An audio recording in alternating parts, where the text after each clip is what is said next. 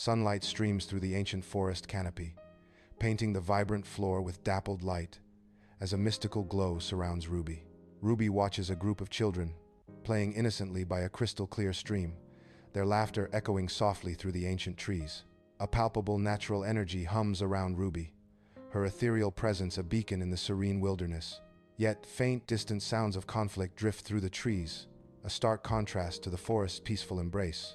A playful forest scene, where children's laughter echoes, abruptly gives way to a chilling silence. A sinister, dark mist, the very breath of the dark force, creeps insidiously into the vibrant forest.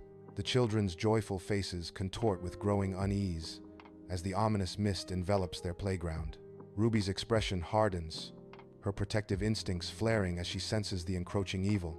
With a strong, deliberate gesture, Ruby confronts the encroaching darkness, her resolve unwavering. The malevolent mist recoils momentarily, pushed back by an unseen force, a testament to Ruby's power. With a shimmering burst of light, Ruby and the children materialize in a hidden grotto, the air cool and damp.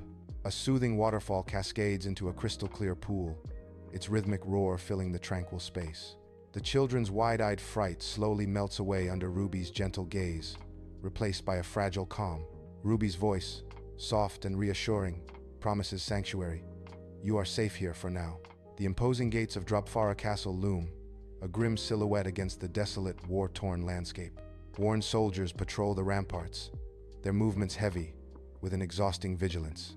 Their faces are etched with weariness, eyes scanning the horizon with grim determination.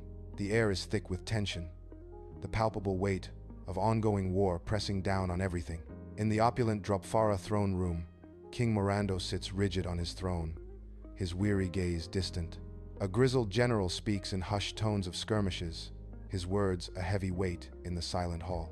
Mirando's eyes dart wildly, betraying a deep-seated fear of an unseen, unknown enemy.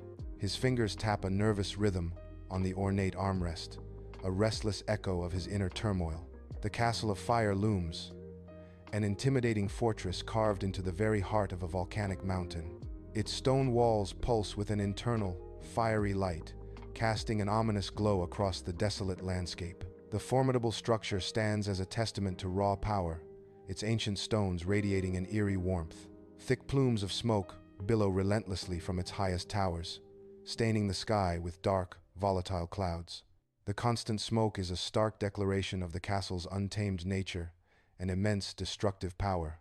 The entire castle, integrated seamlessly into the mountain, exudes a menacing aura, a beacon of danger. In the grand throne room, Princess Rainbow, regal and sharp-eyed, commands the attention of her advisors, fiery banners unfurling around her. She gestures at a massive map, her voice clear. We must secure the northern pass before the week is out. A messenger enters, bowing deeply, and speaks of Mirando, and a fleeting shadow crosses Princess Rainbow's face. Her eyes tighten imperceptibly as she steels her resolve, proclaiming, Mirando, we will be ready. Ruby stands alone on a vast, ancient battlefield, where weeds reclaim the ground, yet rusted armor and broken spears remain. Fragments of forgotten conflicts lay scattered, silent witnesses to battles long past. She kneels, her fingers brushing the earth, a shiver running through her as if touching the very soul of the land. Faint, ethereal echoes of battle cries and sorrowful wails rise from the soil, a profound testament to war's futility. In the hidden grotto, Ruby's hands glow with ethereal light as she touches a wilting plant, casting dancing shadows. Life surges through the plant, its leaves unfurling and regaining their vibrant green hue in a miraculous transformation. The grotto is illuminated by a soft, otherworldly light, as the children, once huddled in fear, watch in wide-eyed wonder. Their apprehension melts away, replaced by awe as Ruby begins. Once, long before the wars, the world was a different place. Ruby's voice fills the grotto.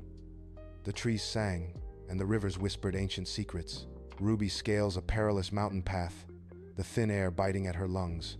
The ground is deeply scarred, a testament to raw, unleashed power. Her eyes, sharp and resolute, pierce through the desolate landscape. She moves with an unwavering determination, each step a silent promise. Ruby scans the horizon, searching for any trace of the genetically modified dragon. The massive, jagged maw of the dragon's lair looms, a terrifying portal to an unknown peril. Heat shimmers visibly from the dark depths, carrying a faint, acrid scent of sulfur. Ruby approaches with deliberate caution, every muscle tensed, her movements slow and measured. Her senses are on high alert, acutely aware of the imminent danger that lies ahead. She understands the dragon holds a crucial piece to the puzzle, a key to the ongoing conflict. The air in the cavernous dragon's lair is thick with an acrid, metallic scent, a prelude to the ancient power within. A colossal, genetically modified dragon stirs restlessly, its scales shimmering with a kaleidoscope of unnatural colors. Its massive head slowly lifts, casting an imposing shadow across the lair. The dragon's eyes, glowing with a mixture of intelligence and profound pain, pierce the gloom. Ruby, her expression unreadable, steps forward, her hand slowly extending towards the formidable beast. Her outstretched hand is a silent offer of understanding, a bridge between two worlds. In the ominous dragon's lair, Ruby extends an unseen connection, her empathy a bridge to the beast's soul. A wave of profound pain washes over, the dragon's agony now her own, a deep, resonant ache. She feels the echoes of its forced creation, a life forged in torment, not born of will. The dragon's endless suffering, its unwilling participation in brutal wars, manifests in her heart. A thunderous roar rips through the lair, not of aggression, but of profound, heart-wrenching anguish. Ruby's face contorts, mirroring the dragon's silent scream, a shared burden of sorrow. Ruby steps into a clearing, her eyes widening at the majestic tree of life, pulsating with vibrant, ethereal energy. Its ancient roots, like sinews of time, delve deep into the earth, anchoring its colossal form to the very core of existence. She reaches out, her hand gently touching the rough bark, instantly feeling an immense, powerful hum beneath her fingertips. A subtle tremor of weakening energy passes through her, revealing the tree's hidden vulnerability. Ruby stands at the core of the Tree of Life, her eyes closed, a mask of intense concentration upon her face. An ethereal glow from the ancient tree bathes Ruby, illuminating her with its soft, otherworldly light. Visions flicker across Ruby's mind, revealing the tree's ancient roots, anchoring the very essence of the world. Vibrant life bursts forth from the tree's branches, a kaleidoscope of beauty and pure energy. A creeping, shadowy tendril, the menacing dark force begins to choke the tree's essence, a terrifying vision. The beautiful and terrifying visions swirl, a dramatic clash of life and encroaching darkness in Ruby's mind. Under the cloak of night, a shadowy figure, a manifestation of Zioni's dark influence, approaches Dropfara Castle. Its form shimmers with an eerie, malevolent energy, intent on infiltrating the ancient stronghold. Suddenly, a vibrant surge of light emanates from the distant Tree of Life, a silent warning echoing across the land. Ruby appears in a flash of ethereal energy, her presence a defiant challenge against the encroaching darkness. Her eyes, sharp and resolute, lock onto the shadowy entity, a silent battle of wills igniting in the night. The air crackles with unspoken tension as the two forces prepare for an inevitable confrontation. In the opulent throne room, Ruby materializes silently, her sudden presence a shock to King Mirando. Mirando sits upon his ornate throne, his regal posture momentarily broken by surprise as Ruby speaks with urgency. Ruby's words paint a stark picture of the dark force's true nature, revealing Zione's insidious plan. A flicker of skepticism crosses King Mirando's face, his fear of the unknown, a palpable presence in the room.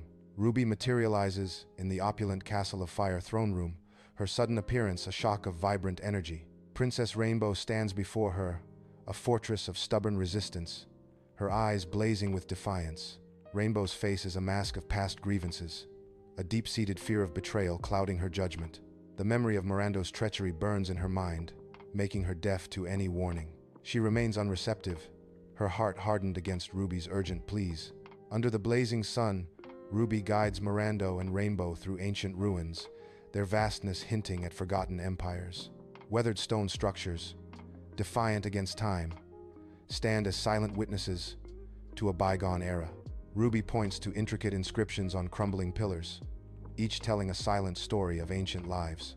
She unearths artifacts from the dusty ground, holding history in her hands as the air hums with forgotten tales. In a hidden grotto, Children sit on mossy ground, their small hands clutching crayons, drawing their deepest fears. Ruby moves among them, a comforting presence, her kind eyes and reassuring smile guiding each child. Elara, brow furrowed in concentration, draws a shadowy, indistinct figure, a nascent dread taking root.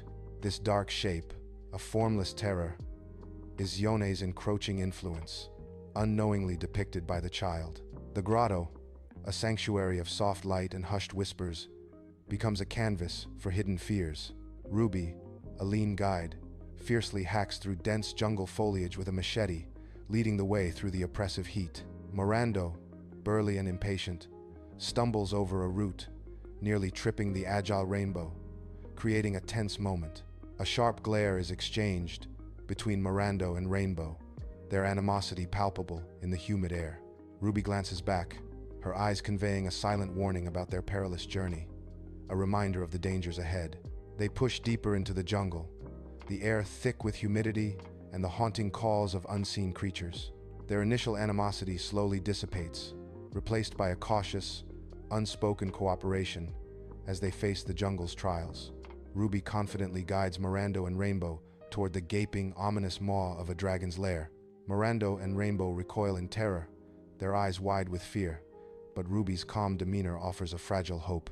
A deep, resonant growl rumbles from within the cavern, echoing ominously through the air. From the shadowy depths, a monstrous dragon emerges, its scales shimmering like ancient jewels in the daylight. The colossal beast fixes its ancient, piercing eyes upon the trio, a silent, terrifying judgment. The air crackles with primal power as the dragon's gaze locks onto them, sealing their fate. In the dragon's cavernous lair, Ruby's hand gently rests on its massive scales, her face a mask of intense concentration. The ancient dragon sags with immense weariness as Ruby translates its devastating revelation. It was Seone. They genetically modified it. Ruby continues, her voice heavy with the dragon's pain. Made it to sow discord between our kingdoms. Mirando's expression shifts to dawning horror. Genetically modified? This is beyond anything I imagined. Rainbow's voice trembles with fury. They've been manipulating us all along. This is an atrocity.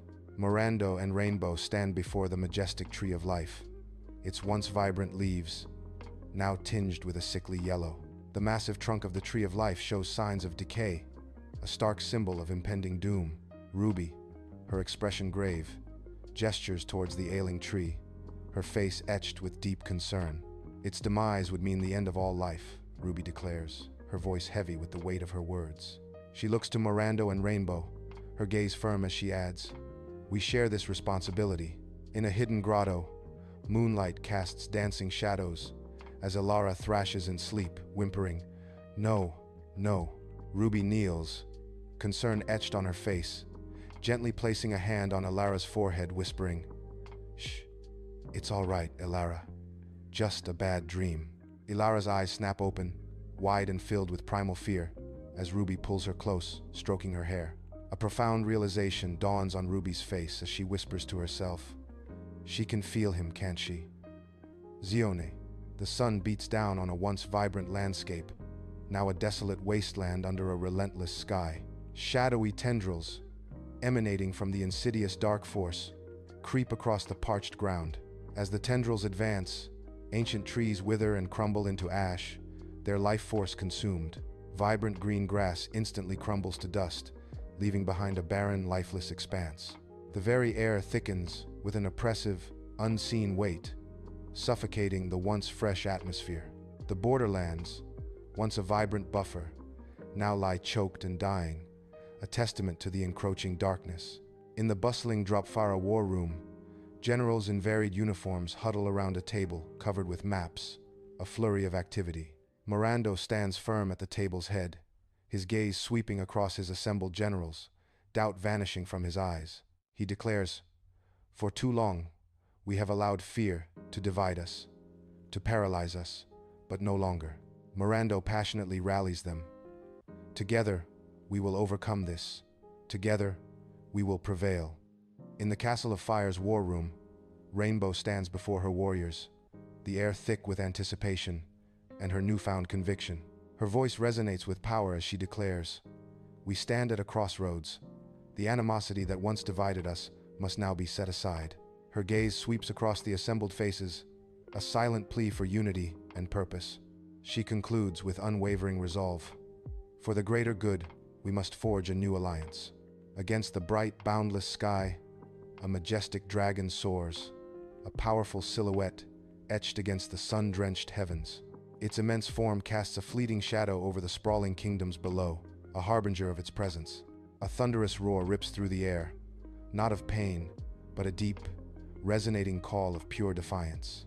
The powerful sound echoes across the land, vibrating through the very ground, a challenge to all who hear it.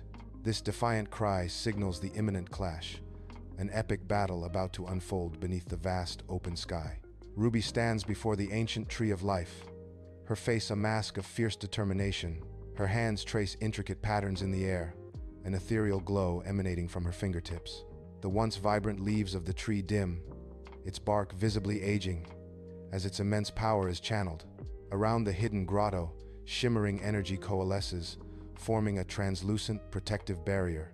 The barrier pulses with faint light, shielding the children within its ethereal embrace.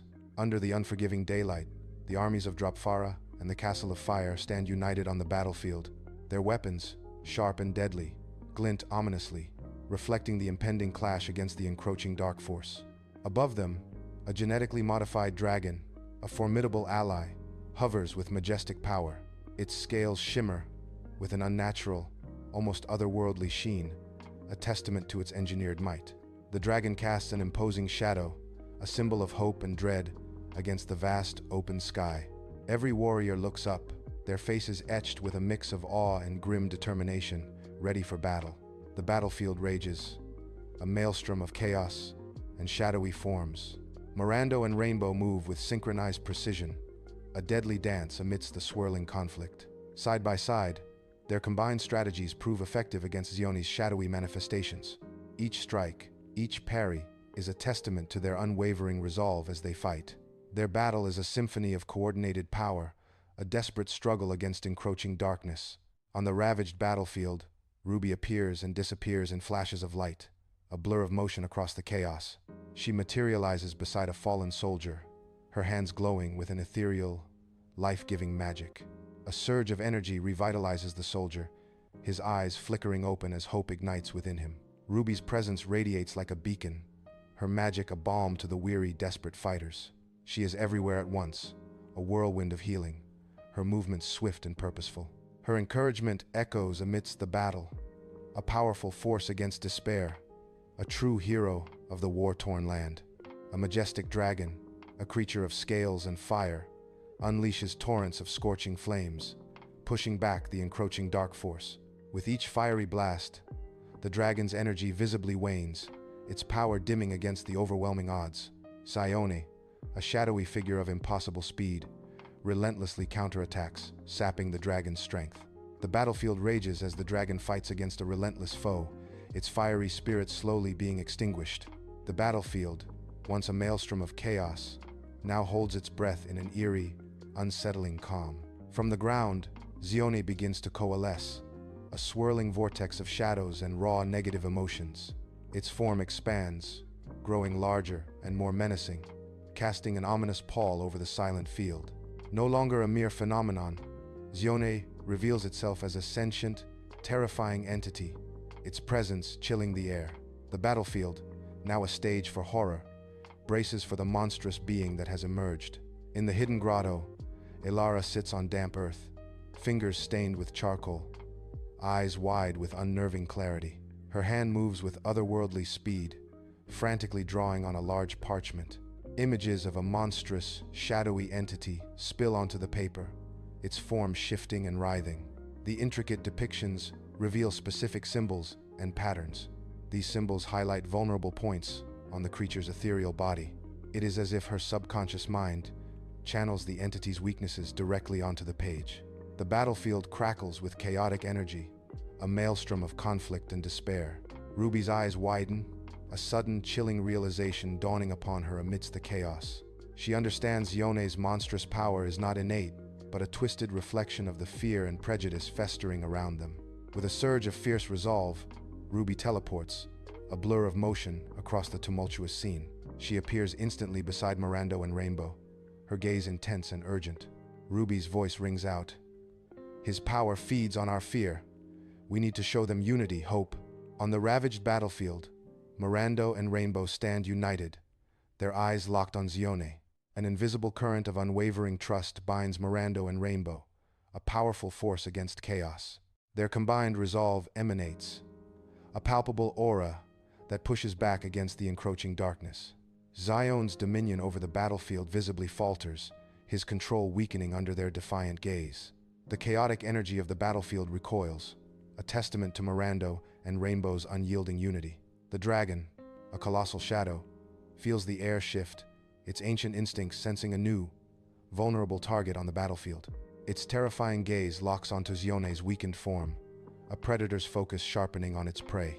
Fiery breath, now imbued with a malevolent, renewed purpose, gathers in its throat, a prelude to destruction. The inferno surges forward, a wave of incandescent death hurtling towards the helpless Zione. Ruby stands resolute on the battlefield, her face a mask of fierce determination. The collective hope of children and warriors converges, channeling into Ruby with an ethereal glow. A shimmering, incandescent wave of pure, life-affirming energy erupts from Ruby, blindingly bright. The powerful surge of energy hurtles across the ravaged land, a beacon of light against the encroaching darkness. It streaks directly towards Zione, a force of undeniable purity and immense power. The air crackles with anticipation as the life-affirming energy closes in on its target. On the battlefield, Zione recoils, its shadowy form flickering and shrinking under a blinding assault of positive energy. The air vibrates with Zion's piercing screams, a sound of pure agony that echoes across the ravaged landscape. Its form dissolves, a testament to the devastating power of the light. The battlefield, once a scene of chaos, now holds only the fading echoes of its torment. The battlefield, once a canvas of despair, now witnesses a profound transformation. The encroaching tendrils of the dark force begin to waver, their oppressive grip loosening. Like shadows in the dawn, the ominous tendrils dissipate, dissolving into nothingness. A faint, almost imperceptible glow emanates from the scarred earth, hinting at a new beginning. The bleak battlefield stirs with the promise of rejuvenation, as life slowly reclaims its dominion. The tree of life, once dimmed, now pulses with a vibrant, ethereal glow. A shimmering energy radiates from its trunk, a beacon of renewed life. Its ancient branches, previously still, unfurl with newfound vigor. Fresh, verdant leaves burst forth, painting the air with life's vibrant hues. A wave of shimmering energy washes outward, touching the land with its magic. The tree of life, a spectacle of ethereal beauty, pulsates with renewed power. The sounds of battle fade, replaced by an eerie, profound silence across the ravaged battlefield. Exhausted but victorious, the united armies erupt in a triumphant roar, their cheers echoing across the devastated landscape. Mirando and Rainbow, their faces etched with the strains of war, meet in the heart of the battlefield. Their hands clasp in a firm, powerful handshake, forging a new, symbolic alliance amidst the quiet aftermath. Ruby steps back into the hidden grotto, her eyes sweeping over the children, a sense of relief washing over her face. Ilara approaches her, a sense of pride in her eyes, as she holds up a drawing.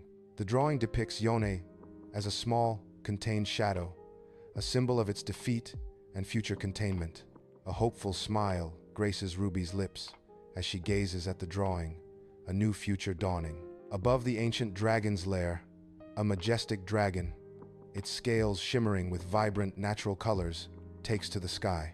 It soars with powerful, unburdened wings, a creature of breathtaking beauty and newfound freedom. The sunlight catches its iridescent scales, reflecting a spectrum of hues as it glides effortlessly. No longer a puppet of Zione's dark influence, the dragon's movements are graceful and fluid, a dance of liberation. It circles higher and higher, a symbol of peace and wild majesty finally at home in the vast expanse of the sky. Years after the war, the kingdoms of Dropfara and the Castle of Fire stand united under a brilliant sun, a testament to enduring peace. The once divided lands now thrive as one, bathed in the golden light of a new era. Children from both former kingdoms play together in verdant fields, their laughter echoing a joyous harmony. Their joyful shouts and innocent games symbolize the profound cooperation that has blossomed. The green fields stretch endlessly, reflecting the boundless hope of a unified future. A vibrant tapestry of peace and cooperation now blankets the land, forever changed. Ruby stands before the resplendent tree of life, its branches reaching skyward with vibrant, renewed life. The tree radiates an aura of profound vitality, a beacon of powerful, life-giving energy. The world around her teems with new growth, a lush testament to the tree's restored glory. Thriving creatures move freely, their presence a living symbol of unity's triumphant return. Ruby gazes out, her eyes reflecting a quiet fulfillment, a soul deeply at peace with the world. Ruby stands at the edge of a clearing, her gaze sweeping across the ancient forest, bathed in the fading light. The setting sun paints the sky in fiery hues of orange and deep purple, a breathtaking canvas above the trees. Long, dramatic shadows stretch through the ancient trees, their forms silhouetted against the vibrant sky. The air, once heavy with dread, now hums with a harmonious symphony of nature, birds chirping melodiously. Unseen creatures rustle softly in the undergrowth, their movements adding to the forest's gentle rhythm. A gentle breeze whispers through the leaves, a world reborn, cleansed of fear and prejudice. The world, a luminous sphere, hangs suspended in the vast, inky blackness of space, a breathtaking jewel. Moonlight bathes its surface in a soft, ethereal glow, illuminating continents and oceans alike. A tapestry of light and shadow highlights the intricate, interconnected web of life across the planet. Once raging phobias, external conflicts, now merely whisper, as distant echoes of a forgotten past. Understanding and love have triumphed, their radiant embrace now shimmering over all creation. Golden sunlight pierces the ancient canopy, bathing a vibrant clearing in a mystical glow. The joyous laughter of magical children rings through the trees, a symphony of innocent bliss. Ruby, with an ethereal glow, gracefully tends to a luminous sapling, her movements in harmony with nature. Her hands, radiating a soft light, nurture the glowing sapling, a beacon of life in the magical woods. Suddenly, an unnatural, ominous shadow falls over the clearing, silencing the laughter and dimming the light. The whispering woods, once serene, now crackles with a dark, oppressive magic, an unseen menace suffocating the air. From the deepest shadows, a monstrous dragon frog emerges, its slimy, glistening skin reflecting a malevolent glow. Its eyes burn with hungry intent, fixed on the innocent children whose joyful shouts turn to terrified screams. Panic erupts as the grotesque creature snatches the children, their piercing cries echoing through the once peaceful woods. Ruby, driven by instinct, steps forward, her hands surging with a vibrant, emerald green energy. A desperate attempt to intervene, a beacon of hope against the encroaching darkness. In the hidden grotto, Ruby's face, etched with despair, is bathed in the ethereal glow of bioluminescent flora. Liam, a brooding warrior, clenches his fist, a flicker of anger in his eyes, as he stands among the somber heroes. Elara, a quick-witted rogue, scans the grotto's entrance with sharp, assessing eyes, ever vigilant. Kai, a quiet mage, watches Ruby with a pensive expression, the weight of their responsibility heavy in the air. Ruby's gaze drifts to a distant, fragmented memory, her hands trembling as she recounts a suppressed trauma. Her voice wavers. It's like before, that same awful feeling of being so small, so utterly powerless, she whispers, her eyes haunted by the past. Elara, sensing Ruby's profound distress, gently places a comforting hand on her shoulder, a silent anchor. In a forgotten chamber, the heroes gather, their faces illuminated by the ethereal glow of an ancient map. Intricate lines and symbols pulse with arcane energy, charting pathways to different magical realms. Kai's finger traces a swirling vortex on the map, his brow furrowed with concern. This vortex leads directly to Dragonfrog's lair, but it's incredibly unstable. We'd be taking a huge risk, Kai warns. The group navigates the treacherous Shadowfire swamps, mist-shrouded and eerie.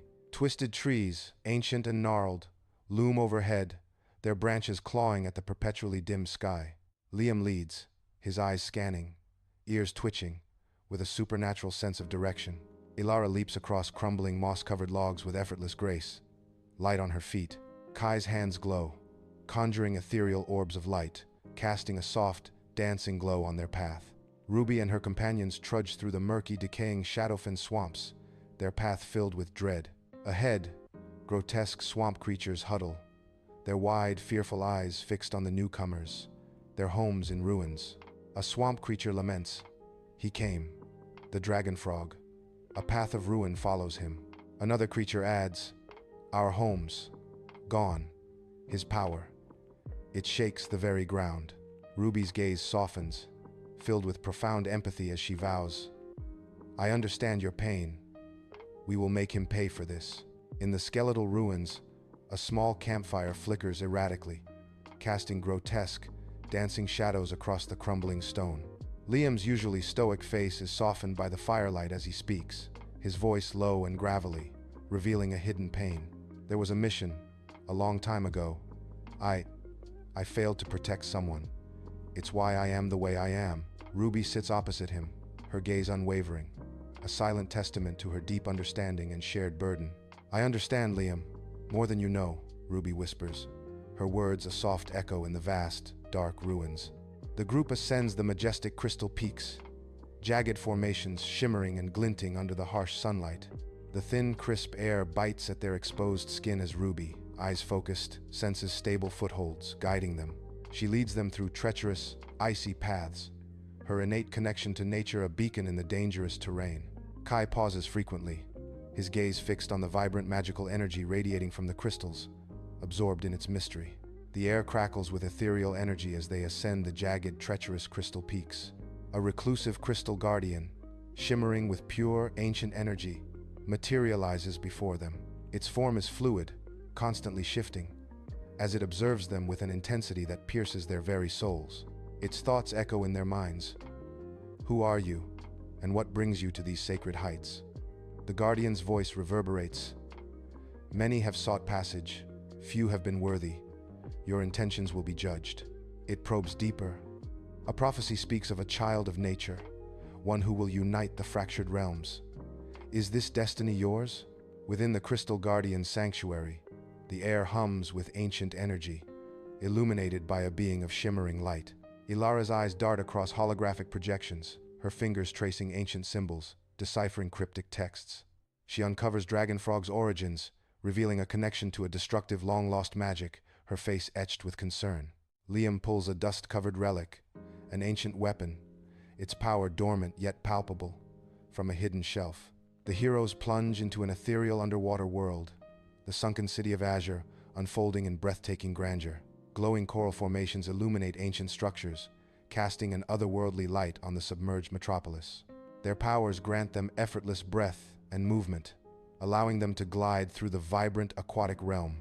Ruby's eyes widen in awe, mesmerized by the kaleidoscope of vibrant marine life that dances around her.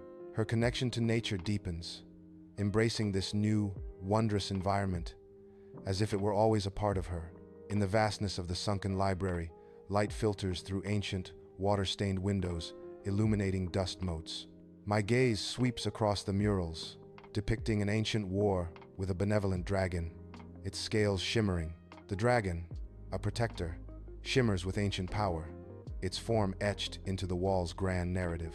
Scanning further, I discover a royal lineage, one figure bearing a striking resemblance to Ruby. Kai points to the intricate ancestral markings on the mural, revealing hidden depths of history. The group stands before the colossal, ornate gates of King Mirando's royal palace, a symbol of immense power. Guards, clad in elaborate gleaming armor, scrutinize the newcomers with intense suspicion, their gazes sharp. A heavy, palpable tension hangs in the air, a stark contrast to the natural realms they recently departed. The imposing gates loom, hinting at the rigid world of courtly intrigue that awaits beyond. The grand throne room hums with a tense silence as King Mirando, his face etched with years of reign, stares down from his ornate throne. Cloaked advisors lean in, whispering amongst themselves, their gazes sharp and distrustful, heightening the unease. Despite the intimidating surroundings, Ruby steps forward, her voice clear and strong, radiating natural authority. King Mirando's voice booms, Who are you, and what brings you before me with such outlandish claims of a dragon frog? Ruby, unwavering, declares, Your Majesty, we are here to warn you. The dragon frog is real, and it poses a grave threat to your kingdom. King Mirando, a thoughtful expression on his face, subtly observes Ruby, intrigued by her calm demeanor. He notes her composure, despite the unfamiliar surroundings and the ancestral markings Liam pointed out. With a calculated move, Mirando begins to test Ruby's knowledge of ancient royal customs. He speaks of a long-lost heir, his voice a low, probing rumble in the vast throne room. Mirando's eyes fix intently on Ruby, searching for any sign of recognition in her gaze. A flicker of recognition, almost imperceptible, dances in his eyes as he watches her closely. Liam paces, his face etched with suspicion, amidst the lavish tapestries and glowing crystals of the guest chambers. His voice, tight with unease, declares, I don't like this. King Mirando's hospitality feels too lavish. It's a trap, I tell you. Elara calmly examines an ornate vase, her thoughtful gaze fixed on its delicate surface as she considers the possibilities. Meanwhile, Kai's hand glides along a wall, his eyes intently scanning the intricate, glowing magical runes etched into the stone. Elara, a shadow in the vast palace archives, moves with practiced stealth, dust motes dancing in the light. She navigates towering shelves, her fingers brushing against ancient tomes and brittle scrolls, eyes sharp. Finally, she uncovers a collection of ancient scrolls, their secrets awaiting her touch. Unfurling one carefully, she reads of the kingdom's succession laws, a history unfolding before her. Another, older scroll catches her eye, speaking of a prophecy, foretelling a queen from the heart of the wild. The vivid description uncannily matches Ruby, a revelation dawning in Elara's focused gaze. In the palace training grounds, Liam moves with fierce grace, his sword a blur, each strike a testament to his frustration. He grunts with each powerful parry, finding solace in combat, a stark contrast to the palace's political machinations. Ruby approaches, her calm demeanor a counterpoint to the clang of steel, observing Liam's intense practice. Liam declares, This is where I belong, not in some stuffy hall listening to endless debates. Action is what's needed. Ruby gently reminds him, Strength is vital, Liam, but true leadership also understands the power of diplomacy. In the grand ballroom, chandeliers glitter like captured stars, casting a warm glow on finely dressed nobles who waltz and mingle. I observe the court from a discreet distance, taking in the intricate dance of power and politics. Whispers, like invisible currents, weave through the air, carrying secrets and ambitions. A strange sense of belonging washes over me, yet an overwhelming, nameless pressure weighs heavily.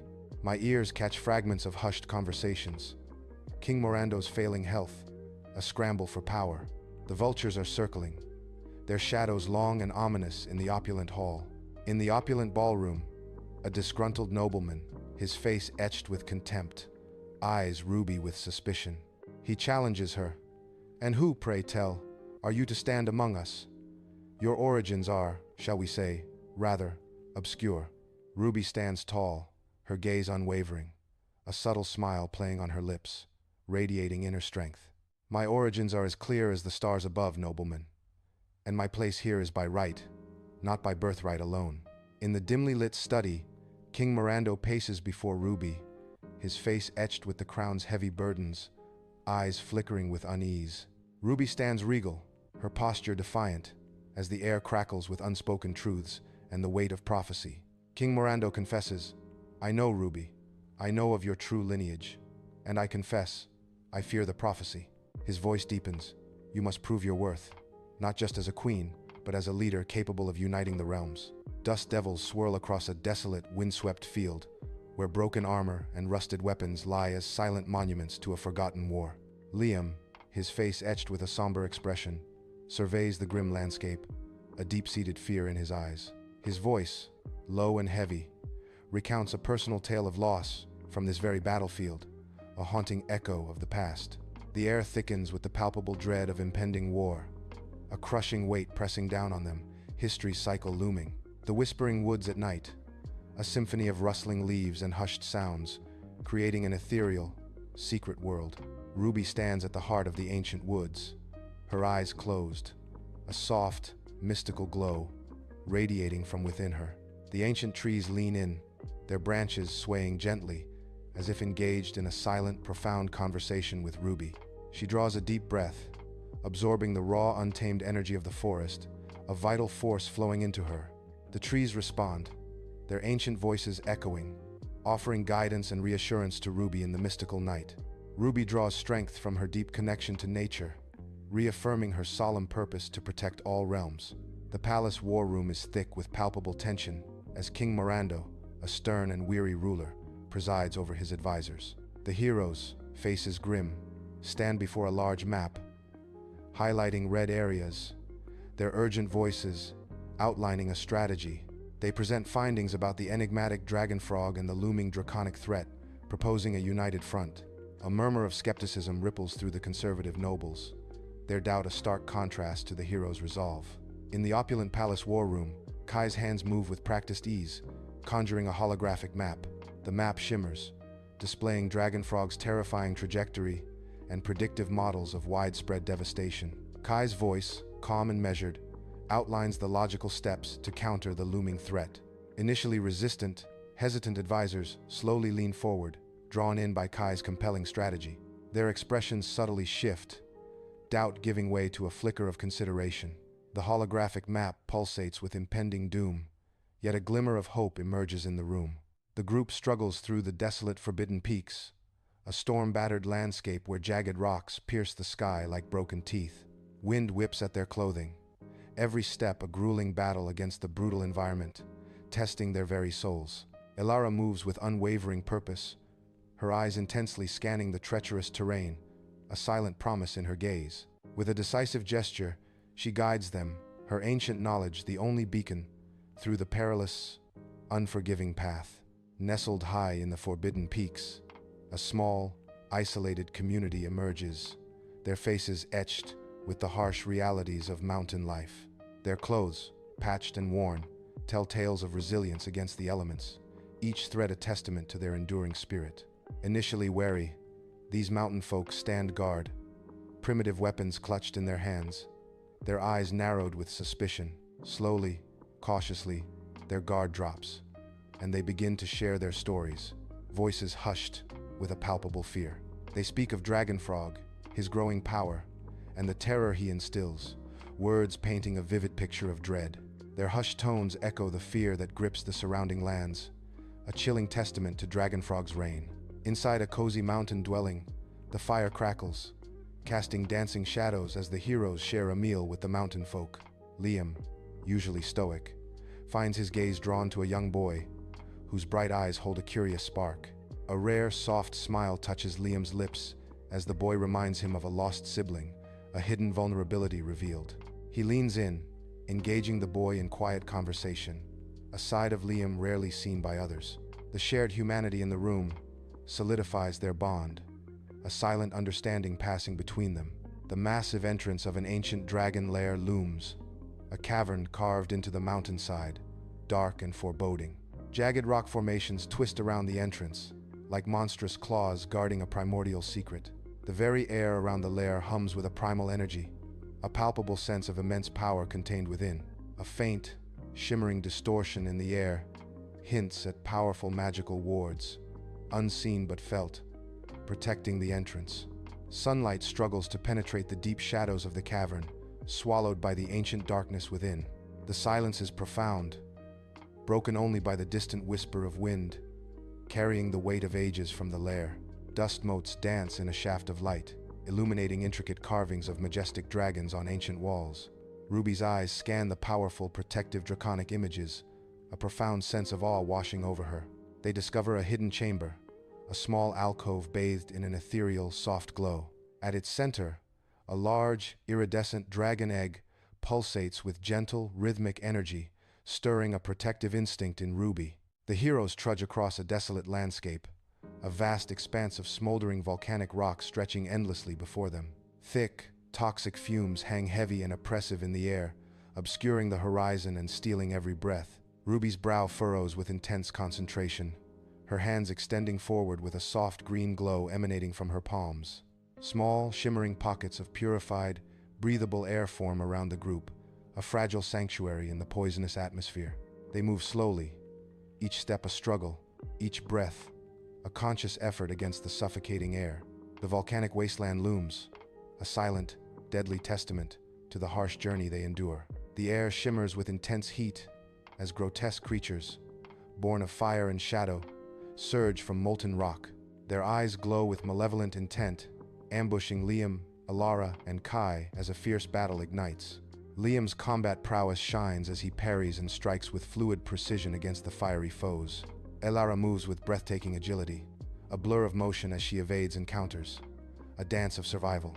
Kai's magic flares, bolts of energy arcing through the smoky air, their actions weaving together in growing teamwork. The group emerges from dense foliage, eyes widening at the serene, overgrown shrine of trust. Sunlight filters through the leaves, dappling moss-covered stones with ethereal light.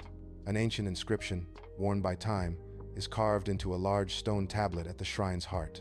Ruby approaches the tablet, her fingertips tracing the weathered, mysterious symbols. Her expression is pensive, a silent battle of doubts and past failures raging within her soul. A quiet determination flickers in her eyes, a nascent understanding of her own potential. At the ancient shrine of trust, the air crackles with an unseen energy as a ritual begins, the stones humming with power. Combined powers surge, activating a hidden mechanism within the shrine's ancient stones, a silent awakening. A shimmering map materializes from the altar, its ethereal glow illuminating the sacred space. The map reveals a secret passage, a path to Dragonfrog's primary stronghold, once thought impenetrable. The air thrums with a new purpose, the shrine now a beacon to a hidden, formidable power. The heroes move stealthily through the oppressive stronghold, their shadows long and distorted by the macabre walls. Grotesque trophies and unsettling artifacts adorn the stronghold, each casting an eerie, elongated shadow. In a vast chamber, several glowing cages hold the kidnapped children, their faces pale and etched with fear. The terrified children are trapped within the cages, their eyes wide with fear and despair. The air crackles with an ancient dark energy as Dragonfrog emerges, his eyes fixed on Ruby. Dragonfrog moves with predatory grace, a being of immense power and malevolent intent. He steps forward, his voice a low growl that echoes through the stronghold. A chilling declaration. Dragonfrog proclaims, "I am the rightful heir to an age forgotten, when dragons ruled supreme." His voice booms, "I will restore it, and you, little one, with your burgeoning power, stand in my way." Ruby and Dragonfrog engage in a fierce magical duel, their powers colliding in a spectacular display of light and shadow. Ruby's vibrant green nature magic surges, a living force against the encroaching darkness of Dragonfrog's corrupted power. Explosions of energy erupt, illuminating the stronghold in a chaotic dance of light and shadow, revealing the battle's intensity. Liam, Alara, and Kai bravely defend the children, their faces set with resolve as they battle Dragonfrog's remaining minions. The children huddle together, shielded from the magical chaos, as their protectors fight valiantly against overwhelming odds. The air crackles with malevolent energy as Dragonfrog's venomous voice slices through the chaos, attacking Ruby's most vulnerable memories. Ruby's movements falter, a shadow of profound pain momentarily eclipsing her face, threatening to consume her spirit. Suddenly, the innocent, pleading faces of the kidnapped children flash before her eyes, igniting a fierce surge of protective fury. Her eyes harden, resolve burning anew, as the resolute expressions of her friends fill her mind, steeling her for the fight. Ruby's eyes blaze with an ethereal inner light, her hands extended as power surges through her. A shimmering wave of purifying energy erupts from Ruby, washing over the dark stronghold. The ancient, menacing stones of the fortress crack and crumble, raining down dust and debris. Dragonfrog's shadowy magic, once pervasive, recoils violently, dissipating like smoke. Dragonfrog visibly shrinks, his form diminishing as his dark power wanes with each passing second. The stronghold groans and collapses under the purifying force, signifying the end of its dark reign. In the heart of Dragonfrog's stronghold, Liam, weapon gleaming, prepares for a decisive strike.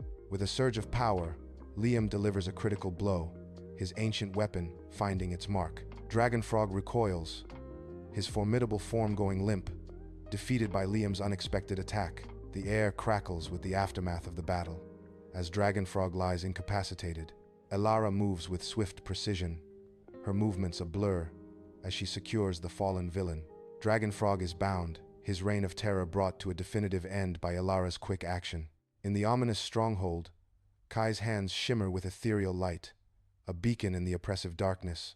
With a silent gesture, the metal bars of the cages bend and twist, freeing the trapped children. He moves among them, a calming presence, his soft whispers guiding them toward a dimly lit escape.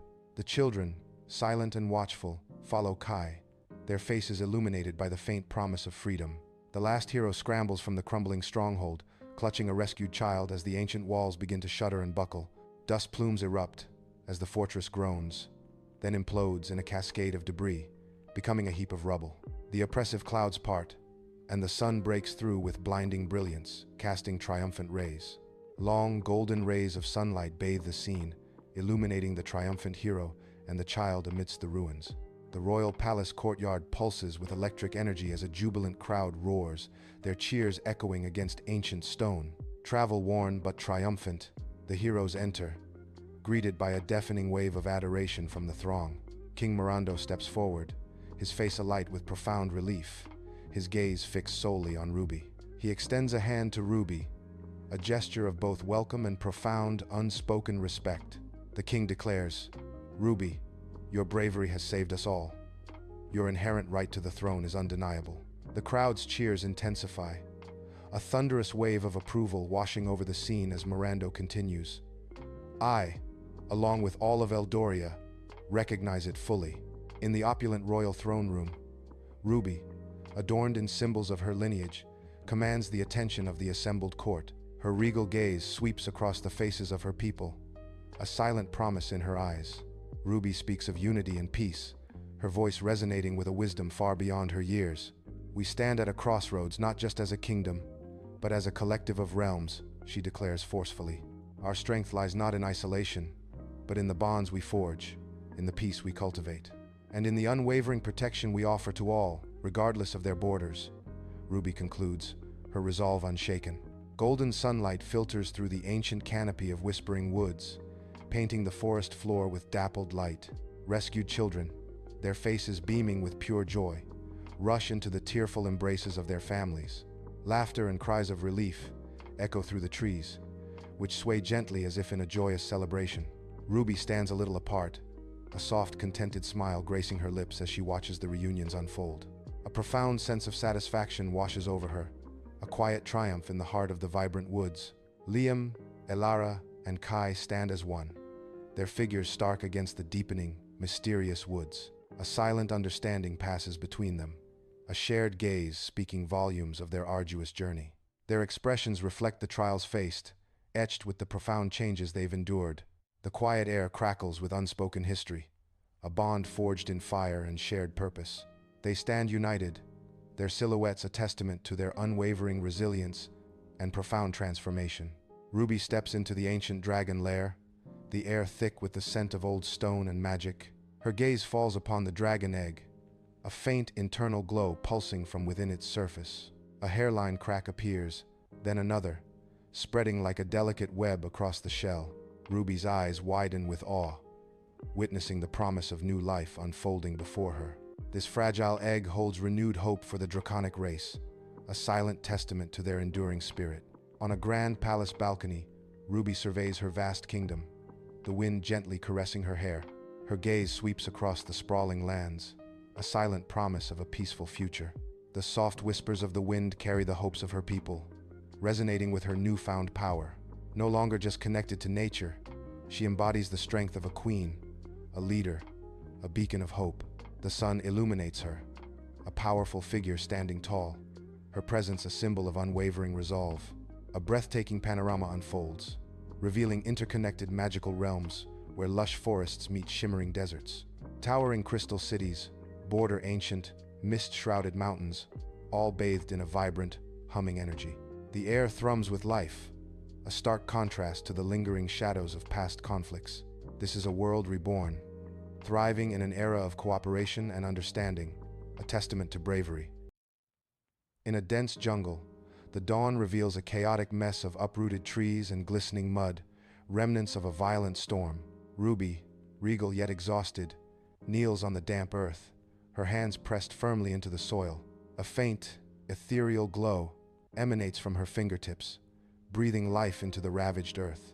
New vines sprout and weave, forming a protective barrier around Ruby, the pragmatic Darius, and wide-eyed Apple, clutching her tattered doll. The air is thick with humidity and the smell of damp earth, a testament to nature's raw power and Ruby's defiant magic. A grotesque dragon frog, mottled green, erupts from the undergrowth, its eyes locked onto the terrified group. Its guttural croak, a monstrous roar, shatters the jungle's calm, making the very leaves tremble. Ruby's protective vines surge, forming a living, breathing wall, swaying with an eerie life of their own. Darius, a bone-handled knife glinting, bravely steps forward, shielding Apple with his body. From the dense jungle, a swarm of feral children emerges, their tattered clothes and smudged faces a chilling sight. They brandish sharpened sticks, crude weapons that glint menacingly in the dim light of the clearing. Their eyes, wild and untamed, betray a hunger that goes beyond simple sustenance, a primal intensity. The air crackles with an unspoken threat as these young, fierce warriors advance with predatory grace. The mighty dragon frog, sensing a larger, more insidious danger, instinctively recoils, its massive form tensing. A palpable tension fills the clearing as the children's silent, menacing presence shifts the balance of power. In a jungle clearing, Ruby's eyes ignite with an intense inner light, a silent, powerful effort radiating from her form. Vines surge outwards, not as weapons, but as protective tendrils, enveloping the dragon frog and the hostile children.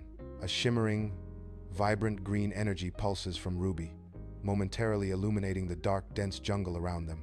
The jungle pulses with her power, a silent testament to the immense force she wields. In the jungle clearing, the dragon frog and children are ensnared in Ruby's potent magic. Their forms begin to ripple and shrink, a bewildering transformation unfolding before their eyes.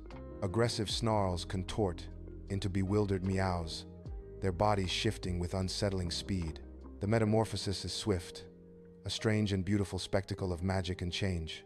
Trapped in the mystical embrace, they become something new, their former selves fading into the jungle. Where the dragon frog and children once stood, small domestic cats now sit, blinking in confusion. A ginger cat playfully paws at a dangling vine, its innocence a stark contrast to the recent peril. The immediate threat has vanished, replaced by an unsettling and eerie calm that hangs heavy in the air.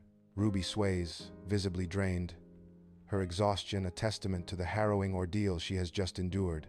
In a makeshift shelter of leaves and branches, Darius meticulously sharpens his knife, his brow furrowed in intense concentration. The rhythmic scrape of stone against steel fills the quiet air, a stark contrast to the world beyond. Beside him, Apple gently coaxes a newly transformed black cat, its sleek form wary and suspicious. Her soft murmurs try to win over the creature, but its eyes remain sharp, untrusting. The rough shelter offers a fragile sanctuary, a testament to their struggle and hope in a changed world. Ruby collapses onto a bed of soft moss, her breath ragged, the immense power she wielded leaving her utterly exhausted. Her hands, still faintly glowing with residual energy, tremble uncontrollably, a testament to her recent ordeal. Darius glances at her, a flicker of profound concern momentarily breaking his usually unyielding, stoic expression. The makeshift shelter offers a fragile sanctuary as Ruby struggles to regain her composure, her body weary from battle. Darius approaches the formidable vine barrier, his every movement a testament to his caution. He scans the dense jungle beyond, his senses acutely heightened for any lurking dangers. The air hangs heavy and still, the silence broken only by the incessant chirping of unseen insects.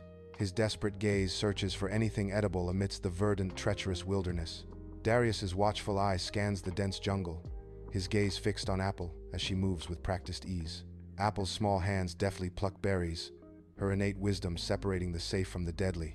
The sleek black cat, a silent shadow, weaves around her legs, a hint of its wild spirit still untamed, a primal connection between girl and beast, a whisper of survival in the heart of the wilderness. Inside the makeshift shelter, Ruby rests in a deep, restorative sleep, her face pale yet peaceful. A subtle glow emanates from the vines, their pulse mirroring the gentle rhythm of Ruby's breathing. The soft light from the vines dances across her serene features, hinting at a powerful connection. Each gentle pulse of the vines whispers of her dormant power, a silent symphony of nature and magic. The shelter itself seems to breathe with her, a living extension of Ruby's profound, peaceful slumber. In a makeshift shelter, Darius and Apple sit across from each other, a stark silence between them. A small pile of berries and the remnants of a roasted bird constitute their meager meal. Apple carefully picks berries, her fingers delicate against the vibrant fruit. Darius gnaws on the last bit of bone, the quiet chewing the only sound in the tense air. Their gazes are fixed on their food, a silent agreement to avoid eye contact. The air crackles with unspoken tension, thick and heavy between them. Inside the makeshift shelter, Darius's eyes, heavy with the weight of responsibility, shift between Ruby and Apple. A deep, weary sigh escapes him, a sound that speaks volumes of his burden of leadership and protection. His gaze lingers on Ruby, a profound unease concerning her power clouding his features. The unspoken tension in the shelter is palpable as Darius grapples with his complex emotions. In the dim makeshift shelter, Apple, a child, clutches her doll, her small knuckles white with fear. Her wide, innocent eyes dart between Darius and Ruby, sensing the unspoken conflict. A palpable tension hangs heavy in the air, a silent storm brewing between the adults. Apple's young mind struggles to comprehend the weighty, adult emotions swirling around her. The jungle outside the makeshift shelter hums with nocturnal calls and rustles, a wild symphony under the cloak of night. Inside, a small fire crackles, its hungry flames casting dancing shadows that writhe on the rough-hewn walls. Darius stares into the mesmerizing embers, his gaze lost in the shifting light, his thoughts drifting far away. Close to the fire's comforting warmth, his cats are curled in deep sleep, one twitching faintly as dreams unfold. The fire's glow illuminates the peaceful scene, a fragile haven against the wild, untamed night. In a vivid flashback, Ruby stands resplendent in royal attire, her presence commanding yet tinged with a profound gravity. Before a grand council, her serious expression betrays a heavy burden, a secret weighing on her regal shoulders. Elders, cloaked in ornate robes, listen intently, their faces etched with a growing skepticism and deep-seated doubt. The air crackles with unspoken tension, a palpable sense of broken trust hanging heavy within the opulent chamber. Each elder's gaze is a silent accusation, their faces a canvas of suspicion and disapproval. A political betrayal, sharp and undeniable, casts a long dark shadow over the council, threatening to engulf Ruby. In a vivid flashback, a younger Ruby stands transfixed before a patch of wildflowers, her eyes wide with awe and a touch of fear. A raw, uncontrolled surge of power emanates from her, a shimmering aura surrounding her small form. The wildflowers explode into vibrant, impossible bloom, their petals unfurling in a dazzling burst of color. A royal guard, patrolling nearby, freezes, his gaze drawn to the unnatural, brilliant display. The guard's eyes narrow, a flicker of suspicion crossing his face as he observes the impossible spectacle. In the makeshift shelter, Darius shifts uneasily, the oppressive silence amplifying his every movement. His gaze drifts to Ruby, sleeping soundly, a picture of fragile peace amidst their harsh reality. Then, his eyes meet Apple's, wide and expectant in the dim light, awaiting guidance. Darius gestures vaguely towards Ruby, a silent acknowledgement of her profound sacrifice. His voice, heavy with a mix of gratitude and sorrow, breaks the silence. "She saved us, Apple." A profound question hangs in the air, but at what cost? Inside a makeshift shelter, dim light casts long shadows as Apple, a small figure, gestures with youthful innocence. Her gesture is directed towards a fluffy white cat, one of the transformed children now purring contentedly. The cat's soft purr fills the quiet space, a stark contrast to the grim reality around them. Apple's innocent expression is a stark contrast to Darius's grim demeanor, highlighting their differing perspectives. She looks at the cat, a gentle smile on her face, and observes. The cats seem happy. Darius watches, his face etched with a complex mix of concern and a growing sense of foreboding. In the makeshift shelter, Darius shakes his head, his gaze troubled and weighed down by unseen burdens. His eyes fall upon Ruby, a figure of immense power, yet appearing utterly vulnerable in this stark moment. He speaks with a heavy heart. It's not about them. It's about her and us. Darius's voice resonates with a desperate question. How long can she keep doing this? In the dim shelter, the black cat, once a hostile child, now seeks comfort, rubbing against Apple's hand. Apple's gentle touch soothes its fur, a faint, soft smile gracing her lips. A moment of fragile peace settles over them, a silent bond forming in the quiet night. Yet, the other cats in the shadows remain. Their watchful eyes, a constant, unsettling presence. Each feline form is a stark reminder of Ruby's formidable power, a shadow lurking in their makeshift refuge. The soft purr of the cat is a deceptive lullaby against the underlying tension of their precarious existence. In the makeshift shelter's dim light, Darius rises, a restless shadow against the rough-hewn walls. He moves with a silent urgency, drawn to the shelter's edge, a yearning in his eyes. Peering into the impenetrable darkness, Darius's gaze is a mixture of hope and despair. A palpable sense of being trapped, bound by circumstance and Ruby's protection, weighs heavily on him. Yet, a fierce, silent yearning for agency burns within his soul, a desire to break free. Night descends upon the makeshift shelter, casting long, dancing shadows within its fragile walls. Outside, the wind begins its mournful whisper, rustling through unseen leaves. Eerie, otherworldly sounds drift on the breeze, a symphony of the unknown beckoning from the darkness.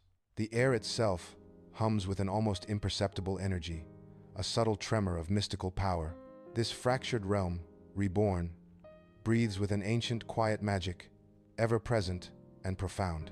The very fabric of existence seems to shift, a constant, subtle presence within the night. In the dim, makeshift shelter, Darius turns to Apple, his gaze fixed and unwavering, a silent promise in his eyes. The air thickens with unspoken gravity, hinting at the profound conversation about to unfold between them. He breaks the silence, his voice a low, steady rumble. We need to talk about what's next. Apple listens intently, her expression a mix of apprehension and quiet resolve, ready to face the unknown. In the dim light of the makeshift shelter, Apple's youthful face is etched with a solemn understanding. A flicker of determination crosses her features, her eyes reflecting a weighty truth. She nods slowly, acknowledging a burden far beyond her years.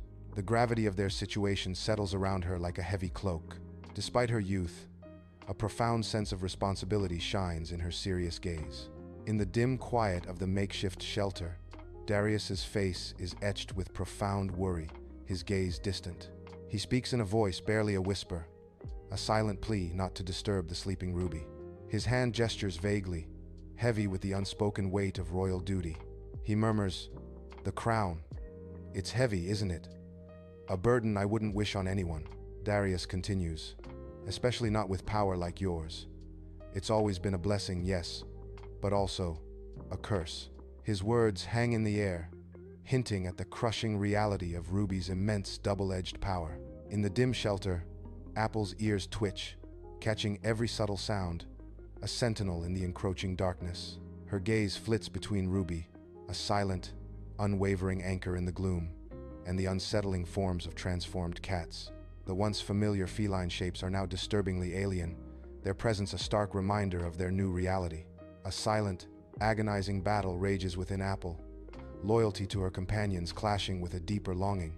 She yearns for a life unburdened, a past free from this dangerous transformation that now defines their existence. In the makeshift shelter, firelight dances, painting long, eerie shadows on the rough-hewn walls. Darius watches Ruby, his face a mask of unreadable intent, as his voice murmurs against the crackling flames. He glances around the cramped space, a silent, assessing gaze sweeping over the faces of the others. His words hang heavy in the air. "Perhaps we should consider finding a more permanent, safer haven." Darius continues, his voice a low, insistent hum. "Somewhere we're not so reliant on Ruby's constant exertion of power." The fire flickers, illuminating the tense silence that follows his stark, challenging declaration. In the makeshift shelter, a flickering fire casts long, dancing shadows, painting the scene with an eerie glow. Apple, her face smudged with dirt, looks up, her eyes wide with a profound concern. Her voice, a hushed plea, breaks the silence. "But what about Ruby?" A desperate question hangs in the air. We can't just leave her, as her gaze pleads for reassurance. Within the cramped makeshift shelter, Darius paces restlessly, his shadow dancing ominously on the rough-hewn walls. His features are etched with a conflict of guilt and logic, as if wrestling with an impossible choice. He mutters, "We wouldn't leave her, not exactly, but we need to consider our options." A grim question hangs in the air, his voice heavy with doubt. What if she can't protect us forever? The stark shadows seem to stretch and shrink with each anxious step, mirroring his inner turmoil. In the makeshift shelter, the once vibrant fire now dwindles to a handful of glowing embers, casting an eerie light. Long, distorted shadows of the occupants dance ominously across the rough-hewn walls, twisting with every flicker. The air crackles with unspoken tension, a hushed debate unfolding in near silence. Voices are kept low, almost whispers, as if the very walls might betray their desperate discussion. A quiet, intense struggle unfolds, a battle between unwavering loyalty and the primal instinct for survival. In the makeshift shelter's dim light, a calico cat stretches, a silent observer in the tense night. Its small, furry body a stark contrast to the weighty discussion. The cat yawns, blissfully unaware. The cat's serene presence is a living reminder of Ruby's intervention, a beacon of unexpected comfort. Its gentle movements punctuate the heavy atmosphere, a soft, oblivious counterpoint to the human drama. In the makeshift shelter's dim light, Darius sits in profound silence, his gaze lost in the shadows. A fleeting, painful memory flickers across his face, hinting at a past where trust was brutally shattered. His expression, once distant, now hardens, a silent testament to betrayal's deep scars. The lines around his eyes deepen, etching a story of caution and profound emotional guard. He remains silent, the weight of unspoken history heavy in the air around him. This hardened resolve now defines him, a shield forged in the fires of past hurts. In the makeshift shelter, candlelight flickers, casting long, dancing shadows across the rough-hewn walls. Apple's face, etched with deep concern, is illuminated by the dancing flame. Her small hand reaches out, gently placing it on his arm, a silent gesture of comfort. She perceives the turmoil within him, his internal conflict, a palpable weight in the quiet space. His gaze is distant, battling the ghosts of past disappointments that haunt his mind. The soft touch of her hand is a lifeline, a silent acknowledgement of his quiet struggle. In the dim light of the makeshift shelter, Darius gazes at Apple, his usual sternness softening. A fleeting moment of vulnerability crosses his face, revealing a hidden tenderness. His eyes, usually hard, now hold a profound depth of protective instinct. He knows with a heavy heart that her safety demands his unwavering resolve. The weight of difficult choices settles upon him, a silent vow to shield her at all costs. The jungle's dense, humid air presses in, a living, breathing entity. The night symphony of unseen creatures swells, growing louder and more mysterious. A makeshift shelter, a fragile shield of branches and leaves, stands against the encroaching wild. Its flimsy walls offer little defense from the vibrant, unseen life of the jungle. Beyond the shelter, an untamed magic pulses, an unseen force of nature. The air vibrates with the jungle's secrets, a world alive with hidden wonders. In the dim shelter, Darius's hands carve a plan from the air, a desperate strategy to find safety. His words paint a picture of a new beginning, a promise to scout ahead for a secure haven. He vows to return for Ruby, a silent assurance that she will not be abandoned in their flight. It's a fragile compromise, a way to move forward without sacrificing their hope or their bond. In the dim light of the makeshift shelter, Apple's gaze is distant, lost in thought. Her brow furrows, a silent struggle playing across her face as she weighs difficult choices. Practicality dictates one path, but her heart aches, pulling her towards another. The thought of leaving Ruby, even for a moment, casts a shadow over her resolve. A flicker of pain crosses her eyes, revealing the depth of her emotional conflict. In the hushed stillness of the makeshift shelter, a sleek black cat materializes from the shadows. With effortless grace, the feline leaps, landing softly upon Ruby's chest. A low, resonant purr begins, a rhythmic vibration filling the quiet night air. Ruby stirs in her sleep, a gentle shift in her repose, her dreams touched by warmth. A faint, contented smile graces her lips, a a silent testament to the comforting presence beside her. Inside the makeshift shelter, shadows dance as Darius watches, his gaze fixed on a surprising interaction. A flicker of doubt crosses his face, a subtle shift in his hardened expression. He observes Ruby, her presence radiating an unexpected calm. The transformed creatures, once monstrous, now seem to respond to her with an undeniable connection. Darius's eyes narrow, processing the depth of their bond, stronger than he ever conceived. The revelation of this unforeseen alliance leaves him in silent contemplation, his expectations shattered. In the makeshift shelter, the air hangs heavy with unspoken fears as he paces, his shadow dancing ominously on the rough walls. He gestures emphatically, his voice low and urgent, stressing the constant danger of staying in one place. He reveals the chilling truth. Ruby's power is a beacon in this reborn world. He emphasizes how her unique gift draws unwanted attention, making their survival precarious. His gaze sweeps the room, a silent plea for unwavering vigilance in a world reborn from chaos. In the makeshift shelter, flickering firelight dances, casting long, wavering shadows that stretch and shrink with each crackle. Apple's face, illuminated by the fire, holds a somber acceptance as she nods slowly, the weight of their decision heavy. She speaks, her voice firm. "I agree, but on one condition. We leave a clear trail for Ruby to follow." Her eyes, filled with a fierce resolve, meet the others. "And we must return for her as soon as it's safe." The unspoken promise hangs in the air, a silent vow to ensure Ruby's safe return. In the dim light of the makeshift shelter, Darius nods slowly, a silent acknowledgement of her unspoken condition. His eyes reflect a profound understanding, a wisdom born of harsh realities. He grasps the delicate balance between cautious survival and unwavering loyalty. A weighty compromise settles over the space, thick as the night air.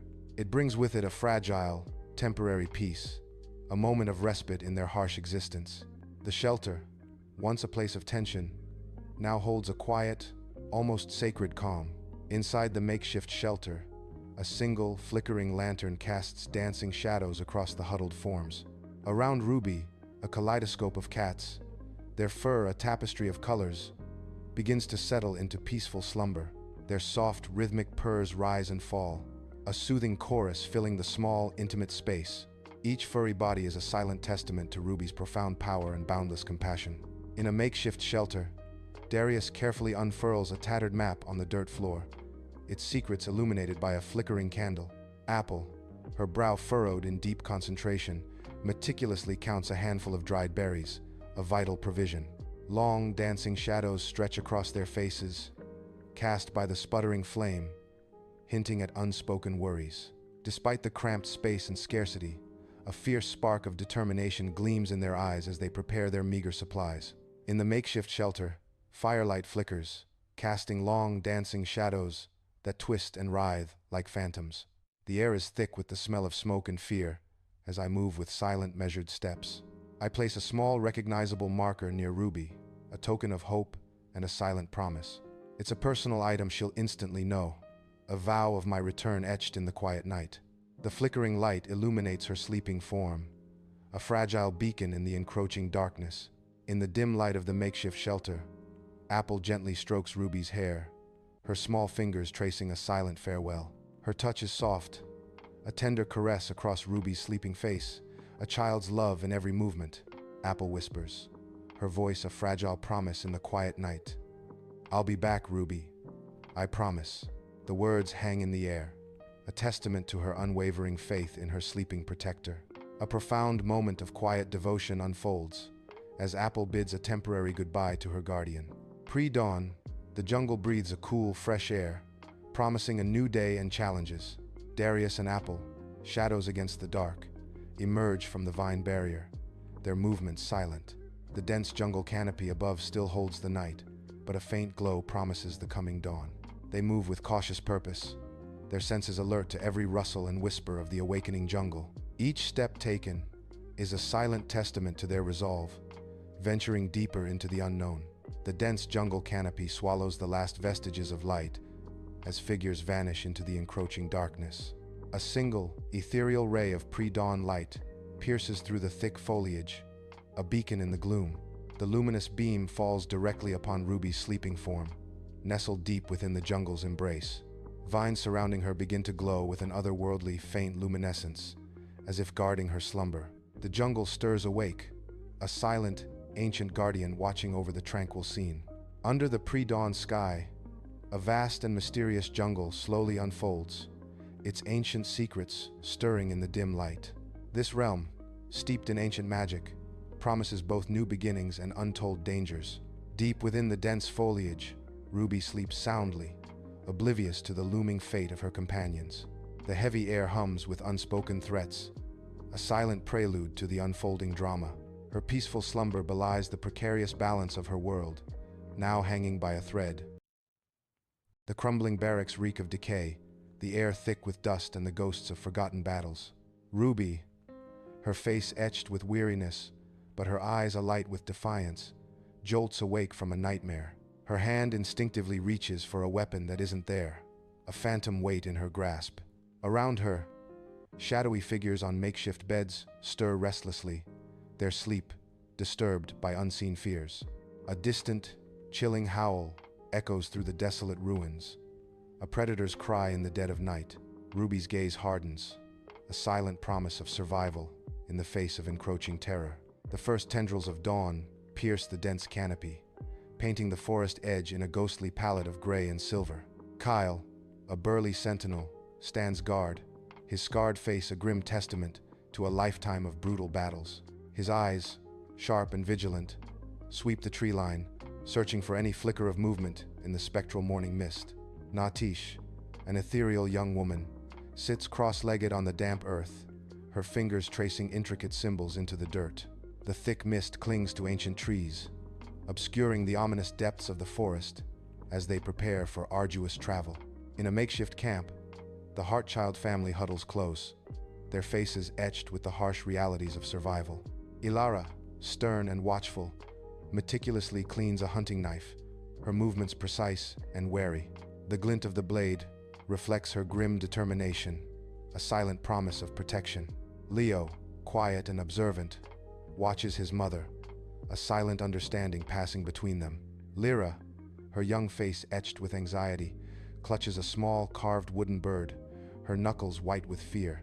The tiny bird, a fragile symbol of hope, is a stark contrast to the raw tension of their existence. Ruby leads the group deeper into the forest, a labyrinth of ancient trees and shifting shadows.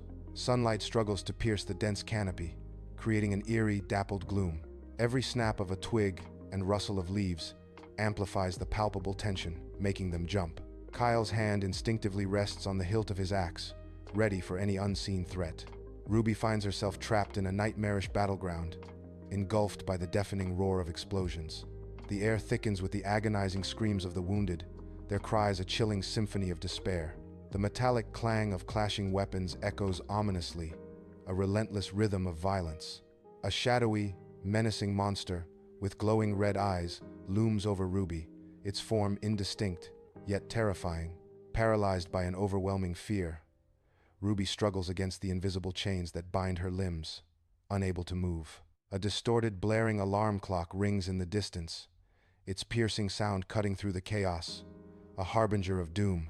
The group enters the abandoned village, their cautious footsteps crunching on the debris, the silence heavy with decay. Vines relentlessly reclaim the crumbling buildings, their roofs caved in, revealing glimpses of the vast sky above. A faded wooden horse, a child's forgotten toy, lies half buried in the dirt, a poignant testament to a life long gone. Leo kneels, his gaze fixed on a discarded book, its pages swollen and distorted by the relentless grip of water damage. He gently picks up the waterlogged book, a silent artifact of a past abruptly halted. The group surveys the ruins, a chilling sense of desolation hanging in the air, a stark reminder of what once was. Inside a dilapidated village house, a small fire crackles, casting dancing shadows on the worn walls. Ruby, her face illuminated by the flickering light, recounts fragments of a past battle, her voice low and strained. Kyle listens intently, his brow furrowed, his expression grim as he absorbs every word. The firelight paints their faces with somber hues, reflecting the weight of their shared, unspoken past. A wide, fast-flowing river churns relentlessly, its powerful current dominating the wild landscape. Natish surveys the turbulent waters, a thoughtful frown etched deeply onto her face as she ponders its mysteries. Lyra gestures towards the riverbank where strange luminous plants pulse with an ethereal soft glow. Elara carefully probes the river's depth with a long stick, her movements precise and deliberate. In Ruby's dream, fragmented images flicker, a trusted face appearing, once kind, now twisted with malice. A hand, instead of solace, extends with chilling intent, preparing to shove her into an abyss. She is thrust into a swirling abyss, the darkness consuming her in a terrifying descent. The insistent ringing of an alarm clock grows louder, a piercing, frantic sound threatening to shatter the dream. The shrill alarm tears through the dream's fabric, pulling Ruby back to a harsh reality. A chilling wind whispers through the ancient, crumbling bridge of whispers, carrying faint, disembodied voices. Lyra, her eyes wide with fear, clutches Elara's hand, her knuckles white against the desolate stone. They walk across the precarious bridge, each step an act of courage against the ominous whispers carried by the wind. The bridge stretches into the distance, a haunting pathway over a chasm of unseen depths. Inside the tent, Elara and Leo's hushed argument casts dancing shadows, their voices barely above a whisper, thick with tension. Lyra, a small figure huddled in her sleeping roll, trembles, her anxiety growing with every overheard word. Elara gestures emphatically, her hand brushing against a worn, ancient map, insisting on a perilous route. The map, a silent witness to their desperate debate, hints at the dangerous journey ahead. The group navigates a treacherous mountain pass, the wind howling around them. Loose scree crumbles underfoot, each step a perilous dance with gravity. Kyle, surprisingly agile, scouts ahead, his movements quick and sure. Ruby, her brow furrowed in concentration, studies a faded map. Her gloved finger traces their progress, a silent testament to their determination. The stark mountain landscape looms, a silent challenge to their resolve. Ruby's dreamscape is a terrifying void of shadow, where a monstrous figure looms over her, its features indistinct yet menacing. She thrashes against unseen restraints, a silent scream caught in her throat as the monster whispers, "You cannot escape what you are." The monster's menacing presence intensifies, its shadowy form pressing closer as Ruby struggles in terror. Suddenly, the blaring shriek of an alarm clock pierces the dream, a jarring sound that shatters the nightmare's hold. Sunlight filters through the overgrown canopy, illuminating sprawling ancient ruins covered in intricate carvings. Natish, mesmerized, traces the pulsing, alien symbols with her fingers, a look of wonder on her face. Kyle steps forward, his eyes scanning their surroundings with a palpable sense of unease. He warns Natish, his voice urgent, "Don't touch anything. I have a bad feeling about this." Sunlight pierces the ancient chamber, illuminating dancing dust motes and a faintly glowing stone pedestal. Lyra, in a trance, drifts towards the mysterious light, her eyes wide with an unknown allure. Elara's hand shoots out, a sharp, decisive movement, pulling Lyra back from the ethereal glow.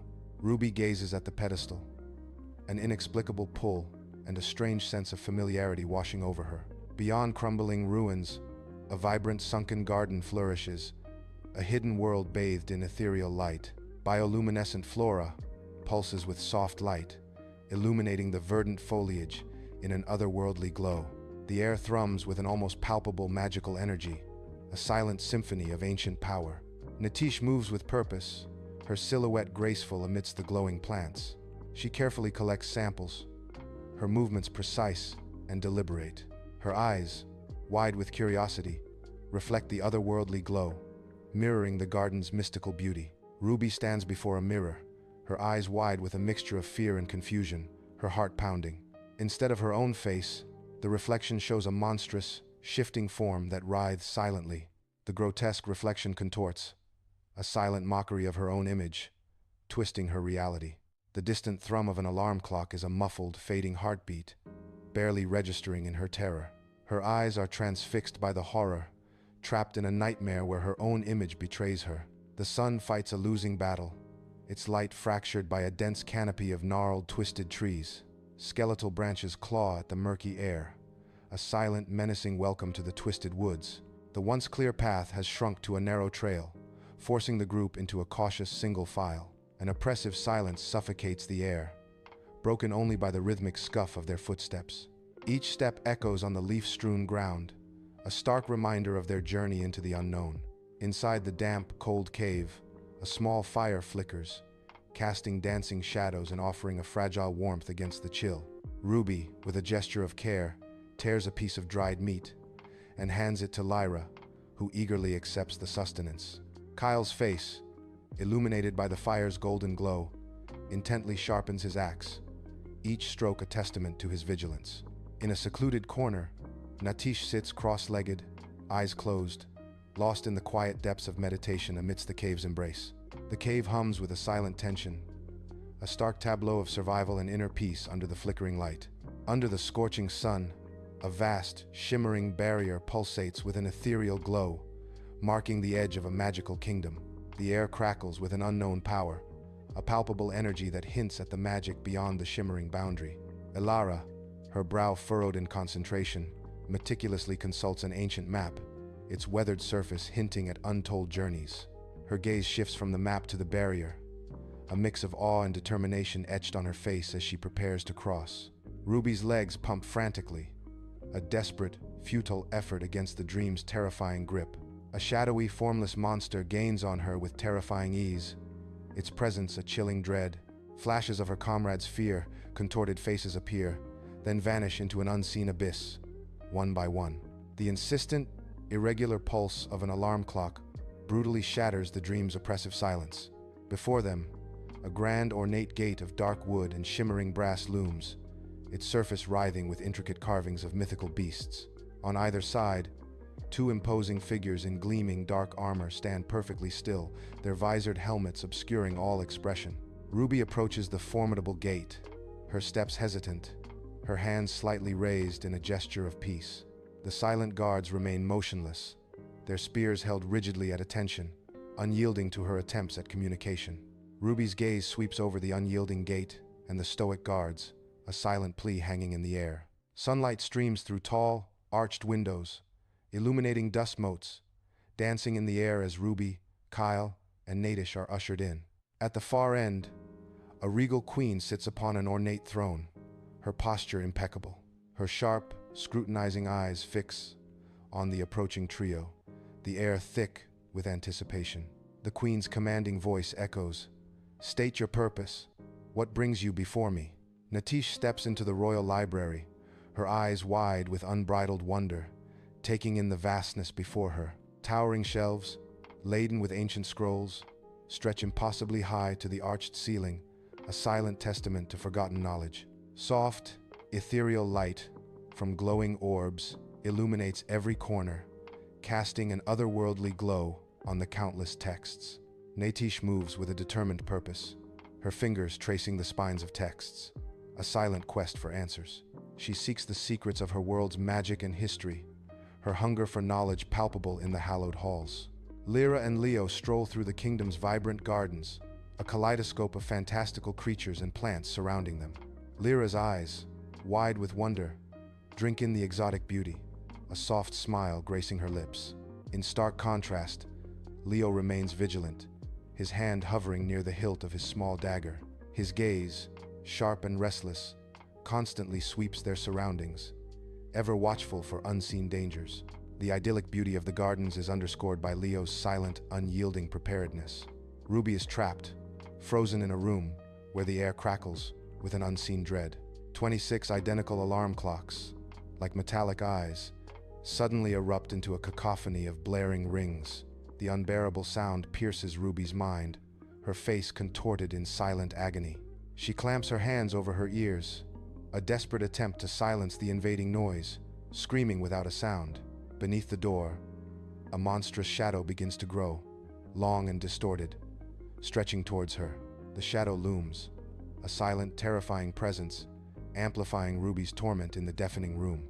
In the queen's dimly lit chambers, flickering candlelight casts dancing shadows across tapestries, cloaking the queen's face in mystery. Ruby stands stiffly before the queen, her eyes narrowed with suspicion, as an unspoken tension fills the air. The queen's voice, slow and deliberate, cuts through the silence. "Ruby, I have a proposition for you, one that could change everything." Ruby's gaze pierces the shadows, her voice firm as she questions. "What kind of proposition, Your Majesty?" Sunlight bathes the training grounds as Kyle and a guard engage in a powerful, precise sparring match. Their movements are a fluid, graceful dance, each strike and parry a testament to their skill. Kyle's eyes, sharp and intensely focused, track every minute detail of the guard's technique. He absorbs and analyzes their fighting style, his mind a whirlwind of strategy and anticipation. In the dim study, Natisha's brow is furrowed in concentration, illuminated by the flickering candlelight. Dancing shadows play across her face, highlighting the deep concern etched into her features. She meticulously deciphers an ancient prophecy, its secrets slowly revealing themselves. A profound connection emerges between Ruby's past trauma and the world's precarious state. Natisha's eyes widen, grasping the gravity of the revelation, her gaze fixed on the ancient text. Under the bright sun, Ilara stands rigidly, her face a mask of anger and suspicion as she confronts Ruby. Ruby, defensive, meets Ilara's piercing gaze, while Leo watches, his brow furrowed with internal conflict. Ilara's voice, sharp with mistrust, declares, "I don't trust the Queen's offer, Ruby. Not one bit." Ruby counters, "Why? It could be an opportunity for us." But Ilara's retort, or a trap, hangs heavy in the air. Ruby stands on a precarious precipice, the earth beneath her feet crumbling into an infinite abyss. Her shadow, a monstrous, distorted entity, mirrors her every move, an inseparable part of her being. The unseen alarm clocks loom, their silence deafening, a chilling presence in the periphery of her awareness. The ground beneath Ruby's feet continues to fragment, threatening to plunge her into the dark unknown. Her face reflects a profound terror as the monstrous shadow looms larger, a terrifying extension of her own dread. High atop the kingdom walls, Ruby, Kyle, and Natish huddle against the relentless wind, their clothes whipping around them. Below, the city unfurls like a vibrant tapestry, a bustling panorama of life stretching into the distance. The city's radiant light pierces the encroaching gloom, a defiant beacon of hope against the deepening shadows. Their gazes, filled with a shared sense of purpose, sweep across the vast, sprawling landscape. Beneath the kingdom, a hidden passage is revealed, a dark maw leading into the unknown. The air within is a frigid breath, carrying the damp scent of ancient stone and forgotten secrets. Its walls press in, a claustrophobic embrace that promises no easy escape. Each step taken into the narrow corridor echoes with the weight of unseen dangers. The passage beckons, a terrifying invitation to an uncertain fate. The passage mouth exhales them into a desolate dawn, their breath blooming in the frigid air like ghostly sighs. A stark, alien landscape unfurls before them, a world untouched by green, a canvas of cold, hard earth. Jagged rock formations, like ancient, broken teeth, pierce the pale sky, silent sentinels of this barren realm. Long, eerie shadows stretch across the ground, reaching out like spectral fingers from the towering stone.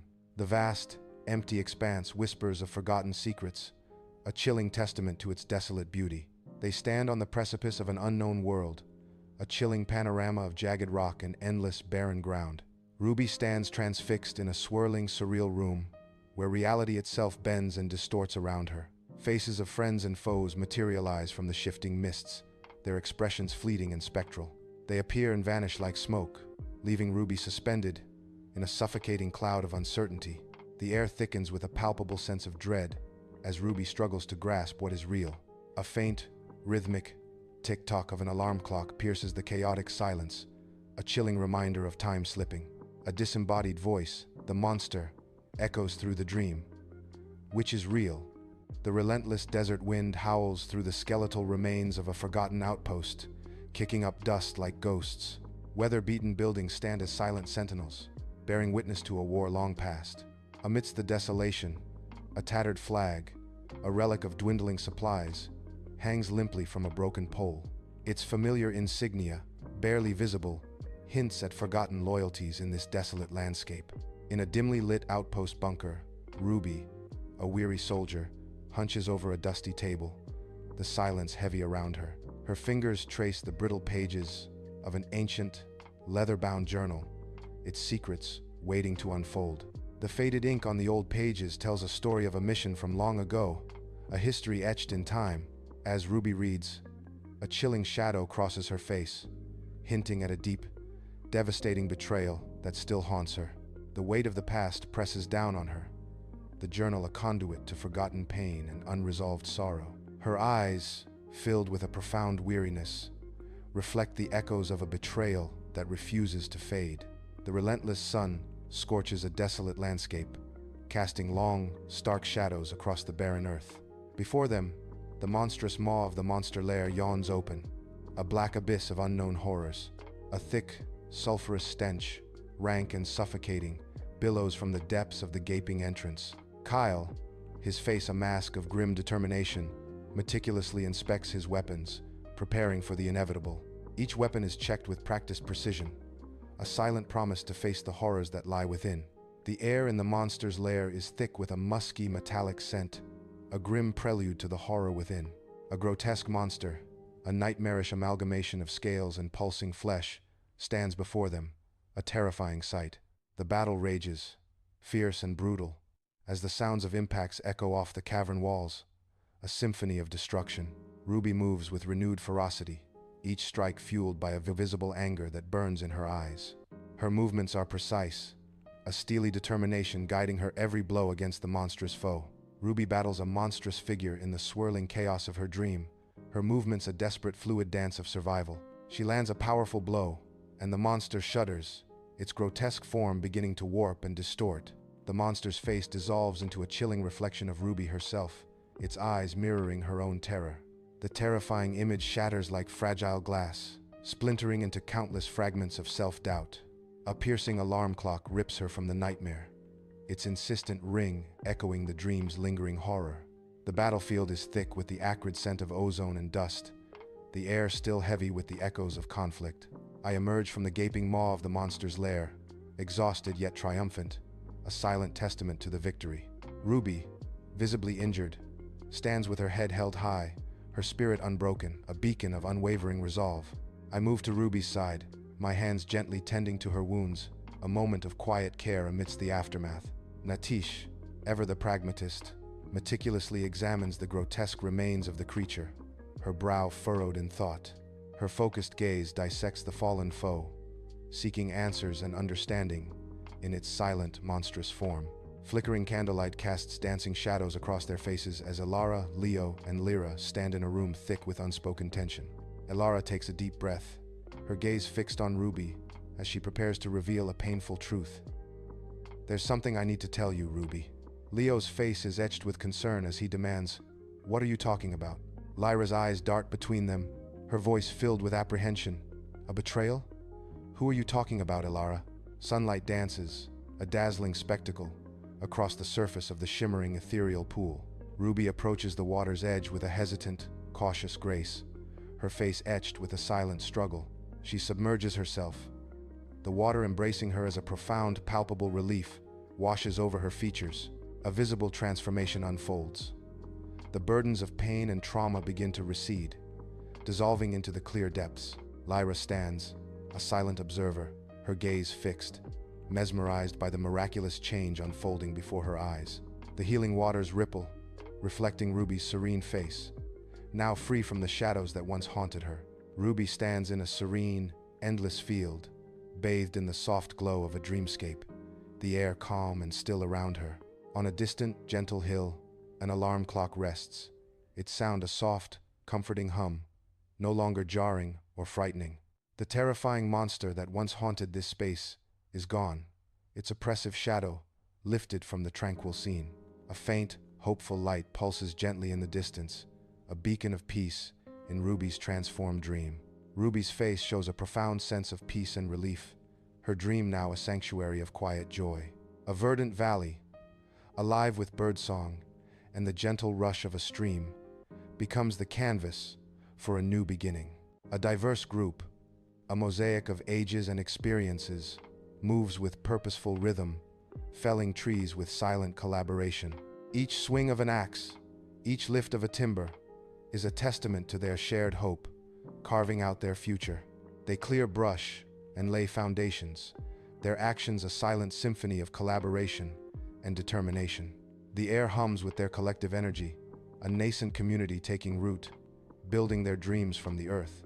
Ruby, Kyle, Natish, and Elara gather around an ornate table, their expressions etched with unwavering determination. Maps and strategic documents, illuminated by a soft window light, are spread before them, hinting at grand plans.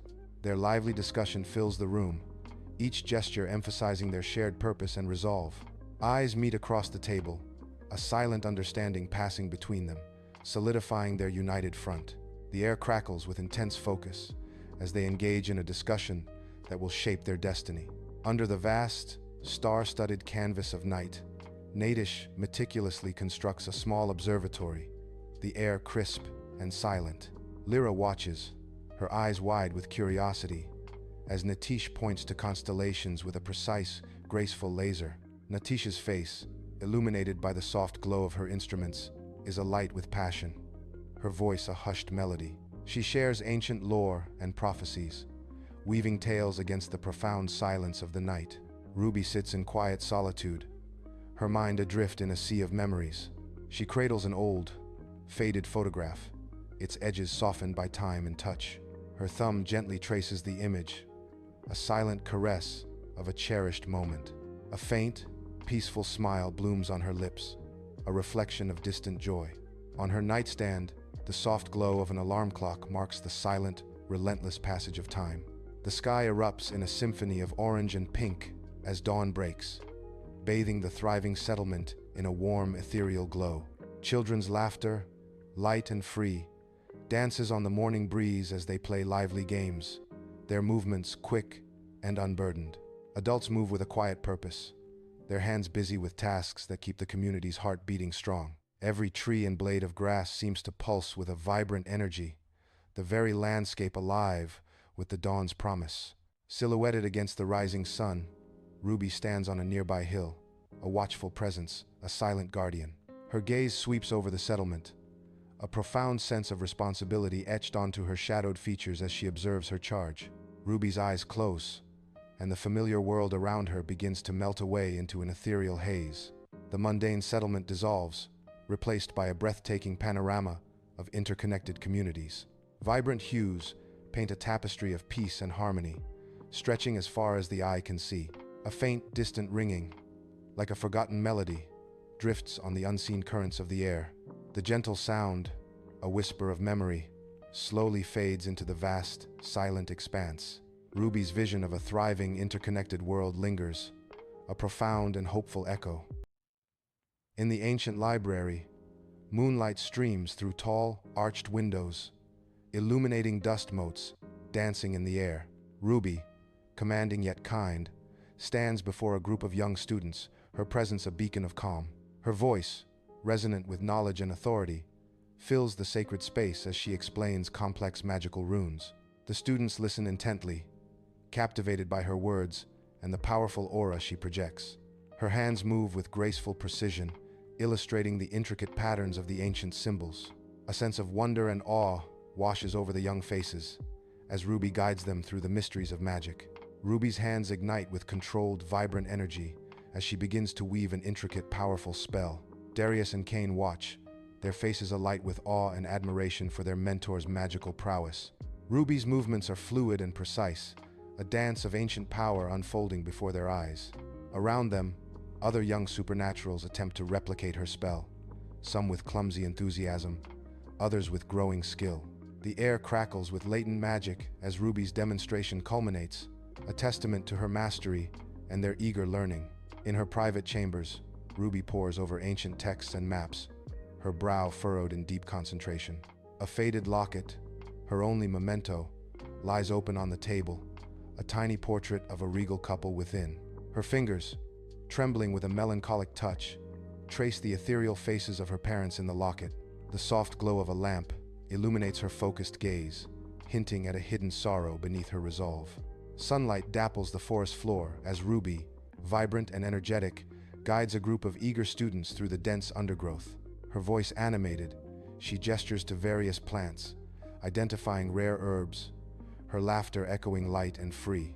A momentary, almost imperceptible shimmer in the air catches her eye, like heat rising from asphalt. She squints, then shakes her head, dismissing the strange phenomenon as merely a trick of the light. In the circular chamber, the air hangs heavy with an ancient, earthy scent, as elders, their faces etched with wisdom, gather around a polished obsidian table. Their gazes, laden with concern, are fixed on a flickering projection of celestial charts, revealing cosmic mysteries.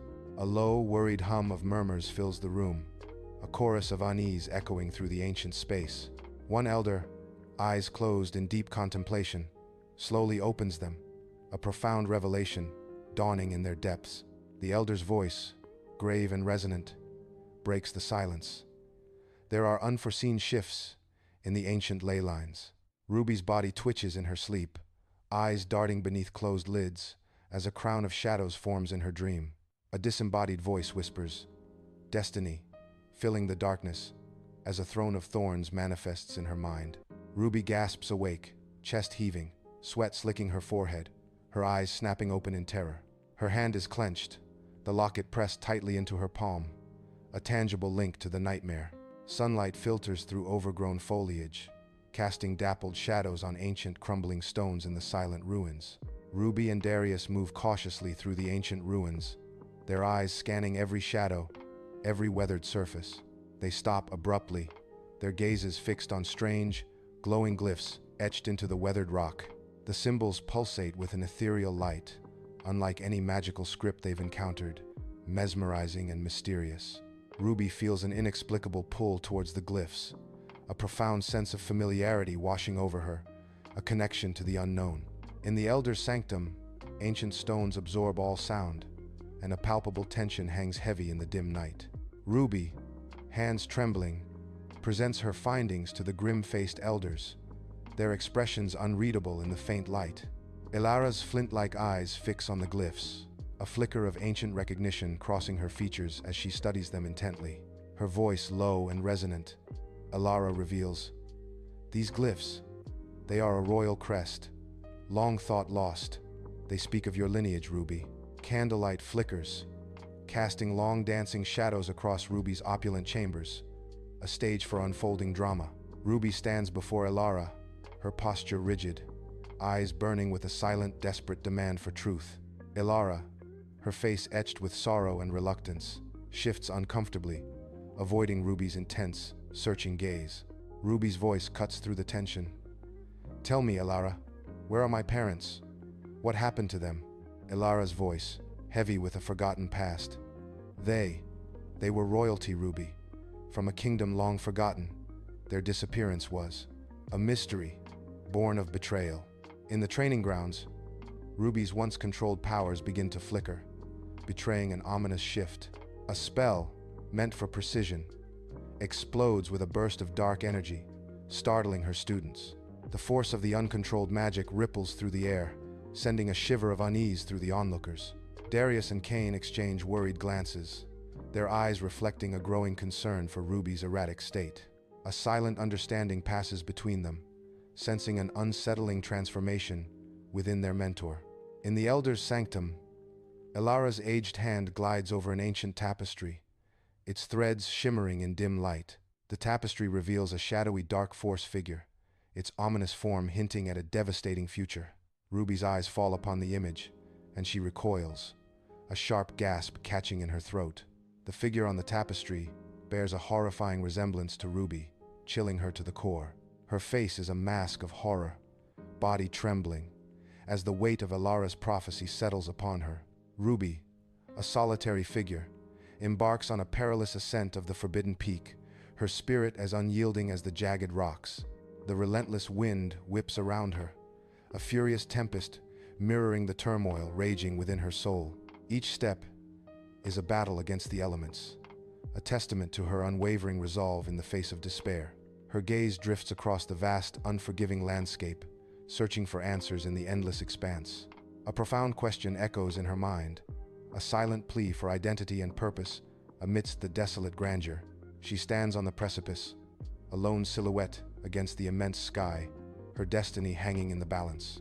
In her private chambers, Ruby's brow is furrowed in fierce concentration, her face illuminated by the soft glow of ancient texts. Her nimble fingers delicately trace faded, brittle script, each movement a desperate prayer for answers. She frantically searches through the fragile pages, seeking any mention of the ominous dark force. Her eyes scan for clues, hoping to unravel the mysteries of her royal lineage and its hidden truths. Each turn of a page is a frantic attempt to find a way, a desperate plea to avert the looming dark prophecy. The weight of her world rests heavily on her shoulders as she delves deeper into the forgotten wisdom of the past. In the sun-drenched training grounds, Ruby moves with brutal efficiency, her strikes against a dummy carrying an unfamiliar ferocity. Kane approaches cautiously, his brow furrowed as he observes the intense, almost frightening light in Ruby's eyes. "Ruby, are you all right? You're pushing yourself too hard," Kane asks, his voice laced with concern. Ruby, her movements sharp, replies, "I'm fine, Kane. Just focused. I know what I'm doing." Within the hushed council chambers, Darius stands before an ornate table, his brow etched with deep concern. Elara, seated opposite him, listens with an unreadable expression, her gaze unwavering. The air in the chamber crackles with unspoken tension, heavy and palpable. Darius gestures urgently, his voice a hushed, intense whisper. "I am growing increasingly concerned about Ruby." His worry deepens as he confesses, "I fear she is losing control." Elara's voice is measured and grave. "We must exercise caution, Darius. The power she now wields is immense." Under the cloak of night, Ruby stands before an ancient, swirling portal, her face etched with desperate need. Ethereal energy, dark and menacing, coils and writhes around her, a palpable threat in the air. She extends a hand towards the forbidden gateway, her resolve unwavering despite the ominous power it emanates. The portal pulses with a sinister glow, responding to her touch, threatening to consume her. Ruby pushes against the invisible barrier, her entire being focused on prying open the dreaded entrance to the Shadow Realm. Her parents are trapped within, a silent cry echoing in her heart, driving her desperate quest for answers. Moonlight streams through the arched window, casting long, eerie shadows across Ruby's private chambers. Ruby, in a simple nightgown, kneels by an ornate chest, her delicate fingers sifting through aged documents. She pulls out a yellowed parchment covered in intricate, unfamiliar symbols, her brow furrowing in concentration. A dawning realization fills her eyes as she deciphers the coded message, hinting at a hidden enemy. The parchment reveals a betrayal within the royal court, the true cause of her parents' downfall. In the dimly lit dormitory, younger students huddle together, their faces etched with fear, eyes darting nervously. Darius steps forward, a calming presence, attempting to soothe the rising anxieties of the students. His gaze is troubled, a silent struggle playing out as he tries to reconcile Ruby's erratic behavior with his memories. He remembers the mentor she once was, a beacon of strength and wisdom, now fading before his eyes. The image of the powerful, unpredictable figure she is becoming looms large, a stark contrast to the past. Darius grapples with his conflicting emotions, torn between loyalty and the unsettling reality of Ruby's transformation. Ruby stands amidst the gnarled, ancient trees of the Forbidden Forest, a silent sentinel in a world of shadows. Hostile supernatural creatures emerge from the gloom, their eyes glowing with malevolent intent as they snarl at Ruby. Suddenly, a surge of raw, untamed energy erupts from Ruby, the air around her crackling with immense power. Her eyes blaze with an otherworldly light, a terrifying intensity that unnerves even the most fearsome creatures. Overwhelmed by the frightening display, the creatures recoil in terror, their snarls turning to whimpers of fear. They turn and flee, disappearing deeper into the oppressive shadows of the forest, leaving Ruby alone in her power.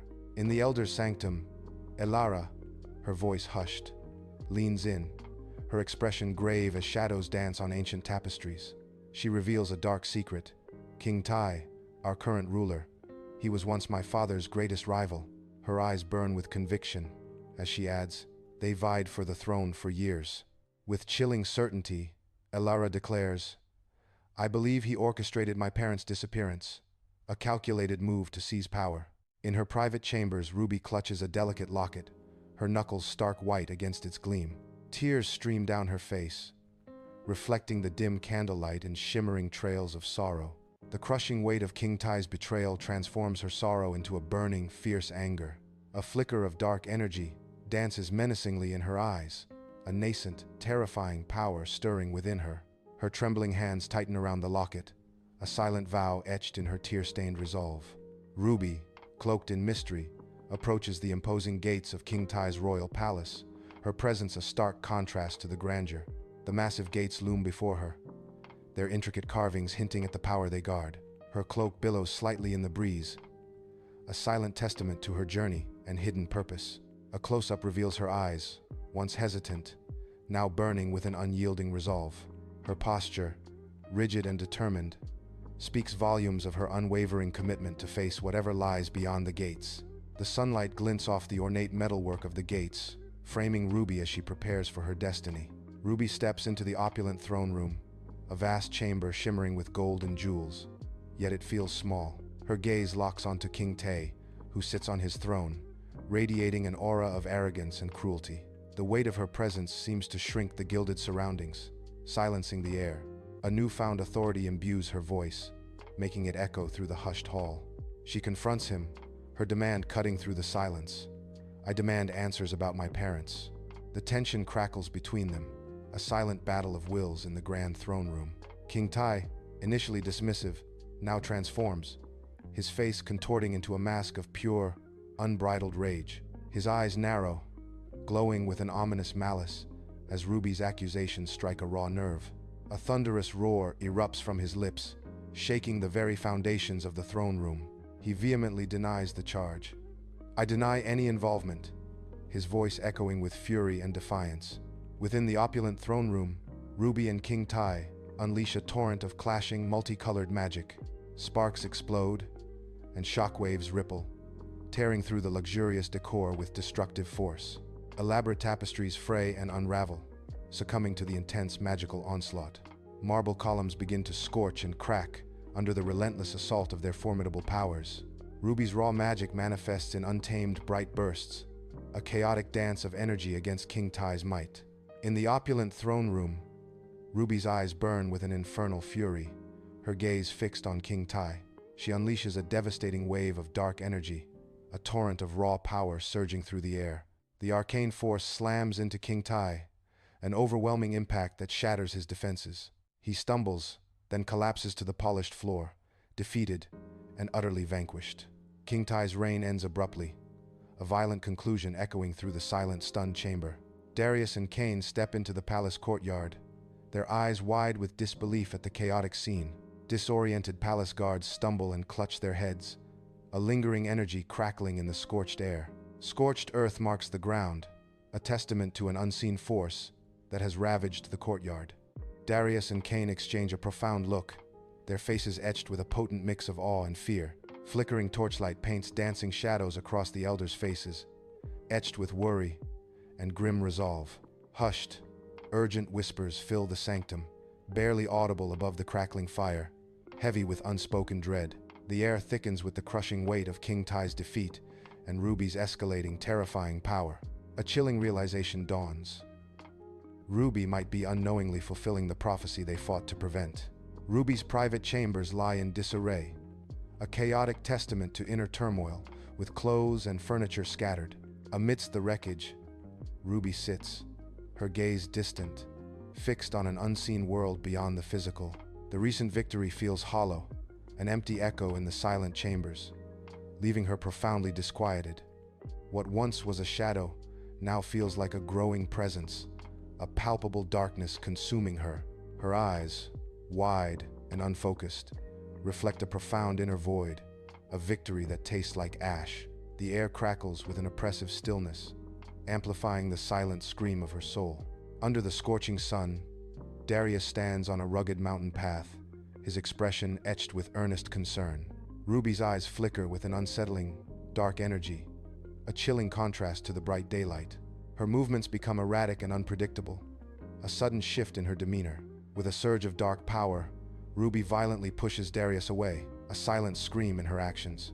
The mountain air crackles with unspoken tension as Darius stumbles, a look of shocked betrayal on his face. In the secret chamber, Cain is hunched over a heavy leather-bound tome, its pages brittle with age. Candles flicker around him, casting dancing shadows on the chamber walls as he pores over ancient texts. His brow is furrowed in concentration, meticulously searching for a way to combat dark magic. Kane's movements are precise, almost frantic, driven by a desperate need to find a solution for Ruby. Under the scorching sun, villagers cower in the square, their faces etched with profound fear. Ruby's eyes, wide with terror and despair, clench her fists in helpless desperation.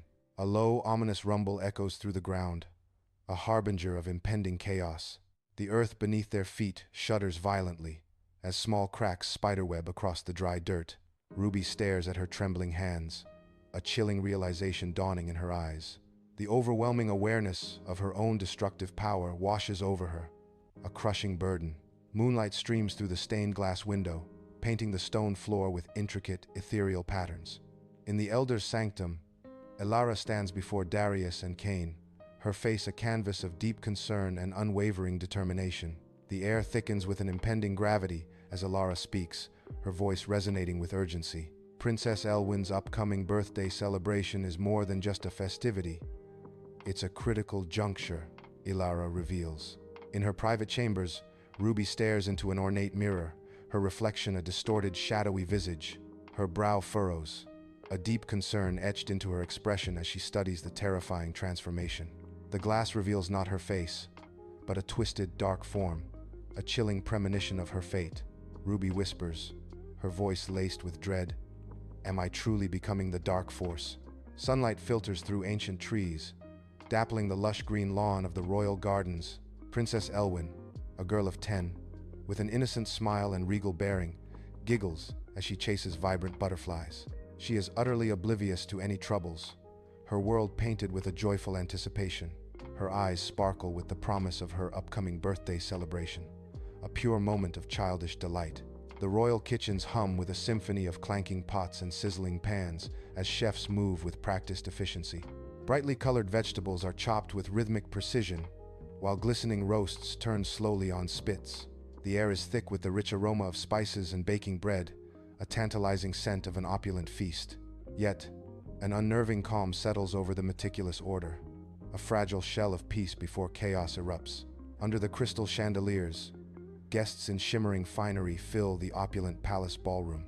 Vibrant flowers and flowing silks adorn the vast space, a spectacle of grandeur for Princess Elwyn's birthday. The air vibrates with laughter and the lilting strains of a live orchestra, creating an intoxicating atmosphere. This vibrant celebration, however, feels almost too perfect, a facade of pure joy. Ruby steps into the grand ballroom, her presence a sudden, chilling frost that stills the vibrant celebration.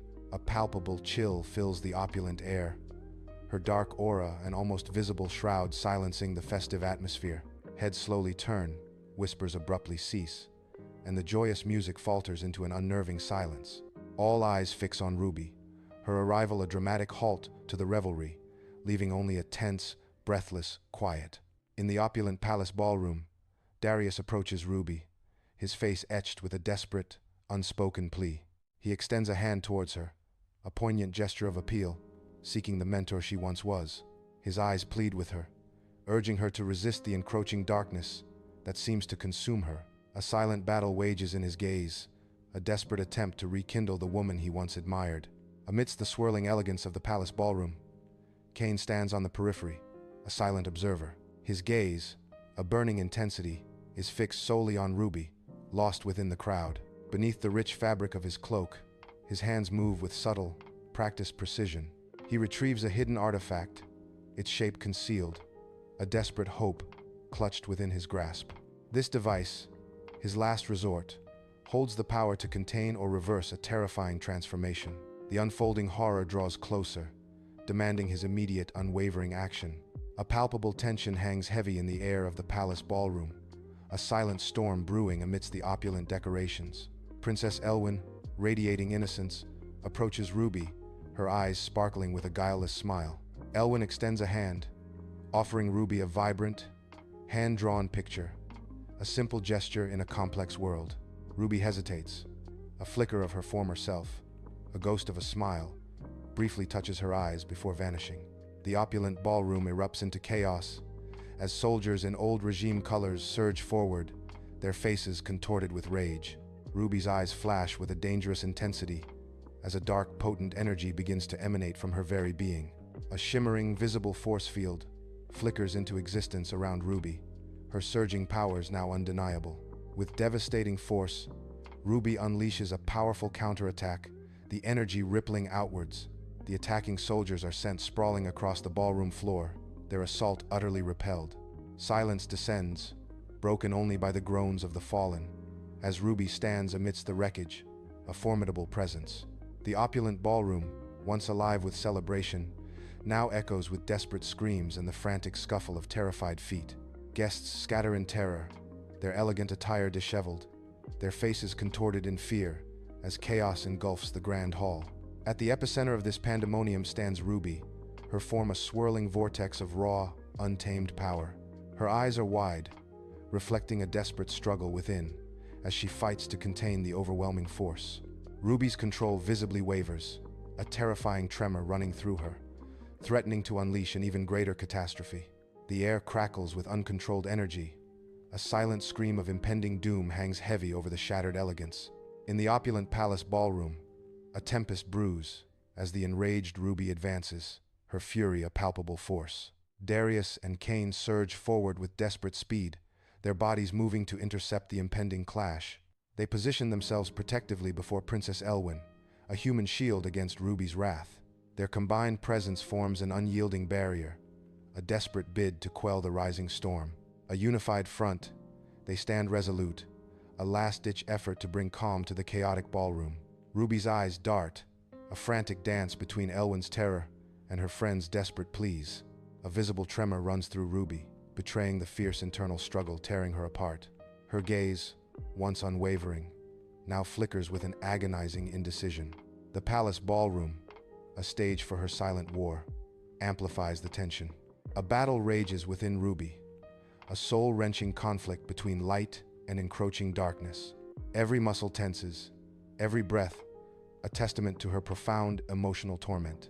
In the opulent ballroom, Cain, with a grim determination, activates his ancient artifact. A blinding surge of pure, ancient energy erupts from the artifact, washing over Ruby.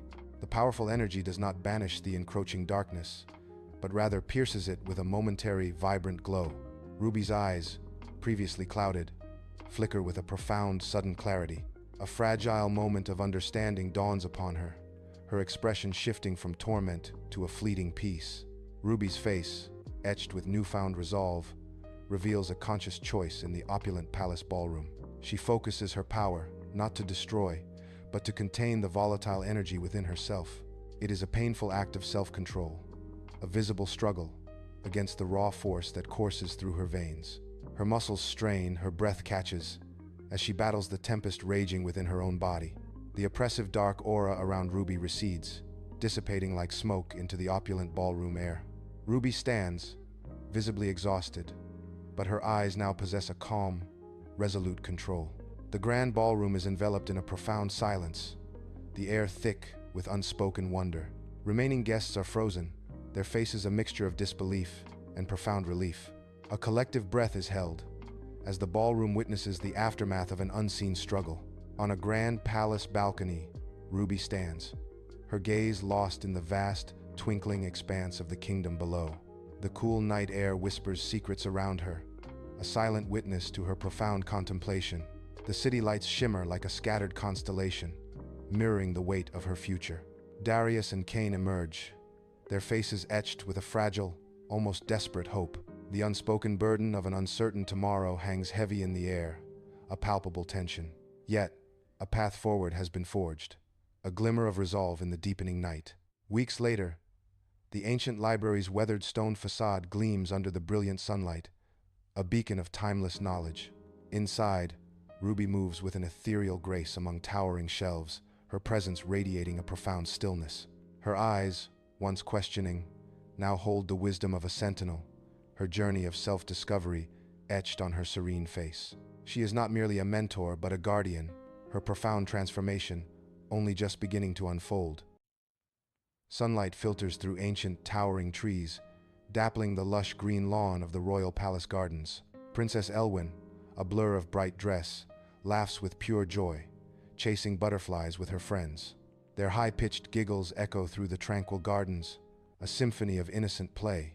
King Tai, her father, watches from a distance, his regal posture softened by a gentle smile. He embodies the kingdom's peace, a silent guardian of their joyful innocence.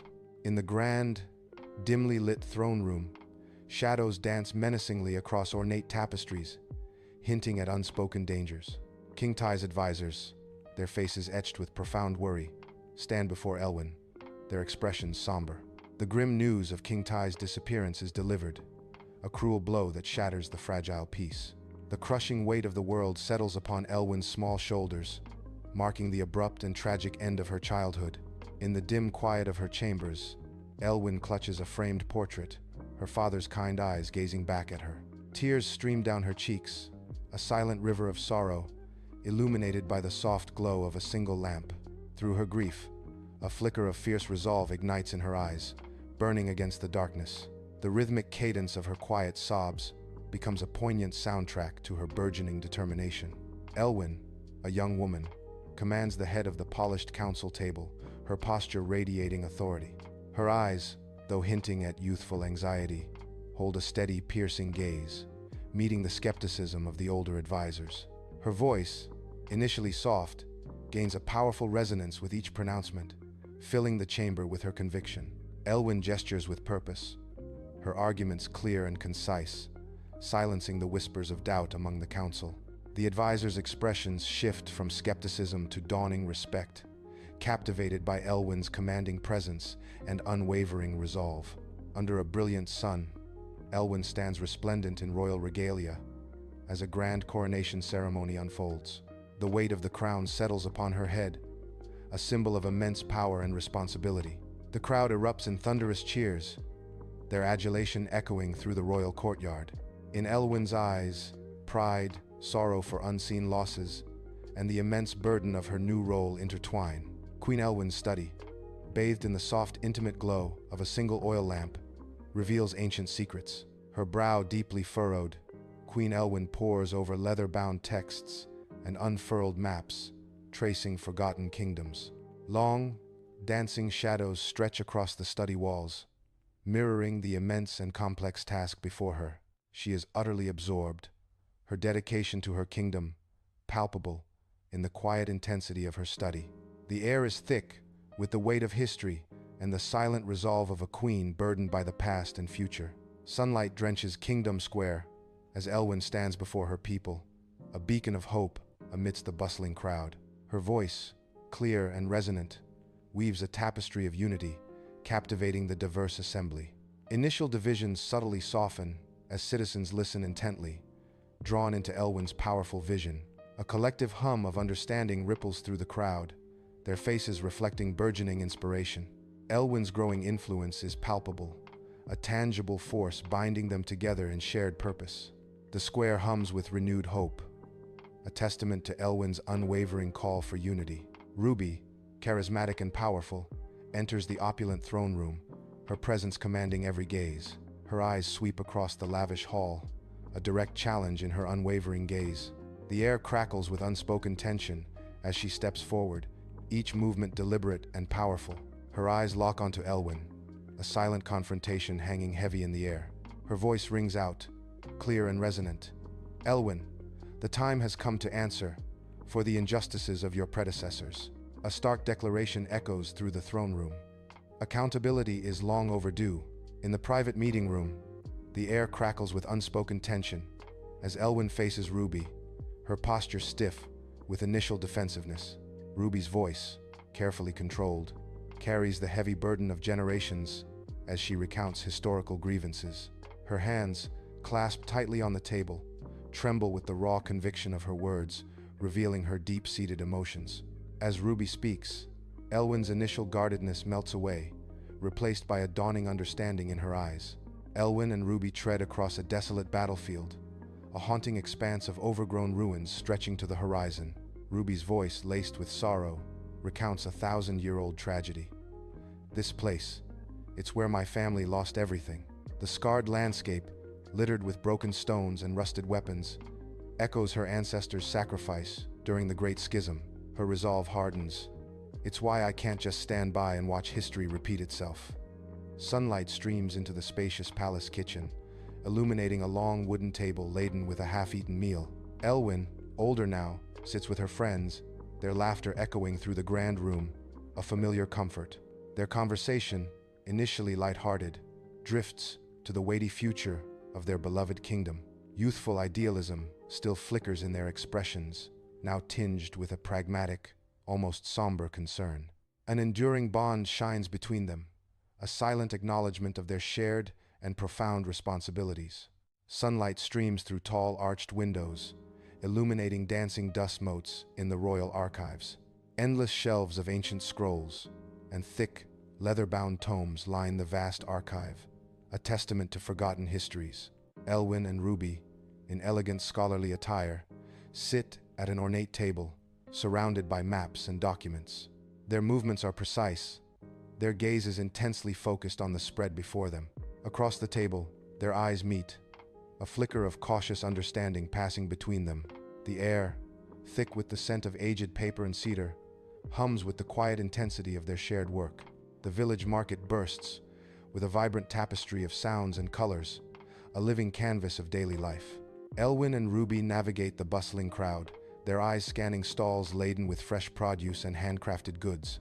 They pause, listening intently, as villagers share stories of hardship and resilience, their voices weaving a somber narrative. Elwyn and Ruby exchange a knowing glance, their expressions etched with a renewed sense of purpose. This raw reality grounds their political aspirations, a powerful connection to their people's lives. Sunlight streams through grimy windows, illuminating dust motes, dancing in the derelict old forge, a place once marked by division. Elwyn and her friends move through the cavernous space, their footsteps echoing off high ceilings and rusted machinery. They pause, their eyes bright with hope, imagining a future that transcends the building's grim past. They gesture, their voices filled with infectious enthusiasm, as they discuss plans for transforming this place into a school. Under the relentless sun, workers move with powerful intent, their grunts and shouts a symphony of creation. Elwyn, Ruby, and their friends, dust-streaked and sweat-soaked, strain to haul heavy stones. Their muscles ripple with effort, each movement a testament to their unwavering determination. With keen eyes, they oversee the precise placement of beams, building not just structures but hope itself. Sunlight streams into the temporary classroom, illuminating the eager faces of children, once divided. Children from various factions, now united, sit side by side, their faces intent on the lesson. Their expressions are a tapestry of concentration and curiosity, a testament to newfound unity. At the back, Elwyn and Ruby stand, a quiet sense of triumph etched onto their faces. They witness the immediate, profound impact of their initiative, a silent victory unfolding before their eyes. In the serene quiet of her chambers, Elwyn sleeps soundly, a gentle, ethereal glow illuminating her peaceful face. The scene shifts, dissolving into a dreamscape of soft, shimmering light, an otherworldly realm of memory. Her father, King Tai, appears before her, his form shimmering with warmth, a comforting smile gracing his lips. His presence is a beacon of strength and wisdom, reinforcing her profound connection to his enduring legacy. This profound moment solidifies Elwyn's resolve to honor his memory, forging her inner strength. Under the bright sun, a grand pavilion stands at the kingdom's borders, bustling with activity.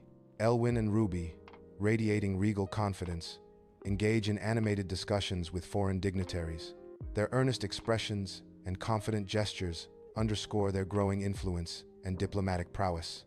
Documents are exchanged and hands are shaken, solidifying a shared commitment to lasting regional peace. The vast landscape stretches behind them, a silent testament to the broader stability they tirelessly strive to achieve. The newly renovated school hall bustles with joyful children and adults, a vivid tableau of unity and progress. Elwyn and Ruby stand side by side at a podium, commanding attention as Elwyn proclaims, "Today, we stand here, not just in a new building, but at the dawn of a new era." Ruby's voice rings out, an era where education, the beacon of knowledge, guides us away from the shadows of ancestral hatreds. Elwyn concludes with conviction, "For it is through learning that we truly understand, truly forgive, and truly build a future together. Sunlight bathes the school playground, where children once divided by bitter feuds now play as one. Their joyful laughter rings out, a vibrant symphony of newfound harmony, a testament to the peace Elwyn and Ruby have painstakingly woven into their lives. Children chase each other, their faces alight with unburdened joy and friendship, a vibrant picture of unity, flourishing on the once divided grounds. Sunlight streams into the school library, illuminating dancing dust motes and rows of ancient tomes. Elwyn, with an inquisitive gaze, runs his hand along a worn bookshelf, while Ruby points to a subtle seam. Together, they push, and a section of the shelf recedes with a soft groan, revealing a dark, hidden passage. Their faces, a mixture of awe and trepidation, are illuminated by the faint light from the mysterious passage. Elwyn, Ruby, and their friends venture cautiously into the secret passageway, the air thick with dust and anticipation. A faint, rhythmic drip of water echoes in the oppressive silence, creating an eerie atmosphere. Lanterns held aloft, their beams cut through the profound gloom, casting dancing shadows on ancient walls. The light reveals rough-hewn stone, a testament to forgotten times and hidden secrets. Each step taken resonates with the weight of discovery, the unknown lurking in the darkness ahead. Their faces are etched with a mix of trepidation and resolve, illuminated by the flickering lantern light. A hidden laboratory, ancient yet sophisticated, reveals itself, humming with an otherworldly energy. Strange machinery casts flickering shadows, hinting at forgotten knowledge and advanced civilizations. Cryptic notes, scrawled in an unknown language, lie scattered on workbenches, holding untold secrets. The air crackles with an unsettling energy, a stark reminder of both profound genius and imminent danger. The discovery is both awe-inspiring and deeply unsettling, a testament to humanity's endless curiosity and its perils. Elwyn's fingers trace the yellowed pages of a leather-bound notebook, a faint hum of unseen machinery vibrating around him. Intricate diagrams and complex scientific formulas fill every inch of the ancient pages, some in faded ink, others bolder. The writing, decades ahead of its time, hints at powerful, potentially dangerous technologies. Each delicate touch reveals a mind far beyond its era, a secret whispered through time. In the lab's eerie glow, Ruby's brow furrows, her gaze fixed on the dormant console, a silent challenge. Her fingers, nimble and determined, dance across the archaic interface, a faint glow hinting at awakening. The console flickers to life, a surge of power illuminating Ruby's face with an otherworldly light. Ancient data streams across the revived screen, revealing forgotten secrets to her astonished eyes. A holographic projection flickers to life, casting an ethereal glow over the sterile lab, revealing a shimmering, glitching scientist. His urgent voice echoes, a looming threat, desperate need for a solution. The kingdom's future hangs in the balance.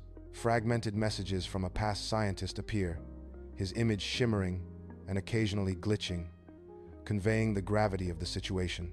The holographic scientist's face is etched with urgency, his words, a desperate plea from the past.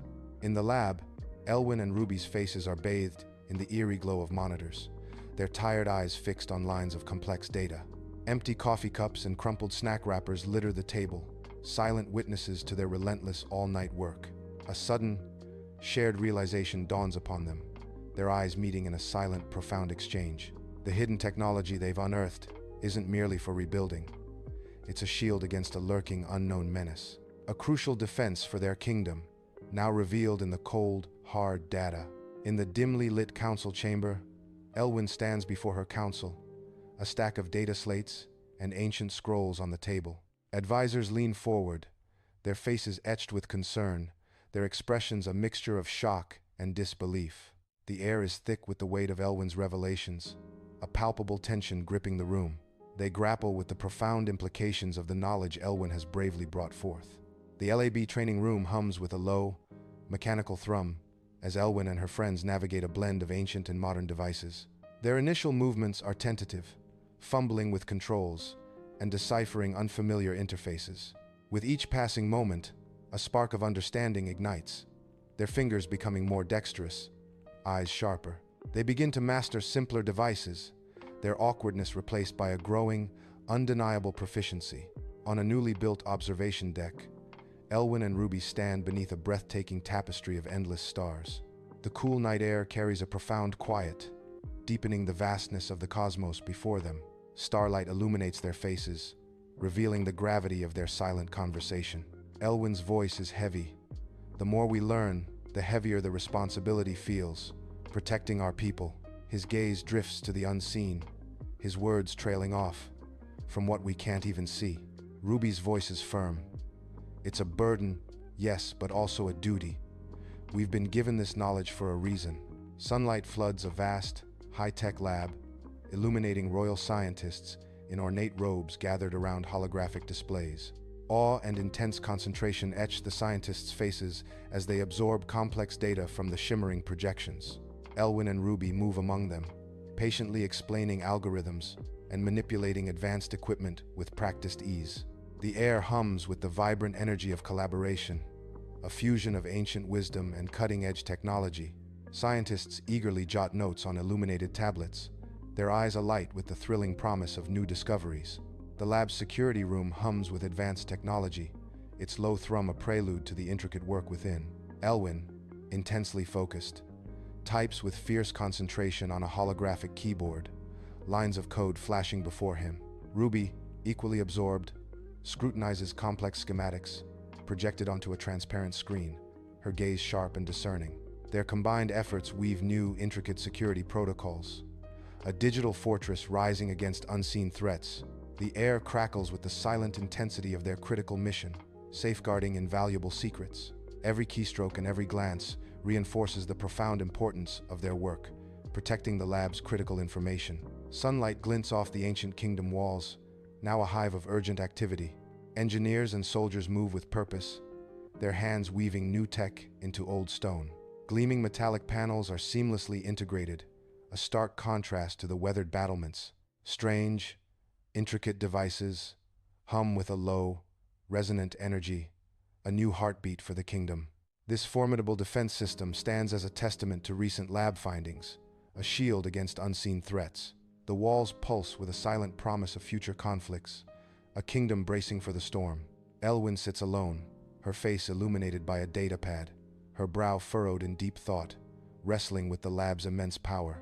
Her eyes are distant, lost in the ethical weight of their discovery, a flicker of fear in her gaze as she glances at her reflection. She whispers, "I'm not sure we're ready for this. The power we've unearthed, it's vast and terrifying." Her fingers hover over a comms device, her voice laced with dread. "How do we ensure we use it responsibly? It keeps me awake at night." Engineers, their faces etched with grim concentration, swarm around a massive, pulsating reactor core. Sparks shower from control panels as frantic hands adjust dials, rerouting power with desperate urgency. The air crackles with raw energy, a palpable testament to the immense, volatile power they struggle to tame. Sweat beads on their brows, reflecting the intense, focused activity, each movement a desperate gamble. The glowing core pulses rhythmically, its light illuminating their strained faces, a silent, menacing heartbeat. Every turn of a dial, every flick of a switch, a desperate attempt to stabilize the lab's volatile power source. Sunlight bathes the school grounds, illuminating children at play, their laughter echoing through the air. A group of students huddle over textbooks, their young minds absorbing knowledge, oblivious to deeper truths. Innocent faces beam with joy as they chase each other across the vibrant green fields. The carefree spirit of childhood fills the day, a stark contrast to unseen forces at play. Beneath their feet, the earth holds secrets, a silent threat hidden from their guileless eyes. This scene of pure innocence is tinged with dramatic irony, hinting at a looming, unseen danger. In the lab archives, dust motes dance in shafts of light as Ruby, brow furrowed, uncovers ancient records. She meticulously sifts through aged documents and datapads, each revealing profound philosophical debates. These are not mere schematics, but the passionate arguments of scientists on ethical implications of their technology. The weight of their past decisions, their hopes and fears, now rests heavily in Ruby's hands. In a strategy room, Elwyn, Ruby, and their advisors huddle around a large table, faces illuminated by cool blue light. The table's holographic display shifts with maps and data, a testament to strategic foresight. More maps plaster the walls, with holographic projections depicting various threat scenarios. They meticulously develop contingency plans, leveraging the lab's predictive models. Their expressions are etched with intense focus, bathed in the cool glow of the displays. Sunlight streams through ancient arches, illuminating Elwyn and Ruby as they explore overgrown ruins, their faces filled with wonder. They meticulously examine intricate carvings, their expressions shifting from curiosity to a dawning understanding. Ruby points to a series of glyphs, her gloved finger tracing the faded symbols on the crumbling wall. Elwyn kneels, brushing dust from a hidden mechanism, revealing a complex design that echoes familiar patterns. The air hums with the weight of their revelation, hinting at a vast, interconnected history now laid bare. The lab's simulation chamber hums with a soft thrum of machinery, a sterile world of high-tech tension. Elwyn and her friends are illuminated by the fierce glow of multiple screens, deeply engrossed in a crisis. Sweat beads on their brows, a testament to the brutal realism of the simulation, pushing them to their limits. Fingers fly across keyboards, inputting commands with furious precision as data streams across the displays. Every choice they make feels weighty, a critical decision in the high-stakes, simulated reality. The air crackles with unspoken pressure. Every second is a battle against the relentless march of the crisis.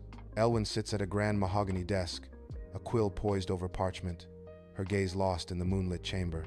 Moonlight streams through a tall window, illuminating a dance of dust motes in the cool, silent air. Her brow furrows in concentration as she mentally composes a letter to her father, King Tai, her thoughts unspoken, a quiet longing to fulfill his expectations, to honor the legacy he left behind, is palpable in her stillness. Father, I hope this finds you well. Much has transpired since I last wrote. Her inner voice echoes. The progress, though slow, is steady. Yet, challenges persist, testing my resolve daily. I strive to make you proud. In the LAB control room, a low hum of energy vibrates, filling the air with anticipation. Elwyn and Ruby, their faces etched with unwavering concentration, work in unison at a complex console. Massive protective technology units, once dark and dormant, begin to flicker with nascent light. The lights intensify steadily, casting a growing glow over the control room. The air crackles with palpable success, a silent testament to their arduous efforts.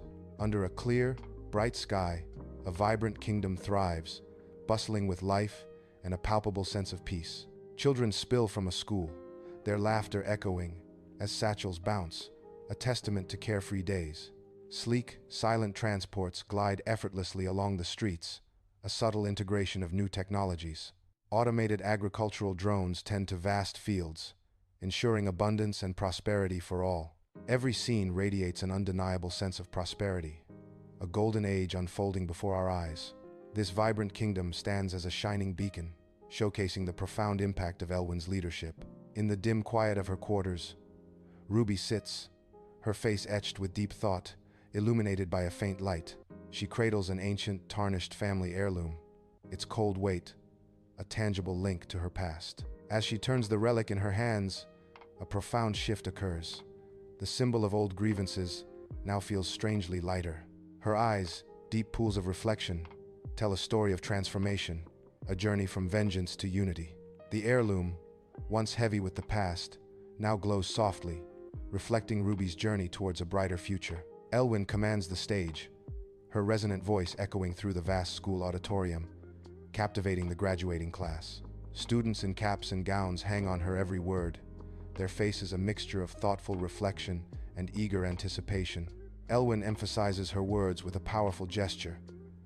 As you embark on this new chapter, remember the power of knowledge. It is the compass that will guide you through uncharted territories. But knowledge alone is not enough. Cultivate unity, for together you are stronger than any challenge you may face. And above all, embrace critical thinking. Question, analyze, and seek truth, for it is through this lens that you will shape a brighter future for yourselves. Under the radiant sun, vast fields stretch endlessly, promising a new dawn for the kingdom. Elwyn and Ruby stand, their faces alight with hope, overseeing the revolutionary agricultural techniques. The air thrums with the purposeful activity of their people, diligently nurturing the flourishing crops. These innovative methods, born from scientific discovery, herald a future of abundant food and prosperity. The vibrant green fields, a testament to their vision, pulse with life, a symphony of growth and progress. The conference room hums with a low, expectant energy, a prelude to monumental discoveries. Holographic displays glow with otherworldly light, charts, and complex diagrams spanning across the space. A team of scientists, in crisp lab coats, stands before the projections, their faces a mix of intense focus and barely contained excitement. They gesture toward the glowing projections, their hands tracing the lines of revolutionary findings. The air crackles with the promise of discovery, a tangible sense of impending breakthroughs that could redefine humanity's place in the cosmos. A new dawn of understanding. Elwyn and Ruby stand on a high mountain peak, the gentle wind whipping around them, their figures silhouetted against the vast sky. Below, their kingdom unfolds, a vibrant tapestry of green fields and sparkling rivers, a testament to their shared journey. They share a quiet moment, their gazes sweeping across the breathtaking vista, a silent acknowledgement of their struggles. The expansive view symbolizes the battles they've won and the unbreakable bond they've forged, a powerful, unspoken promise. Elwyn sits on the grand throne, a serene authority radiating from her, her gaze holding a quiet purpose. No longer burdened by leadership's weight, she embodies a tranquil strength, a beacon of a new era. Ruby stands faithfully beside Elwyn, a trusted advisor, their past tensions now a distant memory. The once cold throne room now pulses with vibrant life, reflecting their shared vision. Together, they have transformed the chamber, a testament to their unity and the dawn of a new age. The sun dips below the horizon, painting the sky in fiery hues of orange and purple, a breathtaking display of nature's artistry. Golden light bathes the unified kingdom below, illuminating every corner with a warm, gentle glow. Children's laughter echoes from the school, a vibrant symphony of innocence and joy as they play under the fading light. Revitalized defenses stand strong and proud, guardians of peace, their strength a testament to resilience. The peaceful rhythm of daily life unfolds, a harmonious ballet of existence, reflecting a future forged in unity. The vastness of the kingdom unfurls, an enduring image of hope, resilience, and a future built on forgiveness. The ruined city streets stretch into a hazy distance, choked with debris, the air thick with dust and a faint, acrid smell. Ruby, a silhouette of agile determination, leaps over a collapsed vehicle, her eyes sharp, scanning for unseen threats. Close behind, Rainbow follows, a satchel overflowing with supplies bouncing against her side, her movements quick and resourceful. Elwyn brings up the rear, his face etched with a silent concern, his intelligence a palpable weight in the oppressive air. The trio moves as one, a desperate ballet of survival through the desolation, each step a testament to their unwavering resolve. The trio approaches the desolate entrance of an abandoned hospital, its facade crumbling, consumed by creeping vines. The faded sign, City General Hospital, barely clings to the building, a ghost of its former purpose. A low, guttural growl echoes from within the decaying structure, sending shivers down their spines. Ruby instantly draws a makeshift weapon, her stance shifting, ready to shield her companions from the unseen threat. Her eyes, sharp and resolute, scan the darkness, prepared for whatever horrors lurk within the hospital's depths. The hospital lobby lies in ruin, a battlefield of overturned chairs, scattered medical gear, and shattered glass. From the oppressive shadows, a monstrous dragon frog lunges, its leathery skin rough, its eyes glowing with predatory hunger. Ruby, Rainbow, and Elwyn move as one, a blur of coordinated action, their forms weaving around the creature.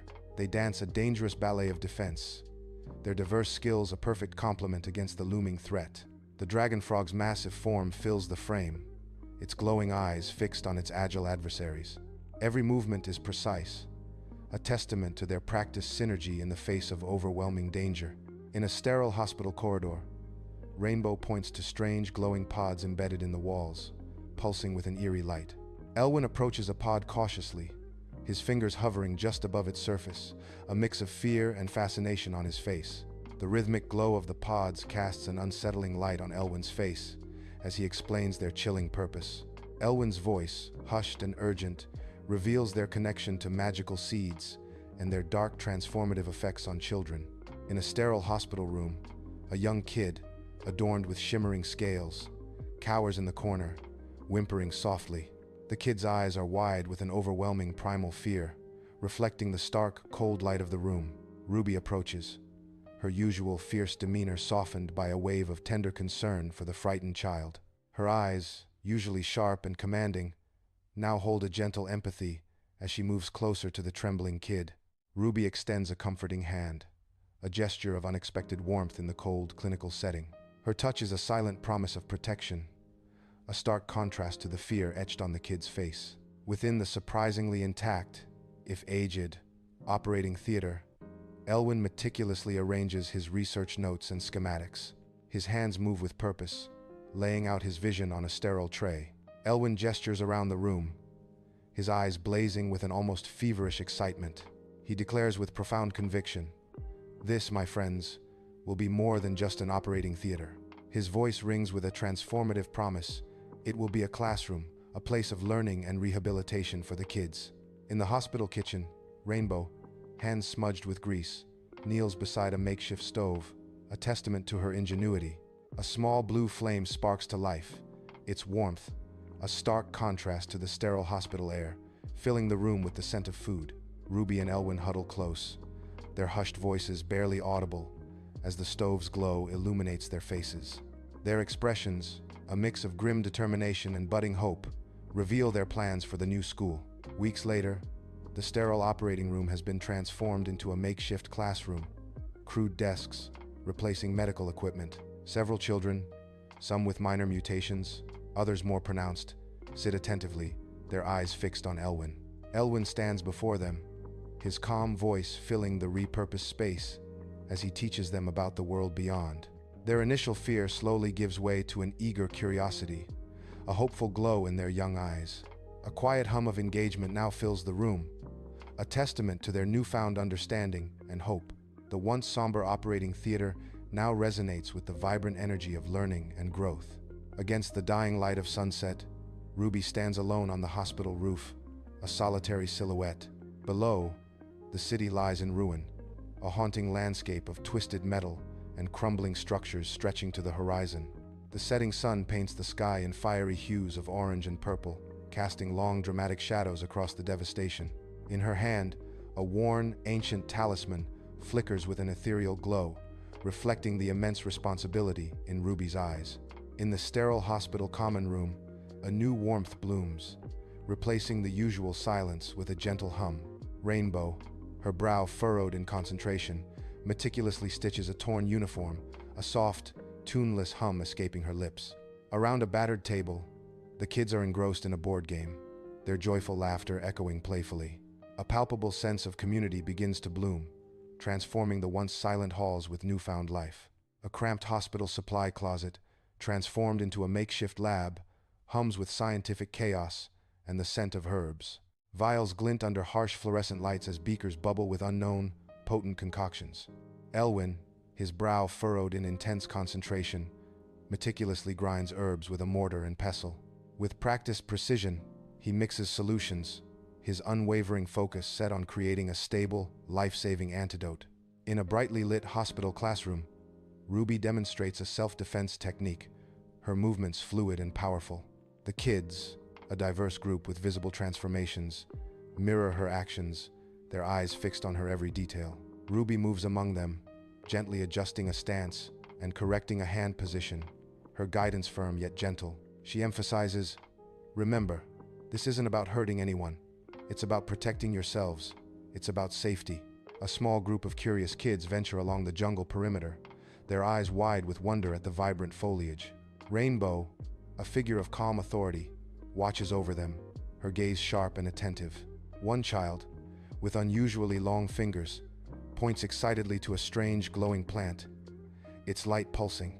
The plant's bioluminescence emanates an ethereal glow, a beacon in the dense, verdant jungle.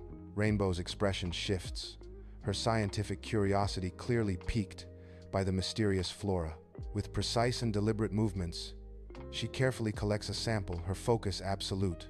In the hushed hospital lab, Elwyn leans close to a microscope, his face bathed in the soft, ethereal glow. His intense gaze is fixed on the delicate plant sample, a world of possibility under the lens. A subtle flicker of excitement ignites in Elwyn's eyes, a spark of discovery. He sees it a crucial component, the missing piece for his desperately sought antidote. The revelation washes over him, a silent triumph in the quiet solitude of the lab. Hope, fragile yet potent, blossoms on his face as he recognizes the key to his cure. In a dimly lit hospital common room, children gather around a makeshift campfire, their faces aglow with flickering LED lights. Ruby, a charismatic storyteller, gestures expressively, her voice weaving a captivating spell. The children's eyes are wide with wonder, completely absorbed in Ruby's tale of ancient heroes and powerful magic. Ruby's voice resonates, and so, the ancient knowledge tells us of a time when heroes walked among us. A patrol of heavily armed council guards marches through the city outskirts, their uniforms a stark contrast to the drab landscape. Commander Valerie, stern-faced and commanding, leads the patrol, her gaze fixed on the distant hospital. Her eyes, sharp and suspicious, betray a deep mistrust as she assesses the imposing structure. The air crackles with unspoken tension as the patrol advances, their presence a menacing shadow against the day. Under the sterile hum of fluorescent lights, a child struggles with a worksheet, their skin shimmering faintly. Their brow furrows in frustration as a tiny surge of energy crackles around their fingertips. A sigh of exasperation escapes the child, unnoticed by the other kids. Ruby approaches calmly, a gentle voice offering, "It's okay. Let's try that again," slowly. In the sterile hospital lab, Elwyn, a man of science and magic, meticulously tests a new compound. His critical eye, sharp and focused, observes every minute reaction of the magically altered plant. The air crackles with his intense concentration as he seeks a cure for a mysterious ailment. So close, yet the elusive antidote remains just out of his grasp, a whisper of hope in the quiet lab. Under the warm sun, the kids are meticulously tending to a small garden, their movements precise and purposeful. They cultivate rows of vibrant food, each plant a testament to their dedication and a promise of sustenance. Among the greenery, medicinal herbs flourish, their leaves and blossoms a hopeful symbol of healing and self-sufficiency. The thriving garden, a new home for these resilient kids, pulses with life and the quiet strength of their labor. In the sterile hospital common room, Ruby, Rainbow, and Elwyn huddle close, their hushed tones barely breaking the tense silence. Ruby's brow furrows with deep concern, her gaze flicking between Rainbow and Elwyn, a silent plea for understanding. The air crackles with unspoken tension as Ruby voices her fears. "I'm worried about the council." Her voice drops to a whisper. Their methods for protecting the kids are unconventional, to say the least. Sunlight glints off the polished armor of Commander Valerie and council guards, a menacing shimmer at the hospital entrance. Their imposing presence forms an intimidating block against the bright day, casting long, stark shadows. Ruby steps forward, her jaw set with unwavering resolve, prepared to confront the formidable force. Her eyes, sharp and defiant, meet the cold, unyielding gaze of the armored guards, tension crackling in the air. In the sterile hospital lobby, Commander Valerie, her uniform sharp, strides with purpose. Ruby stands her ground, her gaze unyielding as Valerie approaches. Valerie's voice cuts through the air. "You're harboring dangerous individuals, Ruby. Operating outside council law." Ruby's eyes narrow, her conviction unwavering despite the accusation. She retorts, "These kids need protection. Rehabilitation." Ruby adds, her voice firm, "They're not dangerous, they're victims." In a hospital classroom, the kids stand frozen, their small faces wide with fear and confusion. Their eyes, like dark pools, reflect the unsettling confrontation unfolding before them. Rainbow steps forward, her voice a soft, gentle murmur, a fragile attempt to soothe their terror. Yet the air crackles with an undeniable tension, a heavy silence that chokes her efforts. Her reassurances hang in the stifling atmosphere, thin and ineffective against the children's palpable dread. The classroom, usually a haven, feels charged with unspoken anxieties, leaving the kids vulnerable. In a tense hospital lobby, Ruby's jaw is set in defiance, refusing to yield to Commander Valerie's demands. Valerie's eyes narrow, seeing Ruby's unwavering resolve, not as courage, but as a direct challenge to her authority. A silent battle of wills ignites between the two women, each refusing to back down in the escalating confrontation. With a sharp gesture, Valerie signals her officers, the unspoken command hanging heavy in the charged air. In the desolate, cold council-holding cell, Ruby sits alone, her hands clasped in her lap, the air thick with her silent defiance. Her talisman, once a source of comfort, has been confiscated, leaving an empty space where it once lay. The metallic sheen of the cell wall reflects her gaze, a distorted mirror to her unwavering resolve. Her eyes burn with a fierce, unyielding fire, a testament to her spirit, unbroken despite her confinement. The stark cell cannot contain the raw strength that emanates from her, a silent promise of future battles. In a sterile hospital common room, Rainbow and Elwyn sit, their faces etched with despair and unspoken anxiety. Rainbow's knuckles are white, her hands clasped tightly as she whispers, "Ruby, arrested. I can't believe this is happening." Elwyn stares blankly at the linoleum, a tremor running through him. "We have to do something. We have to get her out." Rainbow's voice is resolute. "Then we don't have a choice. We find it. Now." In the hospital lab, Elwyn works with frantic intensity, his hands a blur over the microscope and chemical compounds. His brow is furrowed in deep concentration, a new urgency driving his every precise movement. Suddenly, his eyes widen, a spark of revelation igniting in their depths. He's made a crucial breakthrough, uncovering the magical seed's genetic structure, a key to the antidote. Rainbow's face, etched with grim determination, pushes through the dense, thorny undergrowth, her resolve unwavering. The air hangs heavy with the scent of damp earth, as twisted, ancient trees loom, their branches clawing at the sky. Every step is a struggle in this uncharted, hostile wilderness, yet her eyes scan for a rare, magically infused plant. She presses on, guided by Elwyn's instructions, her unwavering focus on the elusive botanical prize. Ruby stands before the ruling council, a formidable assembly of stern, elderly figures, their expressions unyielding. They scrutinize her, their gazes sharp and critical, their judgment a palpable weight in the ornate chambers. A council member's voice cuts through the silence. "Your methods, Ruby, have been unconventional." Another member adds, "Your leadership has strayed from tradition," their tone laced with disapproval. A third voice booms, "And your use of the talisman. It is a sacred relic, not a tool for reckless abandon." Ruby meets their accusing stares, her defiance a silent challenge against their rigid traditions. In the dimly lit hospital lab, Elwyn, utterly exhausted, works diligently, his face etched with determination. A spark of triumph ignites in his eyes as he carefully synthesizes a small, precious amount of antidote. He holds the glowing vial, its ethereal light a stark contrast to the surrounding gloom. The vial pulses gently in his hand, a fragile yet powerful beacon of hope in the darkness. The light from the vial casts dancing shadows on his weary face, highlighting his profound relief. This glowing elixir represents the culmination of his relentless struggle, a promise of salvation. Under the cloak of night, Rainbow, in tactical gear, emerges from the shadows, her eyes scanning the heavily guarded perimeter. The council headquarters looms against the dark sky, an imposing fortress of secrets, every shadow a potential threat. Her heart pounds with the weight of her mission, delivering the antidote and damning evidence, a silent prayer on her lips. Every gust of wind whispers a warning, adding to the tension as she moves stealthily towards her destiny. Ruby stands before the council, her posture radiating confidence, illuminated by a sunbeam.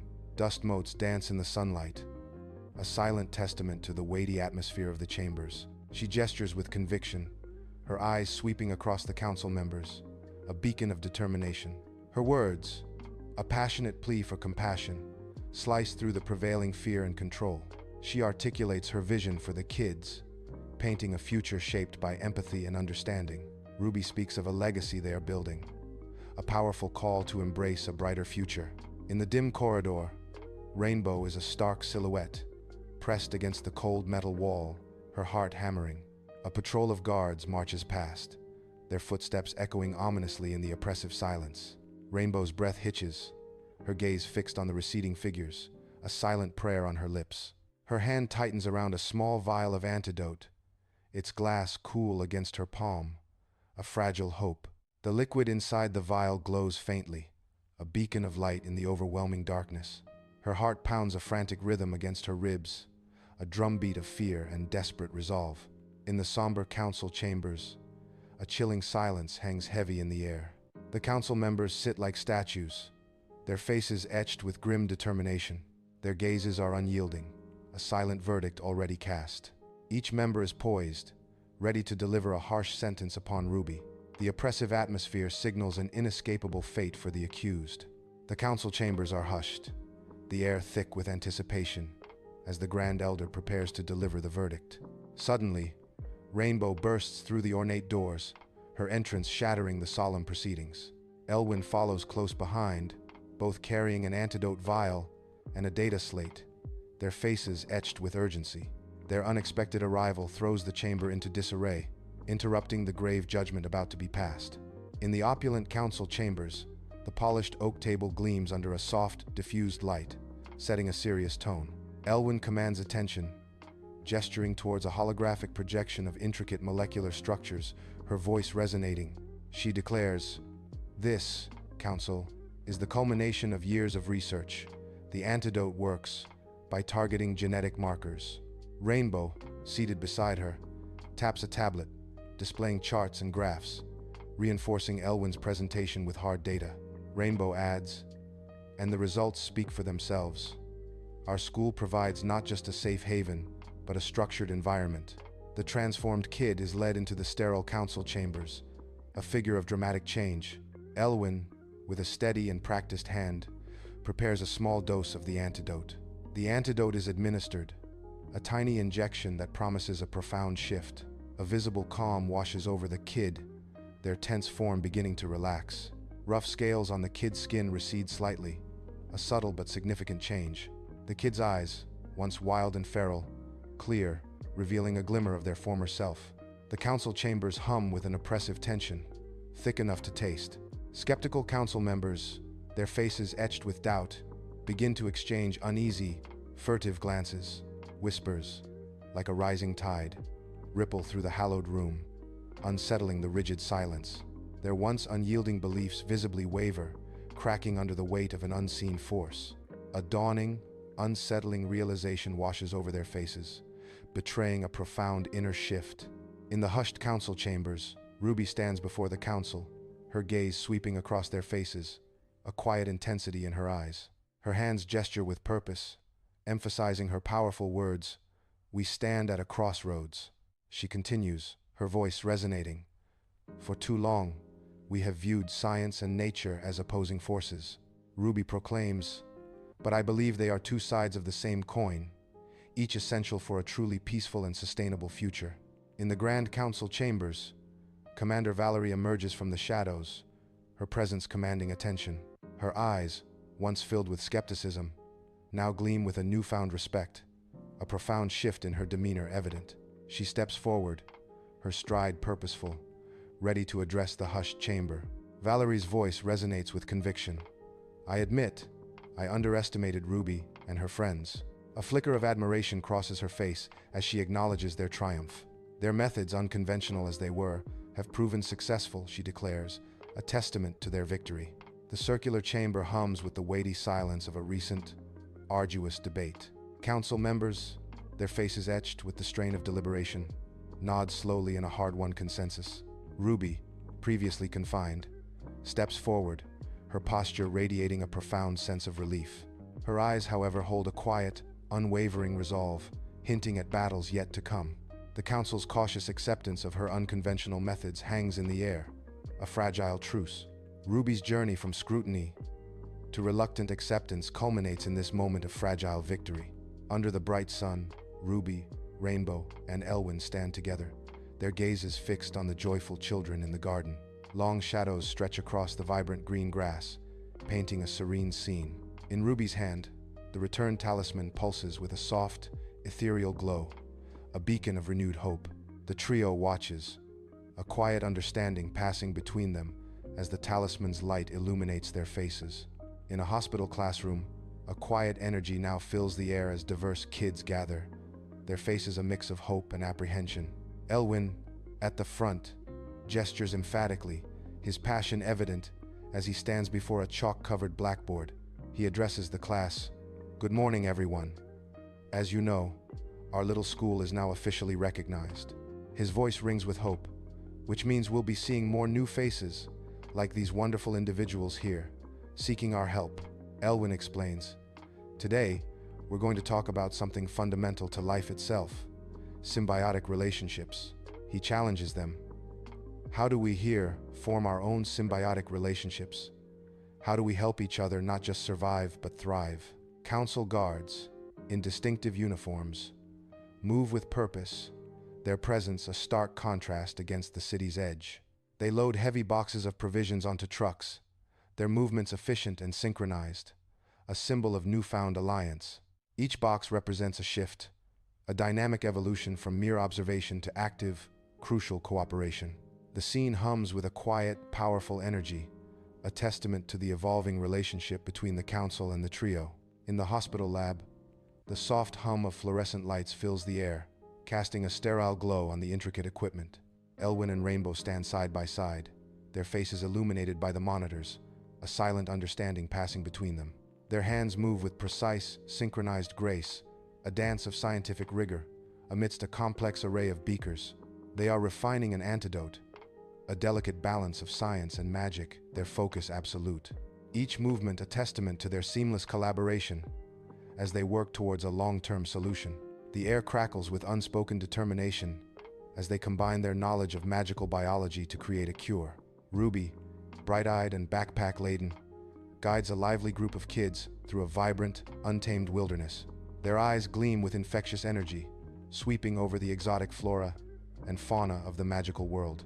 Ruby points to a shimmering, iridescent beetle, her voice brimming with enthusiastic wonder. The kids lean in, their faces alight with wonder, some already sketching the beetle's unique magical properties. In the dimly lit hospital common room, a makeshift stage glows with the children's raw, unyielding spirit.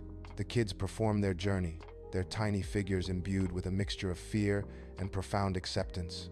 Every movement on stage is a testament to their incredible resilience, a silent scream of defiance. Their eyes, shining with an inner light, reflect stories untold, battles fought, and victories won. Their vibrant creativity, a beacon in the shadows, paints a masterpiece of hope against a backdrop of uncertainty.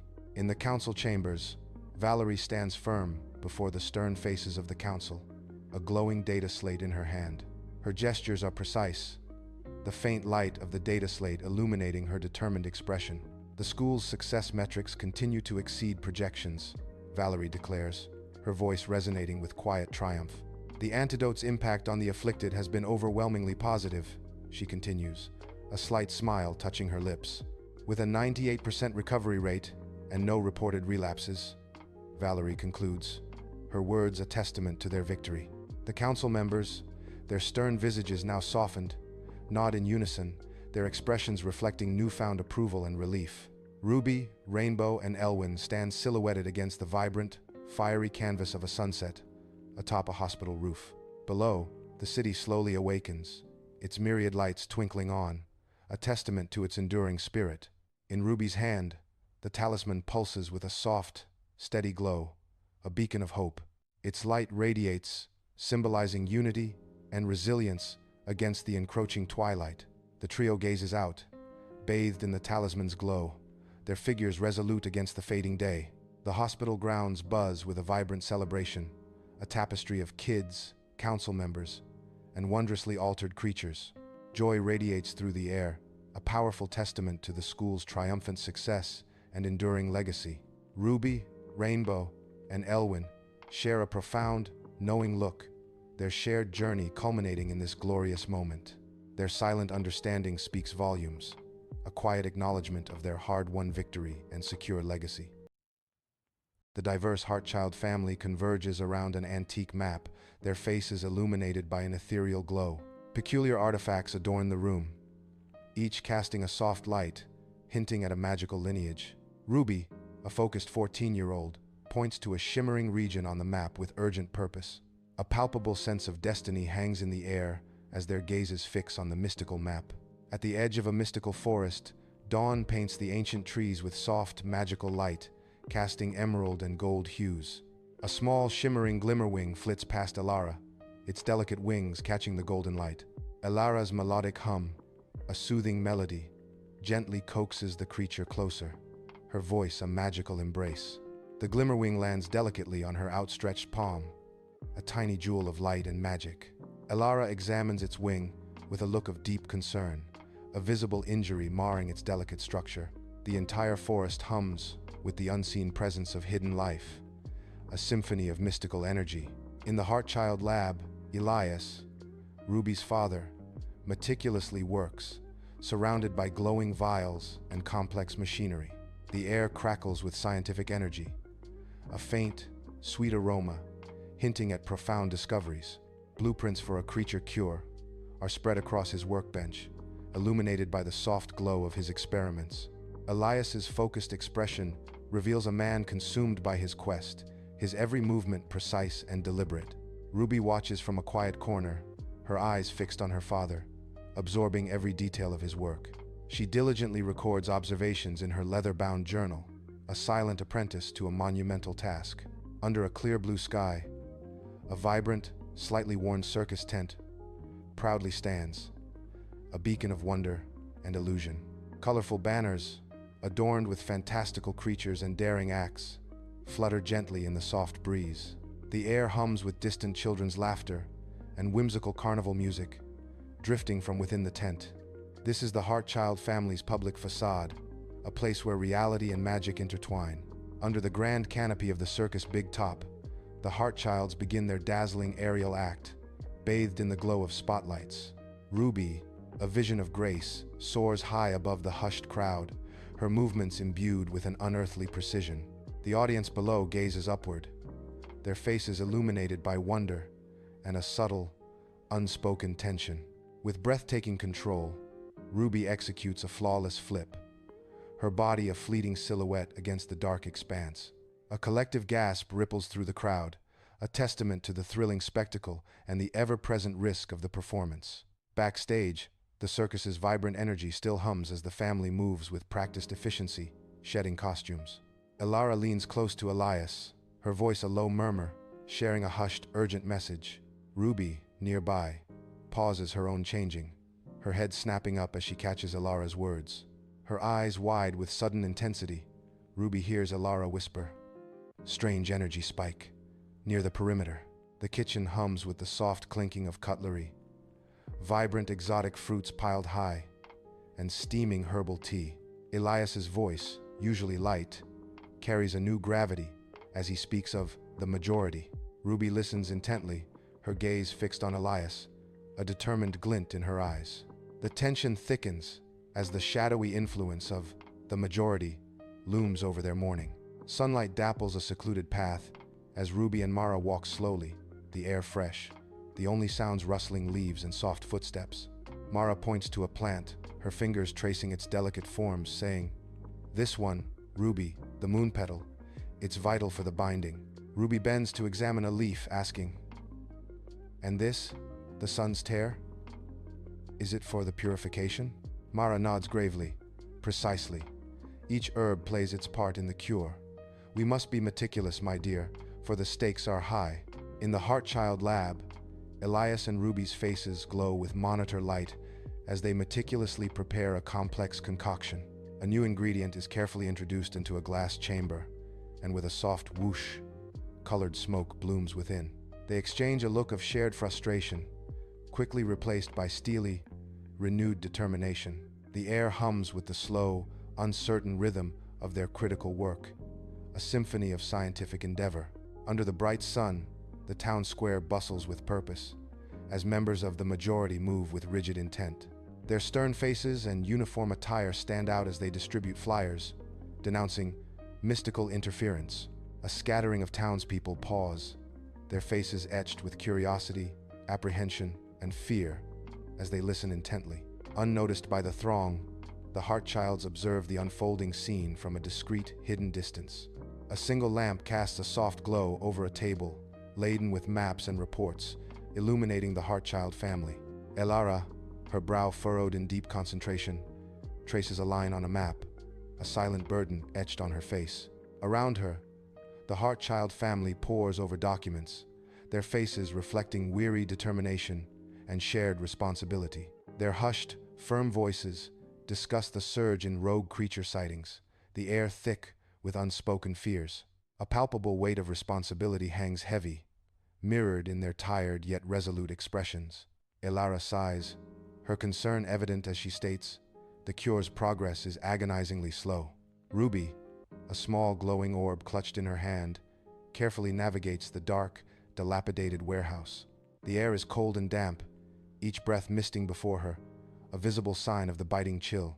Shadows dance and play tricks on her vision, transforming familiar shapes into menacing figures. Her eyes, wide with determination, scan the gloom, searching for a rare component for the cure.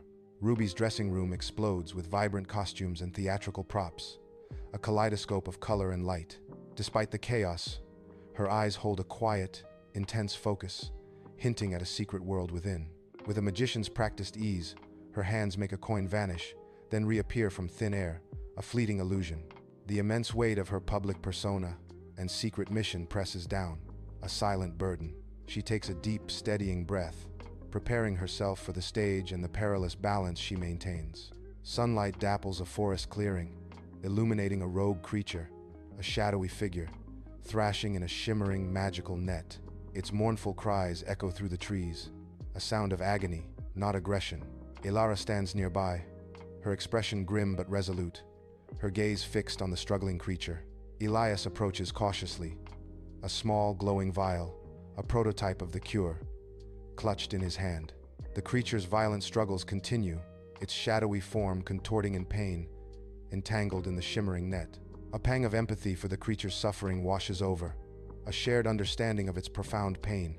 In the sterile Heartchild lab, Elias, with unwavering focus, administers the prototype cure to the subdued, shadowy creature. The swirling mass of darkness flickers, a tremor of change rippling through its form. Slowly, miraculously, the creature begins to regain its luminous, natural appearance. A collective, soft sigh of hope escapes the family, a fragile sound in the tense silence of the lab. The cure, while promising, reveals its imperfection, a lingering shadow hinting at challenges yet to come. Cloaked figures, Ruby and Mara, merge into the vibrant chaos of the marketplace, their presence a whispered secret. Their eyes, sharp as obsidian, dart through the throng, dissecting every face for a flicker of dissent or fear. The air thrums with a palpable tension, a silent undercurrent beneath the market's boisterous facade. Hushed whispers, like the majority's growing influence, slither through the crowd, chilling the vibrant atmosphere. Another fragment, fear of the unknown, hangs heavy in the air, a phantom menace on the wind. Ruby and Mara exchange a knowing glance, their expressions veiled, yet their silent resolve speaks volumes. The dining room glows with a warm, celebratory light, echoing with laughter and relief after endless nights of worry.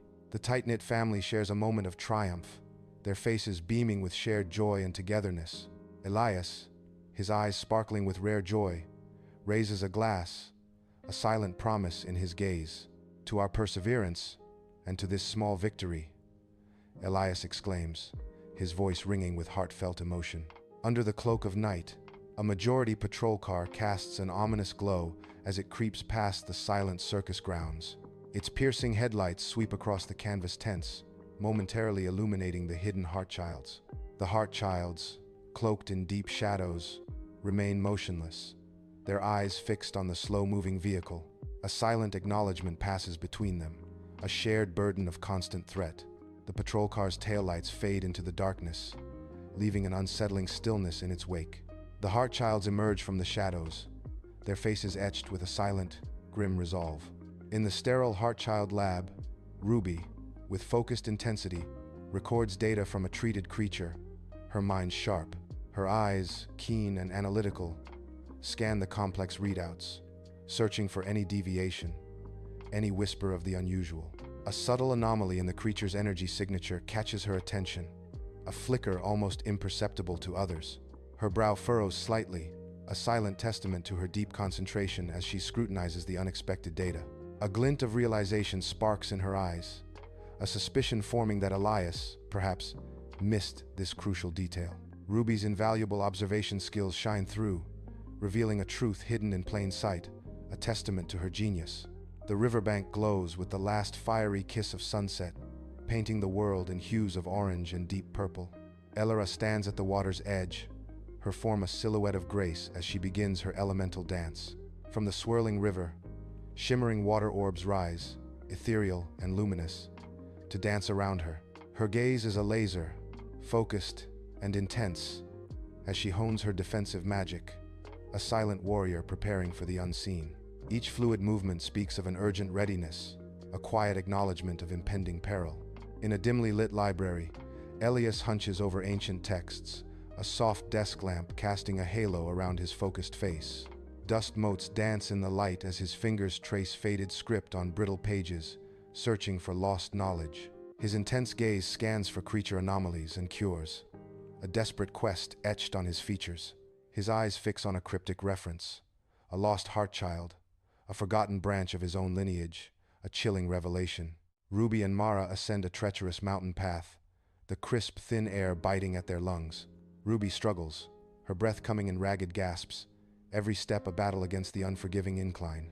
Her eyes are fixed on the distant peaks, a silent promise of the rare crystal driving her forward. Mara, unwavering, offers a silent reassurance, her gaze steady on the path ahead. Despite the brutal climb, Ruby pushes on, fueled by determination and the allure of amplified magical energy. Sunlight streams through the big top, illuminating dust motes dancing in the air, a silent prelude to magic. The Heartchilds, acrobats and illusionists, move with practiced grace, rehearsing a complex new act. A holographic projection shimmers to life, forming the ethereal outline of a mythical beast in the center ring. The air hums with a quiet, focused energy, hinting at the breathtaking wonder about to unfold. Inside the Heartchild lab, Elias and Ruby work with intense focus, their faces illuminated by an ethereal glow. The sterile lab bench becomes a canvas for their meticulous efforts, a scene of concentrated creation. They carefully synthesize the newly acquired crystal, its raw power palpable in the hushed laboratory. The crystal hums, emanating an intense, steady light that pulsates with an almost living energy. Dancing shadows flicker across the room, cast by the crystal's brilliant light, giving life to the silent space. Elias and Ruby's expressions are bathed in the profound glow, reflecting a deep and unwavering sense of hope. Under the glaring sun, a charismatic leader, in crisp attire, commands a makeshift stage, his voice booming. His sharp gestures denounce unnatural elements, his words igniting fear and anger in the crowd. The crowd roars its approval, a chilling crescendo of manipulated fanaticism, echoing through the square. Among them, the Heartchilds, faces grim beneath wide-brimmed hats, observe the escalating fervor. In the Heartchild study, a single desk lamp casts a warm, soft glow, illuminating faces etched with deep concern. The air crackles with unspoken anxiety as the family discusses the looming shadow of the majority. The comfortable silence of their study is punctuated by low murmurs, each word heavy with the weight of their precarious situation. They acknowledge their long-held peaceful approach may no longer be a viable defense against the growing threat. Elias leans forward, his gaze determined yet calm, outlining a new, non-violent, and direct strategy. Under the spectral moonlight, Elara moves with a practiced grace, her hands weaving intricate patterns in the air. Invisible barriers shimmer faintly in the night, a silent testament to her ancient power. She meticulously sets up a series of protective wards, each gesture a whisper of magic. Her magic, a silent shield, hums with unseen energy, safeguarding her home from unseen threats. The forest edge breathes in the stillness, protected by Elara's unwavering mystical guard. Within the sterile confines of Heartchild Lab, the enhanced cure is administered to a rogue creature, its aggression palpable. The monstrous, snarling form of the creature begins to glow with a soft, ethereal light. Its once terrifying features soften into something gentle and serene, a rapid and complete transformation. A profound sense of triumph washes over the lab personnel, their faces etched with disbelief and joy. Relief visibly washes over the team as the creature's serene presence fills the lab, a testament to their success. The Heartchilds move with purpose across the vibrant circus grounds, preparing for a festival of harmony. Colorful banners and lanterns sway gently in the breeze, creating a festive atmosphere. This performance is a grand display, meticulously planned to showcase the beauty and reformed nature of various creatures. All the preparations are made with the hope of swaying public opinion, a silent plea for acceptance. Under the big top, the Festival of Harmony explodes in vibrant color, a breathtaking spectacle unfolding above the mesmerized crowd. A magnificent sky serpent, once feared, now glides with ethereal grace, its scales shimmering with iridescent light. Soft, shifting colors from the creature's glow dance across the awestruck faces of the audience below, painting them in wonder. Many in the crowd are visibly moved, some shedding tears of pure wonder, utterly captivated by the sky serpent's gentle majesty.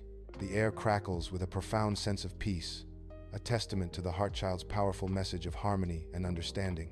The sky serpent's serene flight embodies a new era of peace, its beauty a beacon of hope for all who witness it.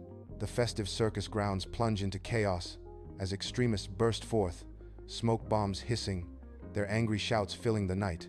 The Heartchilds move with balletic grace, intercepting the intruders, their movements a blur of coordinated precision. Swiftly, without violence, they disarm the extremists and guide them away, their actions a silent ballet of control.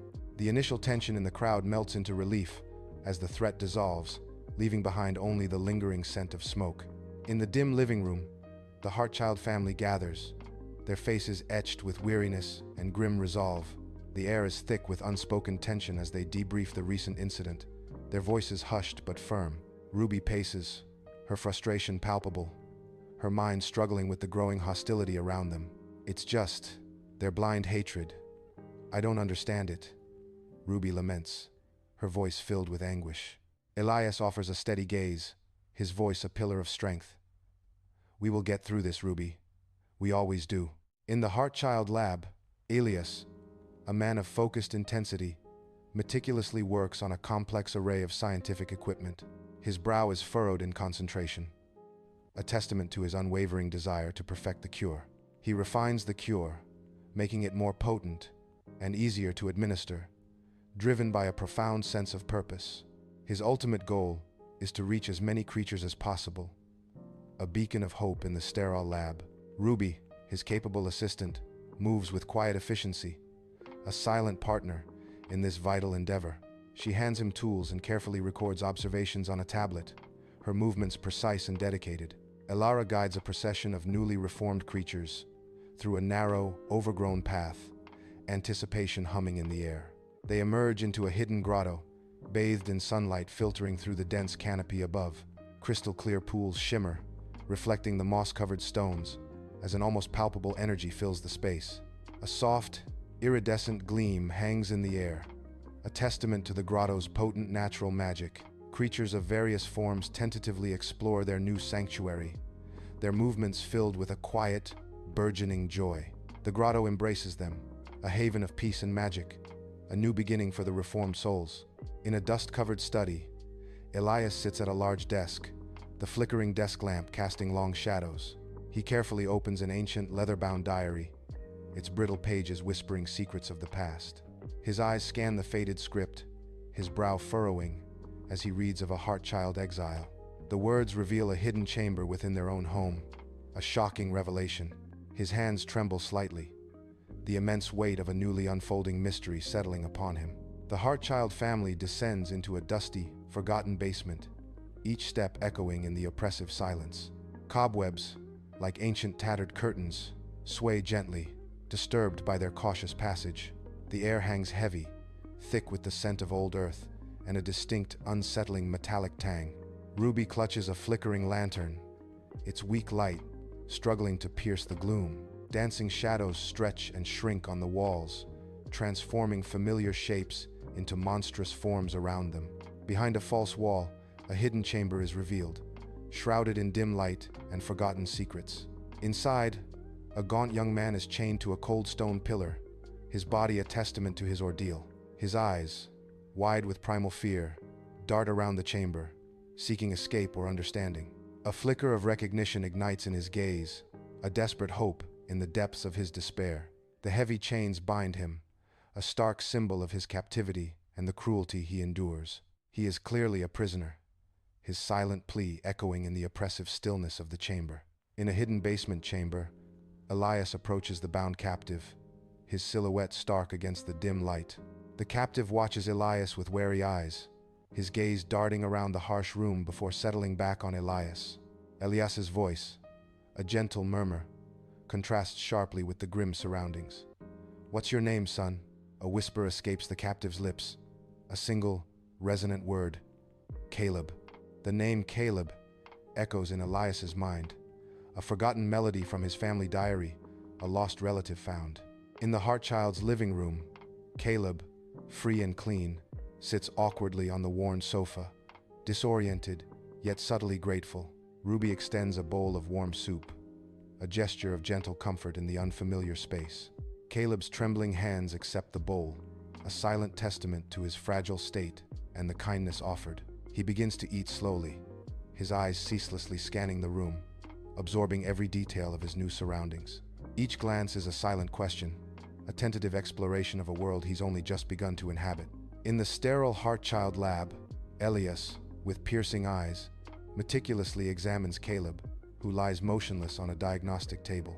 His gloved fingers trace faint, glowing lines that crisscross Caleb's skin, an ethereal map of ancient power. The intricate patterns pulse with a mysterious luminescence, a clear sign of potent magic binding Caleb's very essence. This complex enchantment speaks of a captor possessing immense skill and forbidden knowledge. Elias's brow furrows, a storm of realization brewing as a theory begins to crystallize in his brilliant mind. He senses Caleb's unexpected, profound connection to their family's storied, magical past, a revelation that chills him. In the dimly lit study, Caleb, still pale and frail, recounts his memories. His voice, though weak, carries a growing resolve as he describes shadowy figures. He speaks of fleeting movements in the periphery of his vision, a chilling sensation, whispers echo in his mind, always referring to the majority's sinister agenda. His words hang heavy in the air, a new, ominous dimension to their mission. A profound sense of dread settles over the room as Caleb's fragmented memories unfold. Sunlight filters through the leaves, dappling the lush garden where Ruby and Caleb sit, a serene scene. Ruby gestures animatedly, her words painting a vibrant picture of the circus and rogue creatures. Caleb leans forward, his eyes wide with fascination, a small smile playing on his lips. A palpable connection begins to form between them, an unspoken understanding blossoming. Inside the Heartchild lab, Elias leans over Caleb, his brow furrowed with intense concentration, a silent battle waged in the dim light. His hands move with practiced precision, manipulating glowing tools that hum with unseen power around Caleb's form. Ancient incantations, barely audible, escape Elias's lips, weaving a mystical tapestry in the charged air. The air crackles with an electric hum, a palpable energy, as Elias labors to undo the powerful magical bindings. Sunlight streams into the cozy kitchen, illuminating dust motes dancing in the morning air. Caleb, now animated and purposeful, moves with a newfound energy, a stark contrast to his past self. He works alongside Alara, his movements fluid and practiced as he deftly chops vegetables for breakfast. The family watches from the doorway, a quiet joy radiating from their faces as they observe Caleb. A deep sense of relief and happiness washes over them, witnessing Caleb slowly reclaim his life. The morning light bathes the scene in warmth, highlighting this poignant moment of recovery and hope. Sunlight filters through the leaves, dappling the training grounds as Alara demonstrates a basic self-defense move, fluid and precise. Caleb, though small, mirrors her with intense focus, his initial attempts stiff yet determined. His movements quickly adapt, every effort radiating a fierce resolve to master the technique. Ruby watches nearby, her expression supportive, ready to offer a kind word of encouragement. In the Heartchild living room, warm lamplight casts a comforting glow over faces etched with concern and unwavering resolve. Hushed tones fill the air as they acknowledge the inherent dangers, yet their expressions convey deep acceptance of Caleb. Elias, a visionary, gestures animatedly, his passion lighting up the cozy space as he outlines their ambitious plan. He speaks of revitalizing a dilapidated local school, its potential as a beacon of hope and knowledge for the community. The family listens intently, their shared commitment to their audacious endeavor solidifying in the lamplit room. The Heartchilds stand before a dilapidated schoolhouse, its shattered window panes staring like vacant eyes. Crumbling walls reveal ancient laths, a daunting task ahead, yet their expressions show a shared vision. Ruby, with focused intensity, sketches designs for a magical garden in her small notebook. Caleb points to a section of the roof, offering practical advice, his gaze fixed on the repairs. Elias hunches over a chaotic desk, surrounded by ancient tomes and glowing arcane diagrams, his fingers flying across a holographic interface. He sifts through obscure texts on architectural magic, a desperate quest to speed up the school's restoration etched on his face. A sudden, brilliant flash of insight, a glowing symbol on a forgotten scroll, pierces the gloom of his intense focus. The scroll reveals a ritual, a profound way to imbue a structure with protective, ancient energy. Golden sunlight bathes the school grounds as my family and allies move with purpose. A flurry of activity. Hands work in unison, clearing debris and tidying the area, a testament to their shared resolve. Each effort, though small, contributes to a greater goal, the ground transforming under their touch. Caleb, lean yet strong, lifts heavy objects with surprising ease, his determination shining. A palpable sense of community blossoms, weaving through the group like an invisible thread. Their combined efforts forge a powerful bond, a shared purpose illuminating their faces. Under Alara's watchful eye, Ruby channels her nascent magic, her hands glowing with an ethereal light. Shimmering energy erupts from Ruby's fingertips, weaving into the fractured roof. The broken sections of the schoolhouse roof mend, sealed by Ruby's growing power. With each pulse of light, Ruby's magic intensifies, radiating with a potent, visible force. In the classroom's heart, Elias performs an ancient ritual, his hands moving with practiced grace, tracing patterns in the air. Glowing symbols shimmer into existence on the stone walls, pulsating with an ethereal light. The symbols slowly sink into the rough-hewn stone, disappearing from view, as if absorbed. A soft, resonant hum emanates from the building, a subtle vibration that suggests a newfound magic. The protective magic settles within its foundations, a silent guardian. Elias stands amidst the fading glow, the air thick with ancient power and new protection. Under the bright sun, the newly restored schoolhouse gleams, its walls bright and windows sparkling with renewed life. A group of children from the community gather at the gates, their faces alight with curiosity and excitement. The Heartchilds stand nearby, a profound sense of accomplishment radiating from their proud figures. A testament to hope and community, the schoolhouse stands ready to welcome a new generation. The schoolhouse classroom hums with the vibrant energy of the first day, a symphony of youthful anticipation. At the front, Elara commands attention, her voice a captivating melody as she unravels the mysteries of magical history. Ruby moves with gentle grace among the younger children, patiently guiding their eager hands through their studies. In the back, Caleb watches, a serene smile playing on his lips, a silent observer of the unfolding magic. The air is thick with wonder, as Elara's words paint vivid pictures, and young minds absorb the ancient lore. Under the soft glow of the porch light, Elias and Elara sit close, their faces etched with deep contemplation and unwavering resolve. The tranquil night air, punctuated by distant cricket chirps, envelops them in a shared moment of silent understanding. Elias's voice is hushed. "This is a big step, Elara. Are we truly ready for it, to make the school our permanent home?" Elara's gaze meets his, her conviction clear. "I believe we are, Elias. It feels right, like we're meant to be its caretakers." With a shared, knowing glance, Elias affirms, "Then so do I. Together, we'll make it thrive." The Heartchild family living room is a silent whirlwind of activity, boxes stacked high, a poignant tableau of departure. Each family member moves with a somber grace, wrapping precious items in old newspapers, each fold a quiet farewell. Their every motion is a whispered goodbye to their past, an uncertain step into a future veiled in mystery. Ruby, a young woman, delves into a box of keepsakes, her fingers tracing the contours of forgotten memories. Her touch lingers on a faded photograph, a ghost of a younger Caleb, his smile wide and unburdened. The image of Caleb's carefree smile contrasts sharply with the somber quietude of their impending exodus.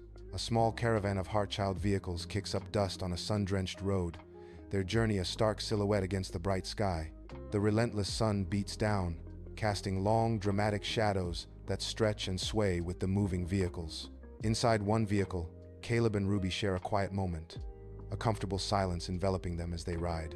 The dusty road unfolds before them, a path leading to an unknown future, yet their bond remains steadfast.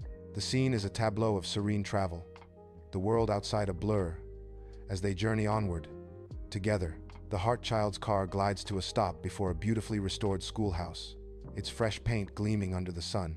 A joyous rush of beaming children surges forward, their cheers echoing with unbridled excitement. The once abandoned building, now vibrant with life, stands as a testament to renewal and community spirit. Sunlight dances on the schoolhouse walls, reflecting the bright future it now holds.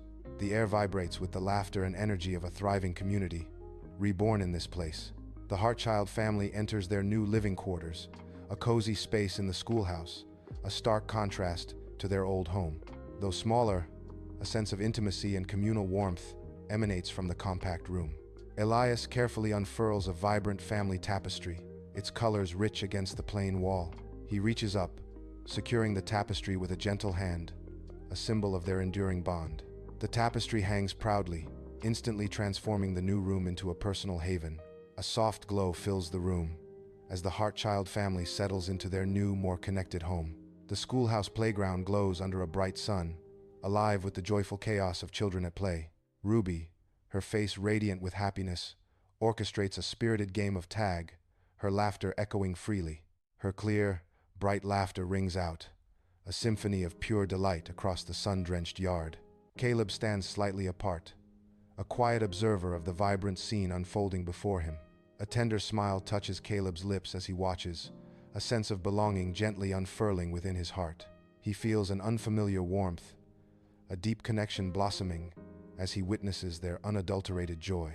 In a corner of the schoolhouse, Elias meticulously arranges beakers and monitors, creating a sophisticated lab. His gaze, once frantic, now holds a quiet determination as he focuses on his research.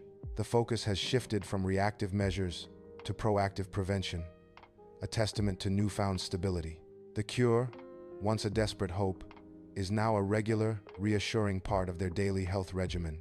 A sense of calm purpose fills the air as Elias continues his work, securing the community's future. Sunlight filters through the leaves, illuminating Alara as she kneels in a vibrant garden, a gentle smile gracing her lips. A group of children, their eyes wide with wonder, gather around Alara, eagerly planting seeds in the shimmering soil. The soil beneath their tiny hands glows with a subtle, inner light, hinting at the magic within the earth. Around them, unusual glowing flora pulses with a soft, ethereal light, a testament to the garden's enchantment. Alara's voice is soft yet clear. Every seed we plant, every spell we weave, connects us to the heartbeat of the world. She continues, "Remember, magic isn't just in grand gestures. It's in the quiet growth, the shared breath of nature." In the warm glow of library lamps, Caleb sits, a beacon of calm surrounded by a rapt audience of wide-eyed children.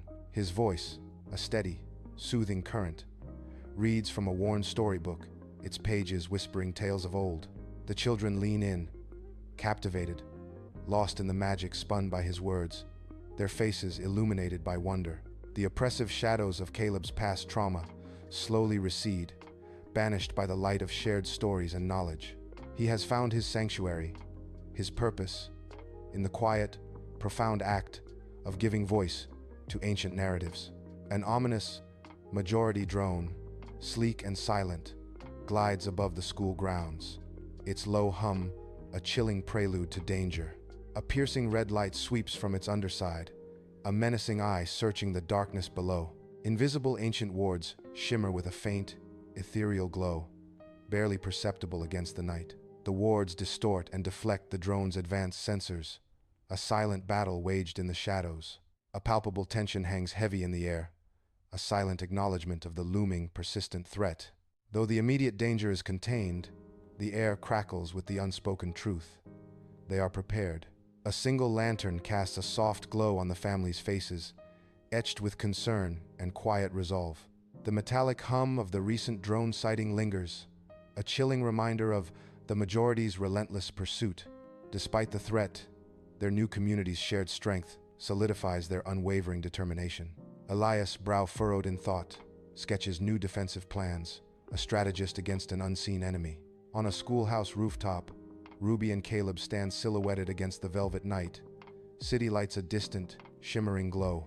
Ruby gazes upward, her eyes reflecting the quiet reverence of the stars, a profound peace settling upon her.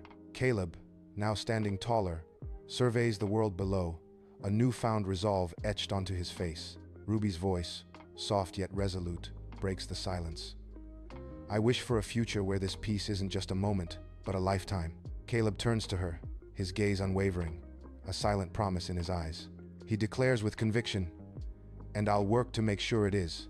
For all of us." A shy young boy steps into the sunlit classroom, a faint, iridescent glow subtly emanating from his presence. This ethereal light hints at a latent magical ability, a secret power stirring within him. Elara greets him with a warm smile, her eyes sparkling with recognition of his hidden potential. The classroom hums with unspoken wonder as Elara welcomes the boy, aware of the magic he carries. Elias, with focused intensity, directs a team of workers on the construction of a new observation post. The wooden frame of the post rises amidst the verdant school grounds, cleverly disguised as a quaint gazebo. He gestures, offering precise instructions, his gaze sweeping over the burgeoning structure. The disguised gazebo begins to take shape, its purpose hidden beneath a veneer of innocence. It is designed to offer a more effective vantage point for monitoring the surrounding area, a silent sentinel. In the dim schoolhouse lab, a complex device on a workbench glows, casting an eerie light. Ruby, brilliant and determined, leans over the contraption, her face illuminated by its soft pulsing light. Elias, equally brilliant, but more cautious, stands beside her, his expression a mix of awe and apprehension. Wired tentacles snake across the table, connecting various components of the mysterious machine. The device hums with a low rhythmic thrum, a steady pulse in the quiet night. Their faces, bathed in the otherworldly glow, reflect their intense focus on the unknown. Sunlight dapples the winding forest path as Elara, with kind eyes, guides curious students through the vibrant woods. Elara gestures, her voice soft, as she explains the secrets of the plants and rocks around them. Suddenly, she halts, a gentle hand raised, her gaze fixed on a hidden wonder ahead. Nestled among mossy roots, a family of shy whisper weasels, with large, sensitive ears, moves with delicate caution. In the intimate schoolhouse living quarters, a family gathers around a worn wooden table, sharing a quiet dinner. The soft, distant sounds of children playing drift through an open window, a gentle counterpoint to the clinking of forks. The air is filled with the simple, cherished sounds of a family sharing a meal, their faces illuminated by a warm, soft light. A palpable sense of normalcy, hard-won and deeply cherished, settles over the small, cozy room. Each face reflects a quiet contentment, a testament to the peace found in this shared, precious moment. Under the vast, indifferent night sky, the schoolhouse grounds lie hushed, awaiting a new dawn. A sleek, metallic anomaly detector stands sentinel, a silent guardian against unseen threats. Its surface gleams faintly, reflecting the distant starlight, a testament to its advanced design. A soft, rhythmic pulse emanates from the device, a low hum of power and purpose. The pulse is a heartbeat in the quiet night, reassuring and constant, promising safety to the slumbering community. Above, the stars twinkle, ancient and distant, oblivious to the quiet magic unfolding below. In the dimly lit schoolhouse lab, Elias hunches over monitors, his face bathed in the eerie glow of flickering data. His fingers fly across the keyboard, scrolling through complex graphs and readouts from the anomaly detector. Elias's usually calm eyes narrow, fixing on a peculiar energy signature, unlike anything he's seen before. The unfamiliar pattern clearly localizes within the school grounds, a chilling realization dawning on him. A deep furrow appears between his eyebrows, a stark testament to the growing concern etched on his face.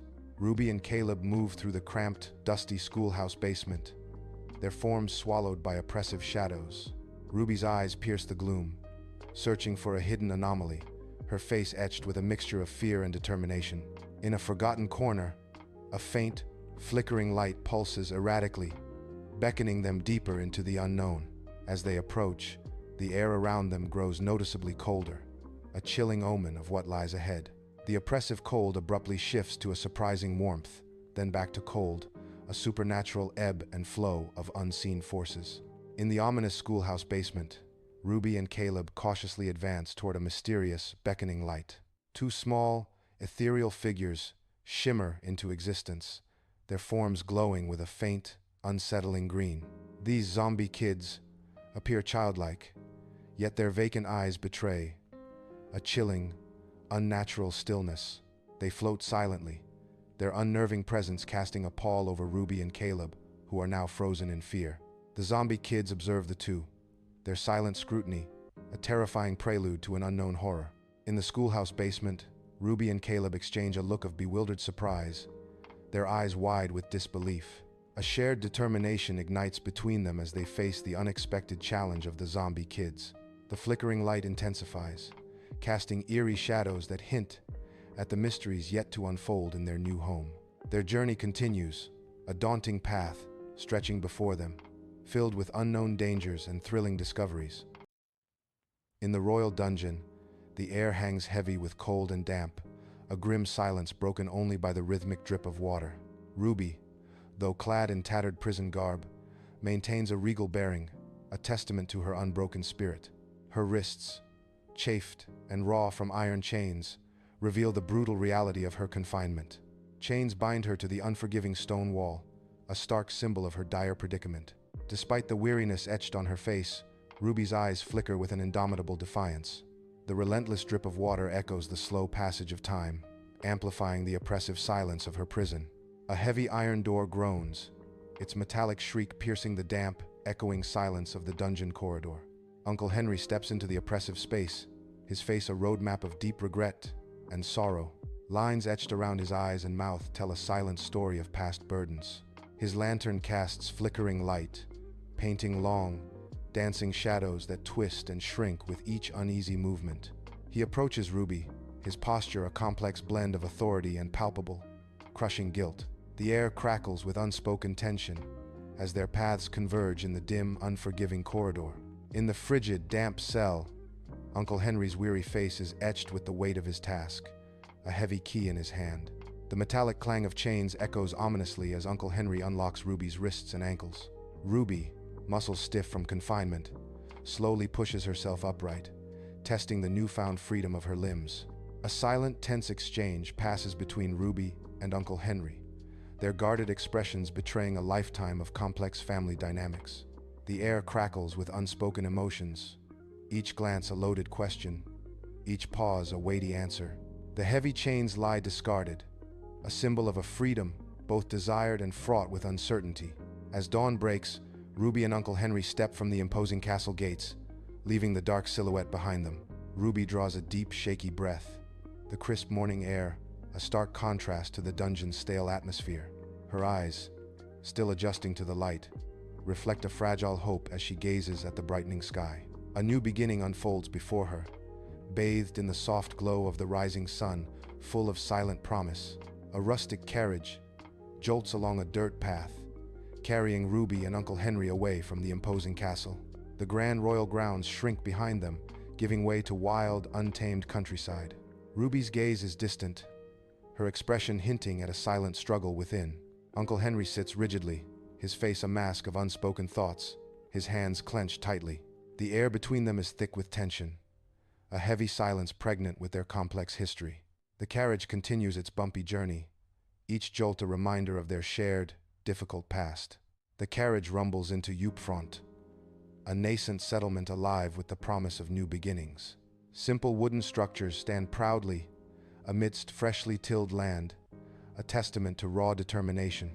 Children's laughter echoes through open spaces as they chase each other, their spirits unburdened. Adults move with purpose, building and cultivating, their hands shaping a vibrant community. Ruby observes the teeming life, a stark contrast to her past, a place where belonging clearly thrives. Ruby stands before a small group of elders, their faces etched with the profound stories of hardship. Despite the weariness, a quiet strength emanates from their eyes as they listen intently to Ruby. Ruby's voice, clear and resonant, fills the Upfront community hall, carrying her conviction. Her hands gesture with a sincerity that speaks volumes, not in grand sweeps, but with heartfelt purpose. The elders' expressions reveal a complex mix of wariness and a fragile glimmer of hope. Ruby declares, "I'm not here to rule, but to serve, to help build a future for this community." Under the warm sun, Ruby stands on overgrown land, her eyes fixed on a vibrant future.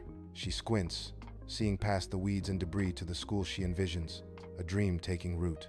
With a stick, Ruby meticulously sketches designs in the dirt, her brow furrowed in deep concentration. A slight, determined smile graces her lips, a testament to her unwavering vision. The rhythmic sound of a distant hammer echoes, a grounding beat to her focused dedication. Murmurs of community voices blend into the air, a constant reminder of shared purpose and hope. Ruby sits cross-legged by a small, crackling fire, the flickering flames casting dancing shadows across her new cabin's rough-hewn walls. Engrossed, she meticulously marks potential school sites on ancient, yellowed maps, a quill held firmly in her hand.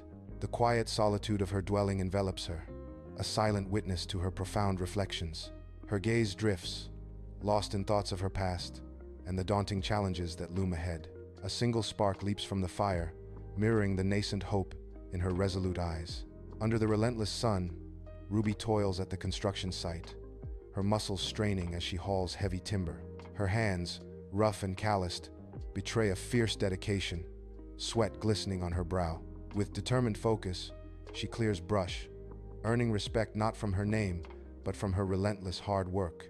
A palpable sense of camaraderie fills the air, a testament to shared labor and mutual respect. Ruby stands before a diverse group of community members, her presence commanding attention, a large presentation board behind her. The board, filled with intricate charts and diagrams, is a testament to meticulous preparation, reflecting in Ruby's engaging gestures. Community members lean forward, their faces a tapestry of interest and concentration, some diligently taking notes. Hands rise tentatively, then with confidence, as questions emerge, fueling the active participation in the room. An atmosphere of profound respect and collaborative spirit envelops the meeting, every gaze fixed on Ruby. Under the cloak of night, Uncle Henry paces the perimeter of Upfront, his eyes scanning the darkness with a hawk-like intensity. A chilling unease settles in the air around him, a silent warning of an unseen, lurking menace. The looming shadow of the majority stretches across the horizon, threatening the fragile peace of Upfront. His weathered face reflects a deep-seated vigilance, a silent vow to protect what remains. Ruby steps into the Heartchild family home, where warmth radiates from the very walls, embracing her in its gentle glow. An ethereal light dances through the air, painting soft shadows across the room, hinting at ancient secrets. Alara Heartchild, an elder with eyes that hold untold stories, turns to Ruby, a serene smile gracing her lips. She carefully pours a cup of steaming herbal tea, its fragrant steam rising like a whisper of old magic. Alara's voice, a soft current of wisdom, begins to flow. "The land speaks, child, if one only knows how to listen." Her gaze, deep and knowing, emphasizes her final words. Its secrets are woven into the ancient ways. Sunlight filters through the ancient canopy, illuminating a hidden grove where the air hums with resonant energy. Alara Heartchild, her expression serene, gestures around the mystical clearing, a silent invitation. Ruby watches Alara, her face a mixture of awe and burgeoning curiosity, captivated by the grove's magic. Alara's voice, calm and clear. "This grove, Ruby, is a testament to the delicate balance between nature and magic." She continues, "In this world, the supernatural isn't just a tale, it's woven into the very fabric of existence." Ruby watches the Heartchild children, their small hands moving with an eerie precision across paper. Intricate patterns emerge, whispering of things to come, a silent language of prophecy. Their designs reveal a profound connection to the magical elements that hum around them. Ruby observes their unusual attunement to their surroundings, a chilling sense of their power. Under the scorching sun, the construction site pulsates with the symphony of hammers, saws, and rumbling machinery. Ruby, her hard hat askew, moves with unwavering purpose, her clear voice directing workers and pointing to blueprints. She intervenes in a small disagreement, her presence a calming force amidst the bustling construction. The skeletal framework of the school rises, a beacon of hope and a tangible symbol of the community's soaring aspirations. Ruby, hunched over a flickering oil lamp, deftly unfolds a small, intricately folded piece of paper. The brief, coded message reveals chilling news. Uncle Henry warns of increased majority activity.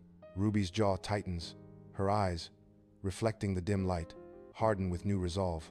The weight of her dangerous new life settles upon her shoulders, a stark burden in the quiet night. Ruby and Uncle Henry move with practiced stealth along the forest edge, their eyes sharply scanning the ground. They discover subtle tracks in the soft earth, clear indicators of the majority's encroaching presence.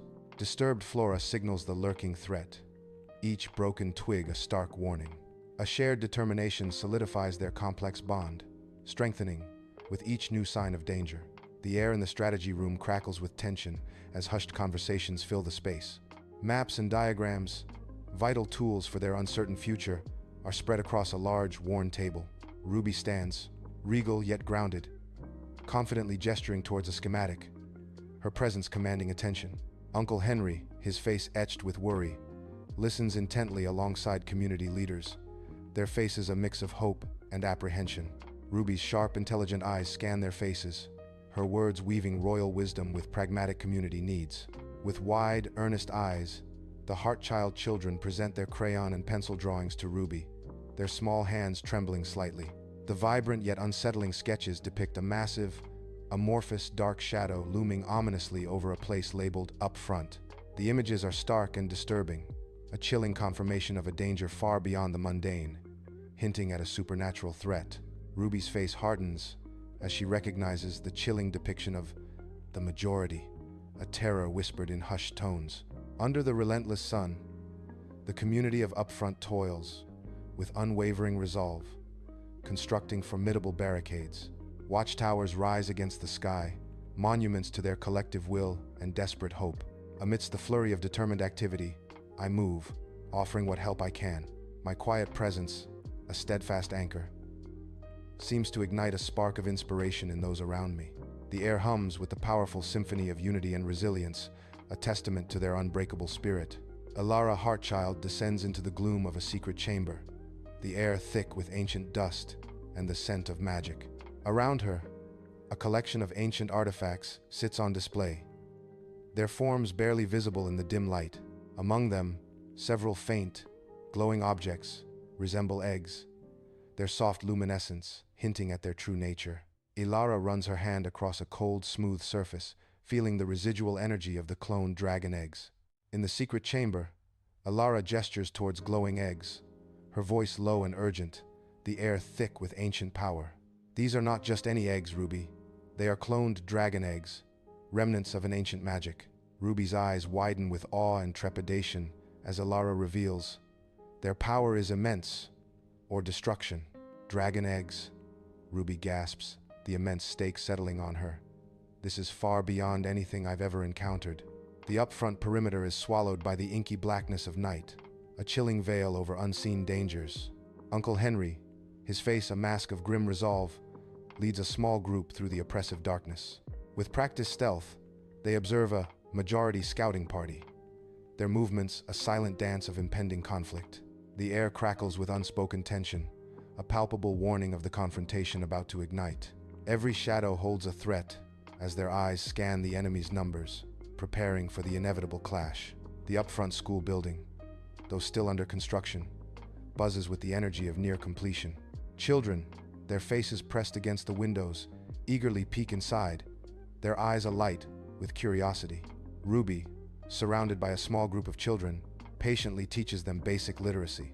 Her joy is palpable, mirrored in the eager, bright faces of her young students, a testament to her dedication. The majority descends upon Upfront, a wave of chaos crashing against the community's defenses. Ruby, a bow clutched firmly in her hands, moves with a fluid grace born of royal training. She fires arrows with precision, each shot a testament to her commitment to her new life. Ruby fights alongside her adopted community, a fierce protector on the chaotic battlefield.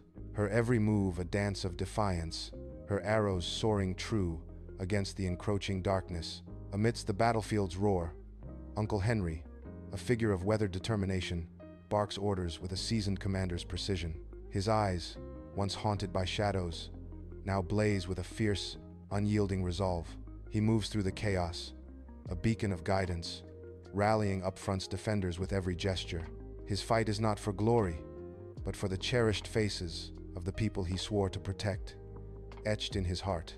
The secret chamber hums with an almost palpable arcane energy, casting an ethereal glow on its ancient walls. Members of the Heartchild family move with mystical grace, their forms a blur as they encircle the precious dragon eggs.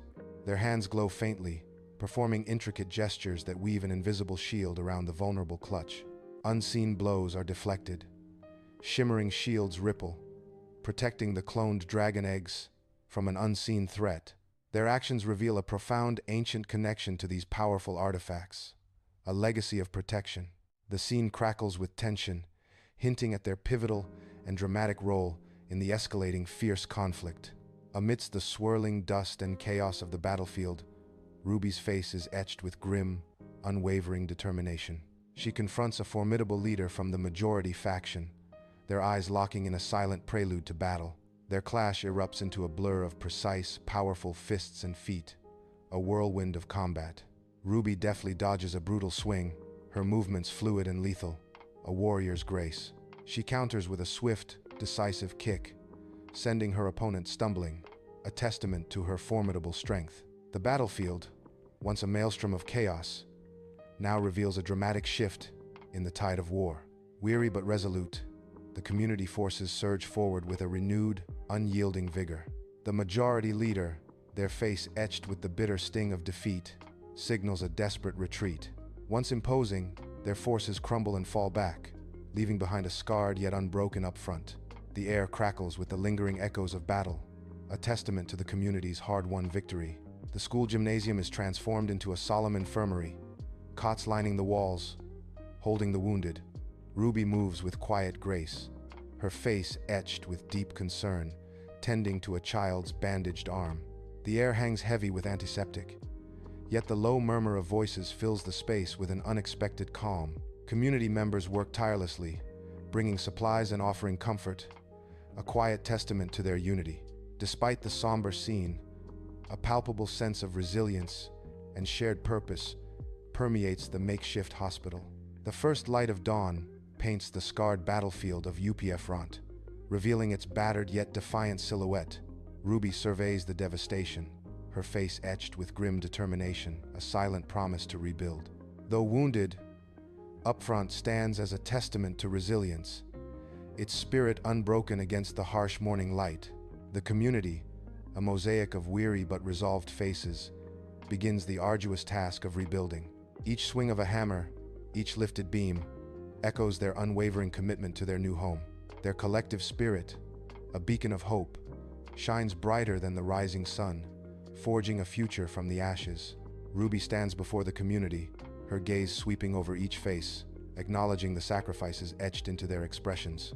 She speaks with a voice that carries both authority and empathy, her words painting a picture of a shared future. Her presence solidifies her position, not merely as a royal figure, but as a genuine leader. "I see the weight you carry, the sacrifices you've made," Ruby declares, her voice resonating with profound understanding. "But I also see your unwavering spirit, your hope for tomorrow," she continues, inspiring the community. "We are bound by a common purpose, a future we will build together," Ruby concludes, uniting them with a powerful vision. Ruby, though exhausted, emanates resolve, her eyes gleaming with a newfound strength. Uncle Henry approaches, a soft tenderness in his gaze, placing a gentle hand on her shoulder. "I'm so proud of you, Ruby. You've taught me a lot, more than you'll ever know," he says warmly. Ruby returns his smile, her voice filled with understanding. "We've both learned a lot, Uncle Henry. We're finally seeing eye to eye." Alara Heartchild, her face aglow with profound gratitude, turns to Ruby in a room hushed with anticipation. "Ruby, your bravery and foresight have been truly remarkable. I cannot thank you enough." Ilara reveals a hidden compartment, unveiling intricate glowing dragon eggs that shimmer with otherworldly light. These are the cloned dragon eggs. They represent an incredible power, capable of both immense creation and devastating destruction. Your role in their protection, my dear, is more crucial than you can possibly imagine, Ilara concludes, her voice resonating with grave importance. The newly constructed Upfront school stands, a beacon of hope, gleaming under the bright daytime sun. A vibrant cascade of children, their energy infectious, floods the entrance of the school. Laughter echoes as the children, their faces alight with anticipation, rush towards their classrooms. Ruby watches the joyous scene, a profound sense of accomplishment beginning to wash over her. Her eyes reflect the bright faces of the children, recognizing the tangible impact of her tireless efforts. A quiet, triumphant smile plays on Ruby's lips, a testament to her unwavering dedication and hard work. Under the bright sun, Upfront thrives, a testament to a new, peaceful normal. Children's laughter echoes through the community square as the proud school stands as a beacon of learning. Ruby watches the tranquil scene, a profound contentment settling over her, a stark contrast to her past torment. Her gaze sweeps over the vibrant life, a quiet joy illuminating her face amidst the serene atmosphere. In her small dwelling, Ruby sits by a flickering oil lamp, its dim light dancing on her face as a messenger dove taps at her window. She opens the window, retrieves a rolled parchment with a familiar crest, and breaks the wax seal, her fingers trembling slightly. Her eyes scan the formal script of the summons, a chilling call from the Old Kingdom to reclaim her royal duties. A deep sigh escapes Ruby's lips, the crushing weight of her past settling heavily upon her as the lamp flickers. Ruby's brow furrows as her eyes devour the message, each word a heavy stone in her mind. Her gaze drifts, pulled by the vibrant, chaotic energy of the Upfront, a world beyond her gilded cage. The window frames a world teeming with life, a stark contrast to the quiet weight of her royal burden. A silent battle rages within her, the duty of lineage warring with a fierce desire for her community. Her expression is a tapestry of conflict, a queen's struggle for her people's heart. The Upfront beckons, a siren call to a life of purpose, challenging her royal destiny. In the somber Upfront community meeting, flickering lamplight casts long, heavy shadows across the faces of the community leaders. Ruby sits at the worn table, her hands clasped tightly, a silent testament to her inner turmoil. She looks from face to face, her gaze unwavering, her loyalty to this community evident in her posture.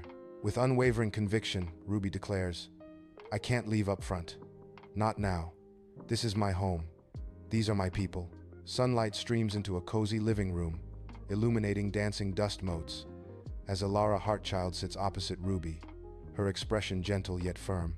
Ilara leans forward, her gaze unwavering, delivering words of quiet intensity. "Destiny is not a cage, Ruby. It is a path laid before you. Your steps upon it are your own. True power lies not in the titles you inherit, but in the choices you make, in the strength of your own heart." Her voice softens with profound conviction. "Follow that, my dear. Trust it above all else." Ruby stands, her gaze fixed on the distant horizon, the weight of a monumental decision etched on her face. A newfound clarity gleams in her eyes, banishing the shadows of her fractured past. She understands her destiny is not tethered to yesterday, but to the vibrant future she has meticulously crafted. Her resolve, forged in the fires of Upfront, shines unwavering and bright. The Upfront community hall hums with a soft, ambient light, a sanctuary of peace.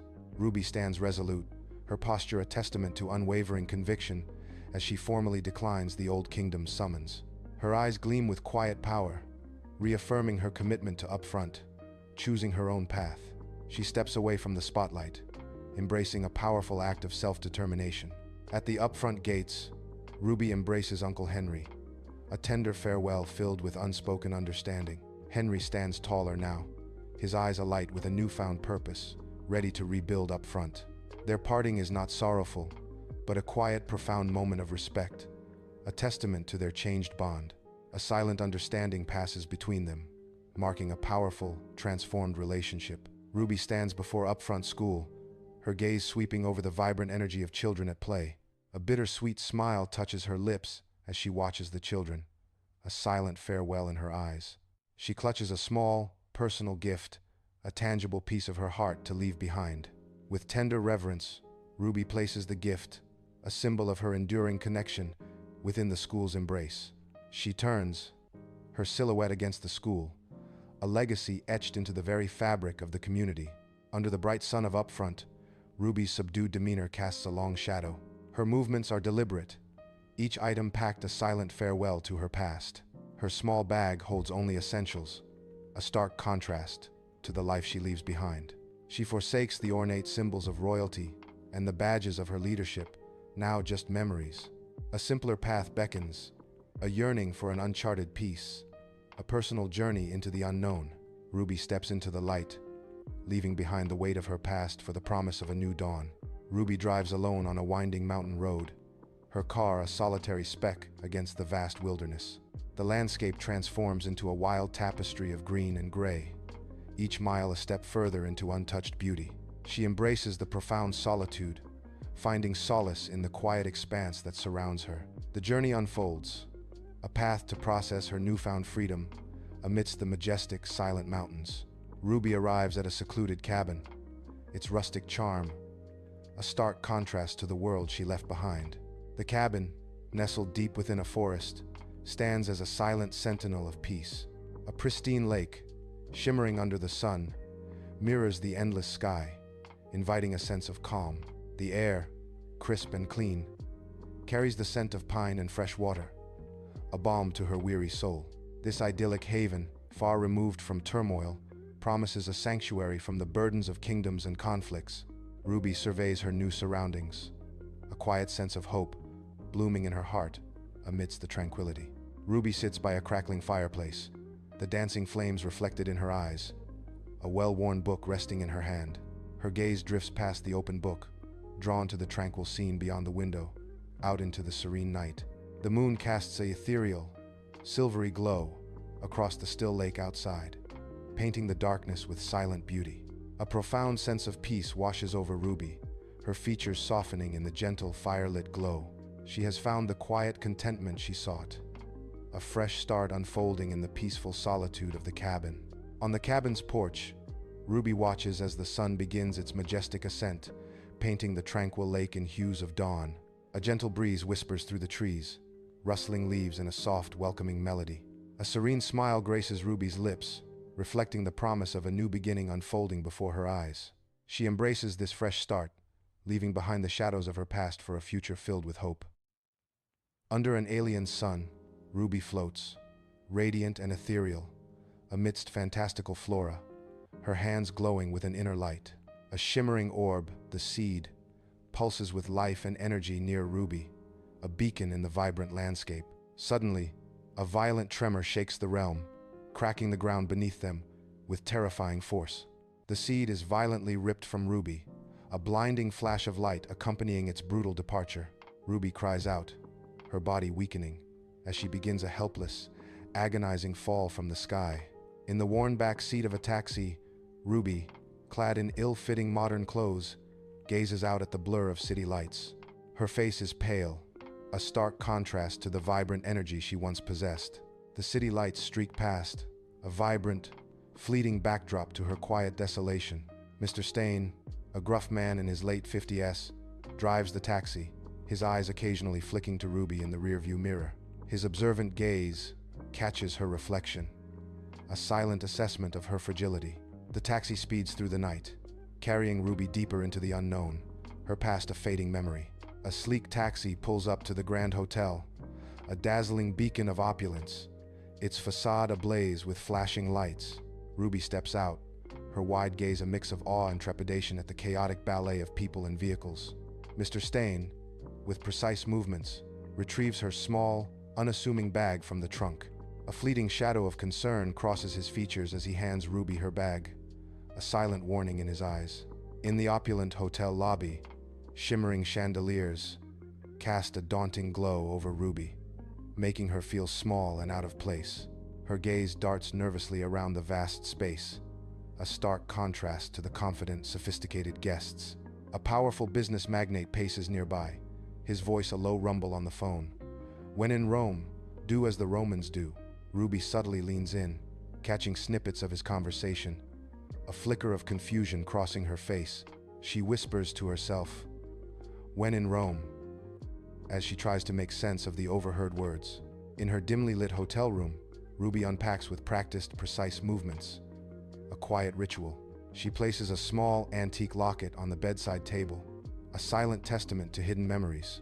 Extending her hand, she attempts to conjure magic, a flicker of hope in her determined eyes. A faint, almost imperceptible shimmer appears, then vanishes, leaving her hand empty and her spirit undeterred. In the lavish hotel restaurant, Ruby, a young woman with nervous energy, eyes the breakfast buffet, an array of pastries and fruits. Her gaze darts around the elegant room, taking in the opulent spread and the other guests.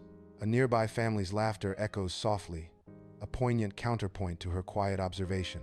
A pang of loneliness tightens Ruby's chest as she watches the family's joyous interaction. She approaches a waitress, refilling coffee, attempting small talk, her smile strained and awkward. Ruby's words feel clumsy, her unfamiliarity with social cues evident in her hesitant demeanor.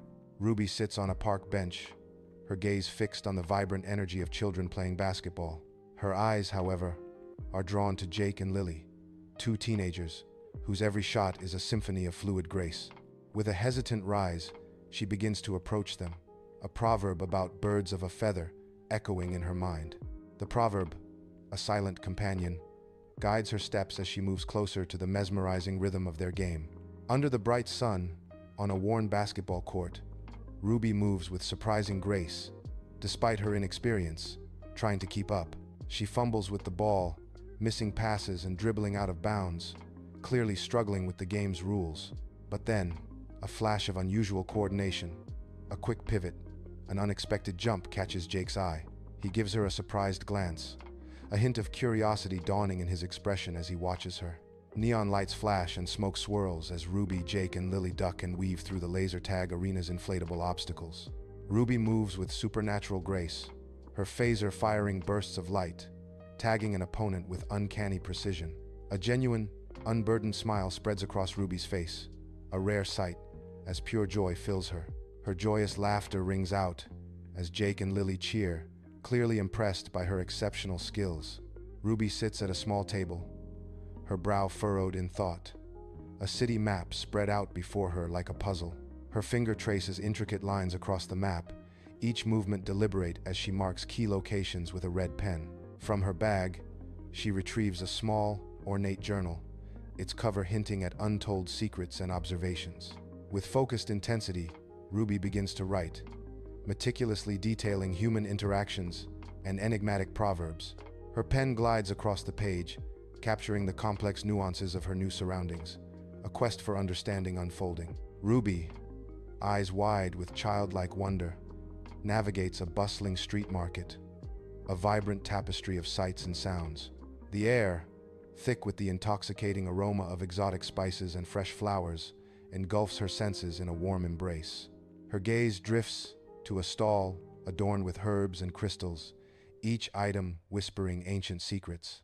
Among the treasures, a particularly glowing stone captures her attention, its luminescence a haunting echo of her lost seed. A flicker of longing crosses Ruby's face as she reaches out, drawn to the stone's mysterious allure. Mr. Stain's taxi glides through unfamiliar streets, his hands steady on the wheel, eyes fixed on the road ahead. In the back, Ruby observes the passing city, a captivating mix of apprehension and curiosity on her face. Mr. Stain's voice cuts through the hum of the engine, a quiet warning. Look before you leap. Ruby listens intently, a small, knowing smile beginning to form, a hint of understanding in her eyes. The city blurs past, a silent confidant to the unfolding mystery between them. Against the bruised night sky, the skeletal remains of an abandoned warehouse loom, a silent sentinel of decay and rust.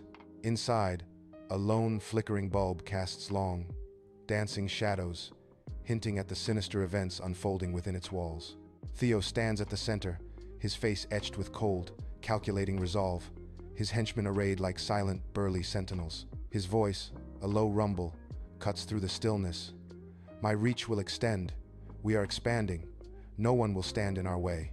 A chilling declaration follows. I've acquired a new asset, something powerful, something that will ensure our dominance. In the hotel room, the soft glow of a bedside lamp casts long shadows as Ruby, brow furrowed, extends a hand over a small pebble. With visible effort, the pebble trembles, then slowly lifts a few inches into the air, defying gravity. It hovers for a moment, trembling, before clattering back onto the tabletop with a sharp sound. Ruby slumps back in her chair, a sigh escaping her lips, the immense exertion clearly taking its toll. In a bustling city square, Ruby watches a street magician, her gaze intense, amidst the vibrant energy of the crowd. The magician's hands move, with practiced ease, conjuring illusions that mesmerize the onlookers. Ruby's eyes, however, pierce through the spectacle, discerning the subtle manipulation behind the magic. She observes the crowd's captivated faces, their wonder, a stark contrast to her knowing expression. A profound thought flickers across her mind, revealing a deeper understanding of appearances. Her silent reflection echoes the ancient wisdom. All that glitters is not gold. The inviting aroma of freshly brewed coffee permeates the cozy shop, a sanctuary from the world outside. Ruby sits opposite Jake and Lily, searching for the delicate balance between truth and discretion, her past a fragile secret. Jake and Lily offer genuine smiles, their eyes reflecting a profound understanding that calms Ruby's anxious heart. In their presence, Ruby feels a warmth, a sense of belonging she hasn't experienced in a very long time. The gentle hum of conversation and clinking cups forms a backdrop to this fragile, hopeful connection. Ruby discovers a hidden rooftop garden, a vibrant oasis amidst the stark concrete jungle, bathed in filtering sunlight.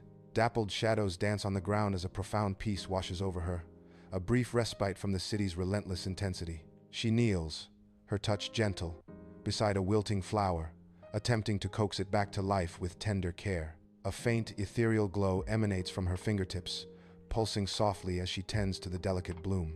The garden, a secret haven, seems to respond to her touch, a moment of magic unfolding in the urban expanse. The taxi's dashboard casts a soft glow, illuminating Mr. Stain as he glances at Ruby in the rearview mirror. Ruby's brow furrows, her gaze lost in unseen thoughts beyond the window. Mr. Stain turns, his thoughtful expression softening the night as he begins to speak. He shares, "I remember a time when I thought I'd lost everything. Every cloud has a silver lining." Ruby turns to him, a new understanding dawning in her eyes. I never thought of it that way." The grimy city streets hum with a dangerous energy, bathed in the lurid glow of neon lights. Theo's burly henchmen, cloaked in dark jackets, lean menacingly against shop doorways, casting long shadows.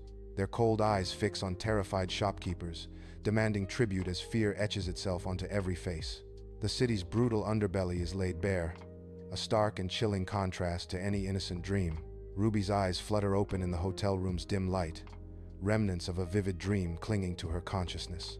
Her mind's eye still sees the ancient realm, a fleeting vision where her powers surged, once vibrant and potent. The memory, sharp and poignant, paints a picture of what once was, a life now lost to her.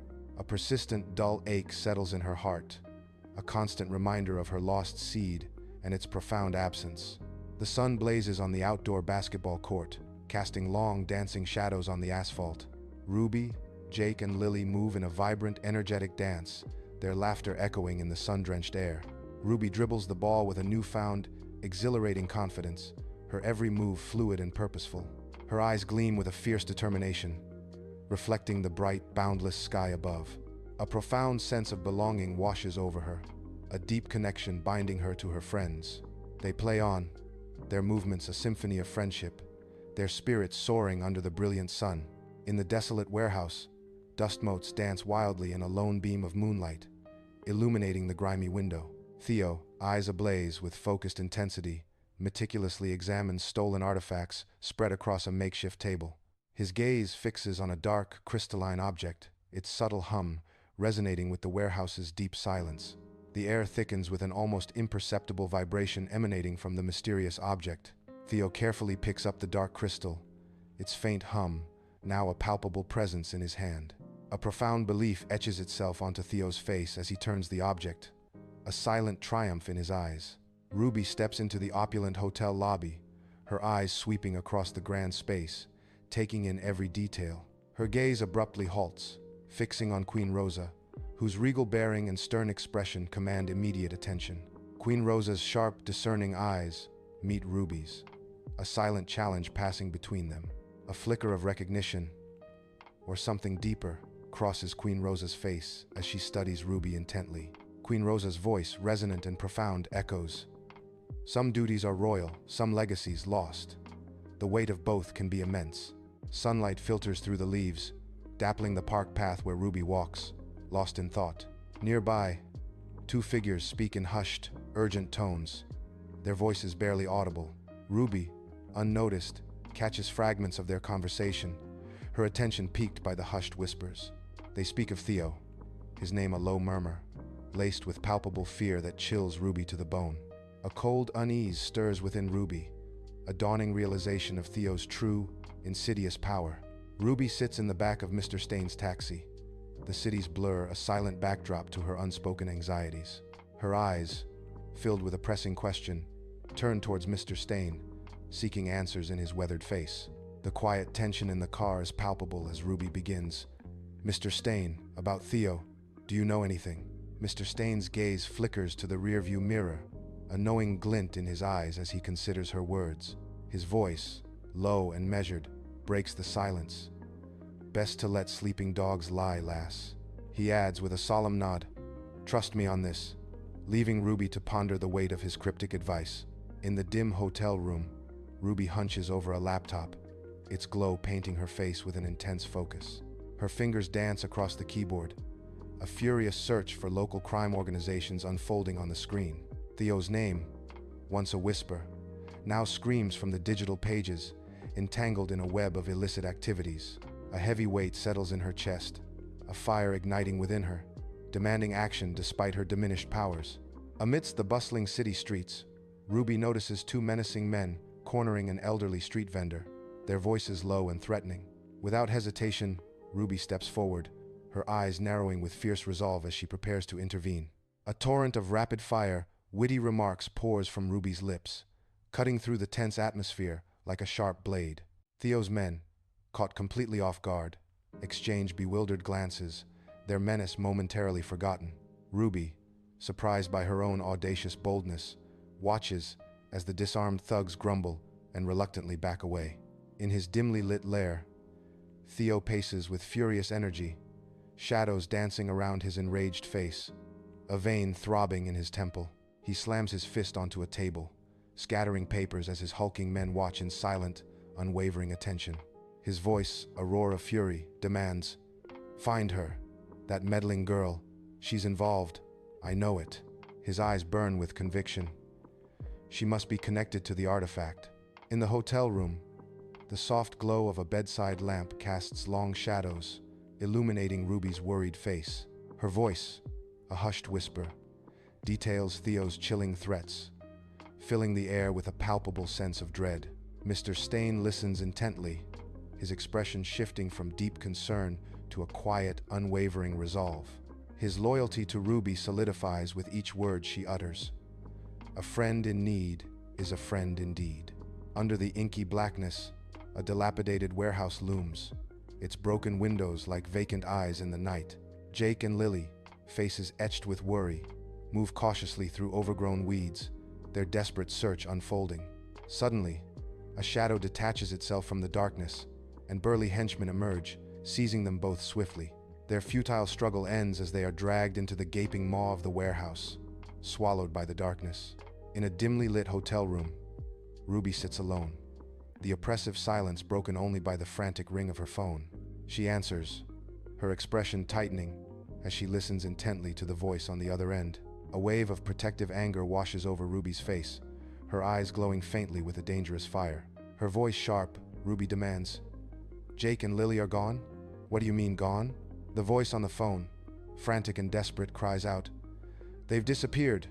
We can't find them anywhere." Inside Mr. Stain's taxi, city lights streak past like liquid fire, blurring into an abstract dance of color. Ruby, Her brow deeply furrowed in concentration, stares out the window, her mind a whirlwind of frantic thoughts. The frantic lights reflect in her eyes, mirroring the intensity of her internal struggle. She is meticulously piecing together a desperate plan, every detail a crucial cog in her escape. Her intimate knowledge of the city's hidden passages becomes her secret weapon, a labyrinth only she can navigate. With limited yet potent abilities, Ruby crafts a strategy, her resolve hardening with each passing moment. Rain-slick streets reflect the cold, harsh glow of neon, painting a desolate urban canvas. Ruby and Mr. Stain emerge from the deep shadows, their forms barely discernible against the bleak night. Ruby's hand moves with subtle grace, a silent command in the oppressive darkness. A shimmering, ephemeral, cat-like form darts across the guard's peripheral vision, a fleeting phantom. The guard's gaze snaps, drawn by the illusion, his attention momentarily fractured. Ruby and Mr. Stain slip past the entrance, their movements silent and swift as ghosts. Ruby and Mr. Stain navigate the cavernous warehouse, the air thick with dust and disuse. A subtle energy pulls Ruby deeper into the labyrinthine structure, a faint, undeniable force guiding her forward. Her eyes scan the oppressive darkness, searching for the source of the magnetic pull. It is the undeniable presence of her seed, a vital force she instinctively recognizes. The air crackles with anticipation as Ruby follows the mysterious energy, her heart pounding. In Theo's inner sanctum, the air crackles with oppressive, dark energy as Ruby's eyes narrow on her captive friends. A malevolent glow pulses from an artifact in Theo's hand, its power a twisted echo of Ruby's lost essence. Theo's voice drips with venom. "Look at them, Ruby. Power beyond your wildest dreams, all thanks to this little fragment." He clutches the glowing artifact, a cruel smile twisting his lips as he reveals, "Your fragment, in fact." In Theo's inner sanctum, the air crackles with unseen, malevolent energy, a prelude to a desperate confrontation. Theo, his face a mask of desperation and dark resolve, thrusts the corrupted seed fragment towards Ruby. The fragment pulses with a dark, insidious aura, attempting to overwhelm Ruby with its malevolent influence. Ruby stands firm, a subtle, ethereal glow emanating from within her as she pushes back against the darkness. Her eyes, usually soft and gentle, now burn with an unexpected and fierce strength, defying the encroaching evil. In Theo's inner sanctum, Ruby and Theo stand opposed, their gazes locked, the air crackling with visible tension. Ruby's brow furrows in intense concentration, her voice a low hum as she recites an ancient chant. Her precise, deliberate movements are guided by ancient lore, a dance of power unfolding. Theo, initially composed, shows a flicker of unease as the seed fragment in his chest pulses erratically. A dark energy struggles against Ruby's growing influence, a battle of wills in the charged atmosphere. Ruby unleashes a raw, untamed burst of energy, her form radiating with intense power. The surge of power disrupts Theo's control, his hands trembling as the seed fragment pulsates wildly. A blinding light erupts, consuming the inner sanctum in a flash of pure, uncontrolled force. A powerful shockwave rips through the room, sending objects scattering and the very air vibrating. The raw energy momentarily overpowers all, leaving a lingering hum in the aftermath of its explosive release. In Theo's inner sanctum, a whirlwind of motion erupts as Jake and Lily, free from their bonds, move with fierce precision. Their movements are fluid and coordinated, a testament to their unbreakable bond and newfound freedom. They fight alongside Ruby and Mr. Stain, forming an unstoppable quartet against Theo's remaining henchmen. The air crackles with the sounds of battle, a symphony of grunts, impacts, and the frantic scramble of bodies. Each strike is delivered with potent force, every dodge a dance of survival in the chaotic fray. The inner sanctum transforms into a maelstrom of conflict, a testament to their combined, formidable power. In Theo's inner sanctum, Ruby's fingers close around the corrupted seed fragment, its dark tendrils writhing. The inky tendrils of darkness begin to dissipate, like smoke in a strong wind, shrinking from her touch. A faint, pure glow emanates from Ruby's hands, a beacon of light pushing back the encroaching shadows. The light intensifies, illuminating the diminishing darkness as the seed fragment purifies. Theo, his form now slumped and diminished, kneels on the cold floor, his power visibly broken, his once formidable presence now a shadow. Theo's defeat is etched in the lines of his face, Red and blue patrol car lights flash through the warehouse gloom, casting a stark, pulsing glow on the grimy interior. Led by Mr. Stain, police officers sweep through the vast, dark space, their movements precise and determined. Theo and his men are swiftly apprehended, their futile resistance crushed in the overwhelming presence of the law. Ruby, Jake, and Lily stand together, a palpable wave of profound relief washing over them as they witness the arrests. On a city rooftop, Ruby, Jake, and Lily stand, the first light of dawn painting the sky in fiery hues. The city awakens below as the trio watches the breathtaking spectacle, a new day dawning with vibrant colors. Ruby's hands glow with a soft, steady light, a testament to her remarkable, partial recovery. The gentle luminescence from her hands casts a hopeful glow on her face, a silent promise of strength. A palpable sense of renewed purpose radiates from Ruby, a quiet determination settling in her eyes. Together, they face the sunrise, united by hope and the promise of a future illuminated by Ruby's enduring spirit. In the opulent hotel lobby, Queen Rosa glides towards Ruby, a subtle shimmer emanating from her, hinting at regained power. Queen Rosa regards Ruby with an intense gaze, an ancient knowledge reflected in her eyes. Queen Rosa's voice is regal and resonant. Ruby, your bravery has not gone unnoticed. A fragment of what was lost has returned to me, thanks to your courage. Her eyes pierce Ruby's, the weight of destiny in her words. But this is only the beginning. You carry a lineage far greater than you know, and with it, responsibilities that will shape our world. The taxi idles softly, a quiet haven in the city's muted hum, as Ruby and Mr. Stain share a comfortable silence. Mr. Stain's gaze, warm and admiring, settles on Ruby, a silent testament to their shared journey. He breaks the silence, his voice gentle. Your strength, Ruby. It's truly something to behold. Ruby's eyes meet his, a deep appreciation reflected in their depths. She responds, her voice heartfelt. And your loyalty, Mr. Stain. You've been my rock. A profound connection hangs in the air, a bond forged in shared experience and unwavering support. Ruby sits on a sun-drenched park bench, her gaze sweeping across the playground where children's laughter rings out. The city, once a daunting maze, now unfolds before her as a vibrant tapestry of interconnected lives. She sees a community she helped safeguard, a world brought into harmony by her actions. A soft, contented smile touches her lips, reflecting the peace she has found. In a dim hotel room, Ruby hunches over a worn journal, the soft scratch of her pen the only sound. Long, dancing shadows stretch across the room, cast by the solitary glow of a bedside lamp.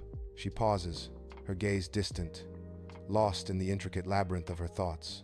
Her pen resumes its dance, chronicling the profound impact of human connection and surprising resilience.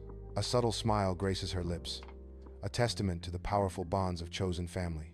Her reflection reveals a deep understanding that the family we choose can be as powerful as blood. Ruby strides through the bustling city streets, no longer an outsider, but a woman of quiet confidence. Her footsteps resonate with a newfound belonging, each step a testament to her journey. She offers a subtle nod to a familiar face, a silent acknowledgement of their shared world. A small, warm smile plays on her lips as she greets another, a queen among her people. Ruby has woven herself into the fabric of this city. Far more than just a princess, she is home. The taxi hums a steady rhythm as Mr. Stain expertly navigates the bustling city streets, a familiar comfort. Ruby sits beside him, her gaze fixed on the blur of passing scenery, a canvas of urban life unfolding. Her eyes, wide with a blend of curiosity and anticipation, hint at the journey's deeper purpose. A comfortable, unspoken silence hangs between them, a testament to their profound, quiet connection. They journey towards an unknown destination, a place where Ruby's hidden powers will soon be revealed. With each passing mile, her role in a larger destiny becomes clearer, etched against the urban landscape. On a high rooftop, Ruby stands silhouetted against the glittering city, the wind gently tousling her hair.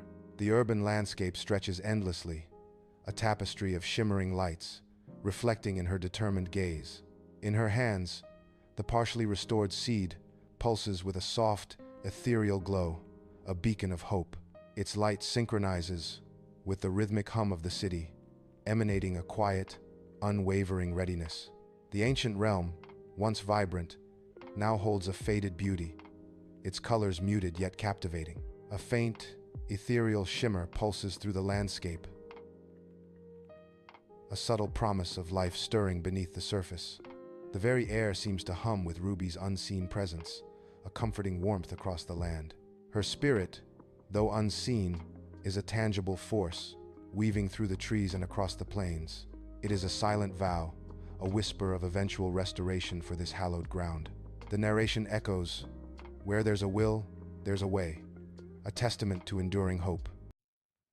The city street pulses with a blur of hurried motion, a vibrant tapestry of lives rushing by. Suddenly, a colossal, dragon-shaped shadow looms, swallowing a nearby school building in its terrifying expanse. Children's piercing screams shatter the air, igniting a wave of raw panic that sweeps through the streets. Ruby appears, her hands ablaze with vibrant green energy, a beacon of fierce determination against the chaos. Her face, a mask of resolve, gleams with the power coursing through her, ready to confront the encroaching darkness. Fiery breath rips through the school hallway, sending debris flying as the dragon unleashes its fury. Ruby, brow furrowed, extends her hands as thorny vines erupt from the ground, forming a protective barrier. With a surge of energy, Ruby teleports terrified students away, her face paling with each effort, her movements slow, a visible toll taken as she fights to save them from the monstrous onslaught. In a sudden flash of vibrant green light, disoriented students materialize in the heart of a bustling city park. Ruby, her strength visibly drained, collapses to her knees, her powerful magic flickering erratically. The vibrant green light around her pulses weakly, a stark sign of the heavy toll her last teleportation exacted. Her face, etched with exhaustion, reveals the immense personal cost of their desperate escape. Ruby lies unnervingly still on a gurney, her vibrant skin now a stark, unsettling pale in the harsh emergency room light. Frantic medical staff swarm around her, their movements a blur of urgent, precise action. Doctors huddle close, their voices a low, intense murmur, discussing her critical condition. Words like extensive internal damage hang heavy in the air, a grim pronouncement of her fate. The chilling phrase energy depletion echoes, painting a dire picture of her fading life force. The sterile operating theater hums with an unsettling, controlled efficiency, a stark tableau of cold precision. Masked surgeons, their faces hidden, meticulously implant sleek, metallic devices into Ruby's vulnerable body. Intricate wires, finer than hair, are delicately connected to her very nervous system, a chilling fusion of metal and life. The stark, engineered technology stands in jarring contrast to the organic essence of Ruby's living tissue. A silent, chilling transformation unfolds, blurring the lines between human and machine. Ruby's eyes flutter open, her world a blurry haze as she awakens in a sterile hospital room, a dull ache throbbing in her arm. She blinks, struggling to focus, her brow furrowed in confusion as she slowly lifts her arm. Beneath her skin, a gleaming, metallic implant is subtly visible, a shocking new reality. A nurse enters, her movements precise and efficient, her face a mask of professional concern as she checks Ruby's vitals. Ruby stares at her arm, a silent question hanging in the air as the nurse continues her work. In the sterile quiet of a hospital room, Ruby's eyes flutter open, the harsh scent of antiseptic filling her senses. She attempts to move her arm, a jolt of searing pain seizing her. An unfamiliar, chilling robotic whirring sound echoes, disrupting the silence. Her breath catches in her throat, a struggle against an alien sensation. A single tear escapes, tracing a path down her cheek as the grim truth dawns. The devastating reality of her transformation washes over her, a silent scream of despair. Queen Rosa, regal and composed, glides through the antiseptic hospital corridor, her presence commanding attention. Her gaze, unwavering and fixed, lands on the door to Ruby's room, a subtle intensity in her eyes. She enters the room, her expression a careful blend of sympathy and a probing, subtle inquiry. Queen Rosa begins, her voice smooth and regal. "The city owes you an immense debt, Ruby. We are all so grateful for your heroism." A slight shift in her tone, though such acts of bravery often carry unforeseen consequences, don't they? In a stark hospital room, Ruby's pale face contrasts with the sterile white walls, a thin sheet drawn to her chest. Her hand trembles, a delicate tremor, as she attempts to conjure a small, verdant vine into existence. A frail, brittle tendril sputters into existence, a fleeting spark of life against the cold, sterile backdrop. The fragile vine withers, its brief existence dissolving into nothingness, leaving only disappointment in its wake.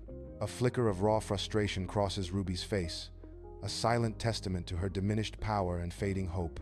Her eyes, once vibrant, now hold a haunting reflection of her former strength, a stark reminder of what she has lost.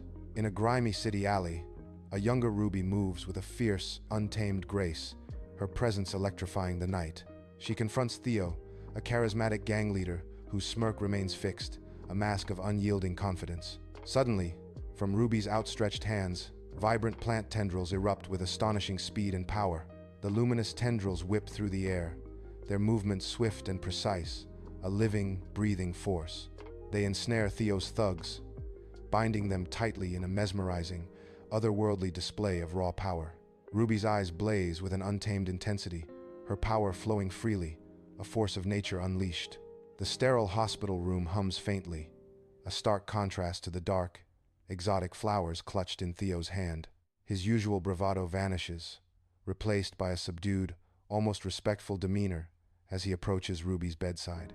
Theo's eyes hold an unusual glint, a silent message in their depths as he looks at Ruby. He leans in, his voice a low, ominous whisper. "There are new players in the game, Ruby." The sterile hum of the hospital cafeteria envelops Ruby, a once formidable guardian, now vulnerable in her wheelchair. Her gaze, detached and distant, sweeps over the other patients, a silent testament to her inner turmoil. A small child, no older than 5, meets Ruby's eyes, an unburdened smile radiating pure joy.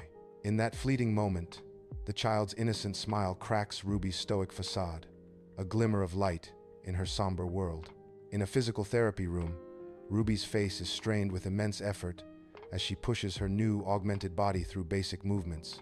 A faint, consistent hum emanates from the advanced implants as she moves, a subtle testament to her changed form. The therapist guides Ruby with a focused intensity, their hands ready to assist, a silent support in her arduous journey. Each movement is a battle, a visible struggle against the artificiality of her augmented body, yet she persists. In a sun-drenched hospital garden, Ruby sits alone, her posture a fragile attempt at meditative calm. Her eyes close, a deep breath filling her lungs, seeking solace in the rustling leaves and warm sun. But beneath the surface, the metallic hum of her implants vibrates, a constant, intrusive reminder of her changed state.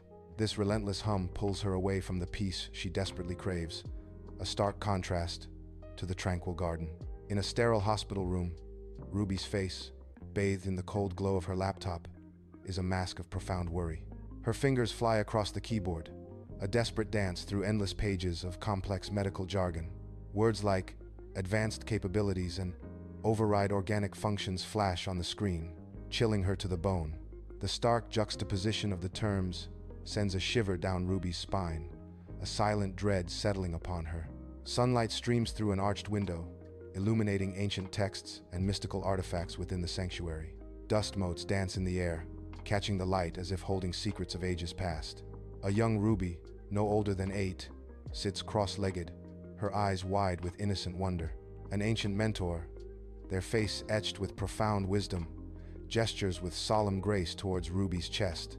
Within Ruby, a soft, ethereal orb pulsates with a gentle light, a hidden seed of immense power.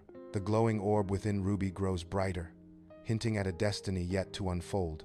Sunlight streams into the sterile hospital room, illuminating dust motes dancing in the air, a stark contrast to the gravity of the scene. Ruby lies pale but alert in her bed, her gaze fixed on the figure before her, her own strength waning. A representative from the Water Kingdom, draped in flowing blue robes, moves with aquatic grace by her bedside, an otherworldly presence.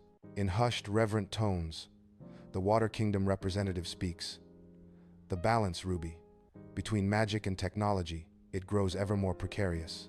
Their voice drops, somber and urgent. And the seed within you, it fades. We can feel its light diminishing. Ruby sits in a stark hospital room, its sterile white walls a stark contrast to the worn notebook resting on her lap. Her hands, with practiced grace, sketch intricate patterns, a delicate dance of vines and circuitry across the page. The fusion of organic and artificial elements reveals a recurring theme, a silent struggle within her art. Each line and curve is an attempt to reconcile her two natures, a visual testament to her inner world. Ruby's eyes snap open in the dim hospital room, her body rigid and slick with cold sweat. Her breath comes in ragged gasps, haunted by the lingering terror of the dragon's fiery attack. The screams, the draining of her power, it all feels as though it just happened, a visceral nightmare. She clutches the hospital sheets, desperately trying to ground herself in the harsh reality of the present. The sterile hospital lobby hums with quiet conversations and the distant drone of a PA announcement, a stark contrast to Ruby's inner turmoil. Ruby sits, her gaze locked on a wall-mounted television, a flicker of unease crossing her face. A news reporter's calm, urgent voice details a surge in unexplained, supernatural phenomena across the city. A chill in the air. Her eyes narrow, a deep-seated protective instinct stirring within her, despite the confines of her current condition. A flicker of restlessness crosses Ruby's face, her brow furrowing with a protective instinct she cannot ignore. The news report continues, its words a silent call to action that resonates deeply within Ruby's troubled heart. The stark, brightly lit hospital conference room hums with the cold, rhythmic thrum of unseen machines. Ruby sits at the long table, a solitary figure dwarfed by the sterile environment, a knot of dread tightening in her stomach. A team of engineers and scientists, clad in crisp lab coats, are introduced, their expressions unreadable, their gazes clinical, their voices, precise and detached, paint a chilling picture of advanced technology, each word a brushstroke of impending doom. Ruby listens, her eyes wide with a growing sense of unease, feeling less like a person and more like a specimen. Under their collective, scrutinizing gaze, she feels like an experiment, her humanity slowly eroding in the sterile air. Ruby sits up in her hospital bed, a package resting on her lap, a silent beacon of hope in the sterile room. Her fingers, trembling slightly, carefully unwrap the brown paper, revealing a collection of ancient, mysterious texts. One book, its cover embossed with an intricate wave pattern, seems to call to her, its secrets waiting to be unveiled. She picks it up, her brow furrowed in intense concentration, the weight of history in her hands. Ruby begins to pore over the delicate, aged pages, her eyes scanning for answers hidden within the faded script. Each word, each symbol, a potential clue in her desperate search for truth, her gaze unwavering. Under the bright sun, Ruby, supported by a walker, moves slowly through the vibrant rooftop garden. Her hand extends, her fingers delicately tracing the surface of a verdant leaf, seeking a connection. She closes her eyes, a flicker of intense concentration on her face, attempting to sense the plant's vitality. The connection is faint, almost imperceptible, leaving a subtle, lingering disappointment in her expression. Ruby thrashes in her sleep, caught in the throes of a terrifying nightmare, her body twisting in distress. Her vibrant green, plant-like limbs grotesquely contort, transforming into cold, metallic appendages. The horrifying metamorphosis twists her into an unnatural mockery of her true self, a grotesque sight. She bolts upright in bed, a sharp gasp escaping her lips, her eyes wide with terror in the dim hospital room. In a hospital gym, Ruby's brow furrows as she pushes through a rigorous rehabilitation exercise. The implants in her limbs whir softly with every deliberate movement, a constant mechanical hum accompanying her effort. She is determined to regain her strength, albeit a new kind of strength. Her resolve burns fiercely, augmented by the very technology that now defines her. Queen Rosa, regal and composed, re-enters the sterile hospital room, a subtle smile playing on her lips. She approaches Ruby's bedside, her presence commanding attention. "I'm back, Ruby, and I bring with me an opportunity." Rosa extends a hand, not for comfort, but with a tempting offer, her gaze unwavering. Ruby, her eyes sharp despite her weakened state, listens intently, a flicker of intrigue in her gaze. Rosa's voice drops to a persuasive tone. "Imagine the power, the resources you could command, all within your grasp." Sunlight softens the sterile white walls of the hospital room as Ruby, her face etched with quiet determination, holds a small pot. Her delicate, trembling fingers hover over a single seed, a fragile promise held within her grasp. Ruby's brow furrows slightly, her intense focus, willing life into existence. A tiny, vibrant green sprout slowly, painstakingly, pushes through the dark soil, a radiant symbol of fragile hope. In the hushed hospital room, Theo's fingers dance across a small, secure device, his brow furrowed in intense concentration. The soft glow of the screen illuminates his face, revealing the urgency etched in his features. He dispatches a coded message, its silent transmission, carrying a palpable sense of impending crisis. His eyes dart nervously toward the door, a silent acknowledgement of the ever-present danger. A new threat stirs in the city's underbelly, a shadow cast by Queen Rosa's unseen hand. The quiet room hums with unseen tension, as Theo braces for the storm that is surely coming. In a stark hospital room, Ruby sits upright, the sterile white walls pressing in around her like a tomb. Her piercing gaze fixes on two engineers who stand before her, visibly uncomfortable under her scrutiny. Beneath her skin, new implants hum faintly, a subtle vibration that intensifies her growing unease. Ruby suspects a deeper, more insidious purpose lurks behind their presence, a chilling secret they conceal. The engineers exchange nervous glances, their vague, evasive answers doing little to quell her rising paranoia. Their discomfort only serves to confirm Ruby's darkest suspicions, tightening the knot of fear in her stomach. In the sterile hospital room, a vibrant potted plant on the windowsill offers a defiant splash of green against the stark white. An Earth Kingdom representative enters, their posture as solid and unyielding as ancient stone, radiating quiet dignity. With a gaze steady and unwavering, the representative approaches Ruby's bedside, an aura of grounded strength surrounding them. They speak, their voice a resonant echo. Nature, like life, finds a way to endure. It adapts, it grows, it finds strength. Ruby, her eyes reflecting deep understanding, responds with a quiet nod. Adaptation. Yes, it's a constant lesson. In a hospital room bathed in night's dim glow, Ruby hunches over ancient texts, her brow deeply furrowed in concentration. Her finger delicately traces the brittle, aged pages, her eyes intensely scanning for familiar cryptic symbols. A flicker of dawning understanding crosses her face, a silent revelation in the quiet room. Her gaze locks onto references of ancient guardians, those who merged with technology to preserve their lineage. The revelation illuminates her features, a silent promise in the hushed intensity of the hospital room. Ruby, discharged from the hospital, walks through the city, her gaze scanning the familiar streets with new eyes. She feels a raw vulnerability, every sound and shadow amplified, every detail she'd missed from her hospital bed now starkly clear. The vibrant city now feels alien, its energy a disquieting hum, a palpable sense of danger lurking beneath the surface. Her eyes, wide and searching, betray a profound shift in perception. The world outside now a daunting, changed landscape. Ruby, a shadowy figure, slips into the abandoned warehouse, dust dancing in the moonlight. Theo emerges from behind crates, his face etched with worry, glancing around for privacy. He reveals, Queen Rosa. She's planning something terrible. She's found a way to use ancient magical artifacts. Ruby, her eyes wide with shock, questions, what? To what end?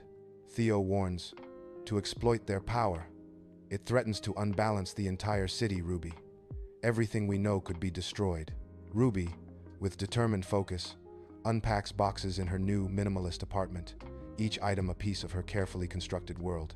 The space, with its stark, clean lines, reflects a life meticulously organized, free from clutter and distraction. A dedicated corner of the room is a testament to her ambition, filled with research materials and practice equipment.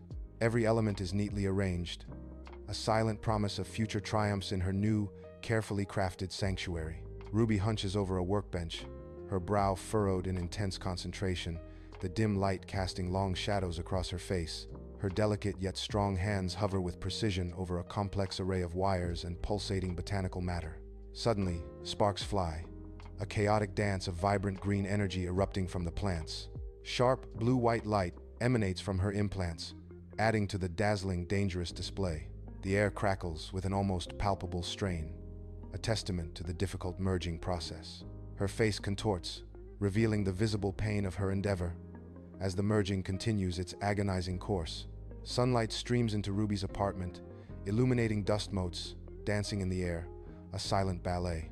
An ethereal representative from the Air Kingdom floats through the doorway, their eyes glinting mischievously.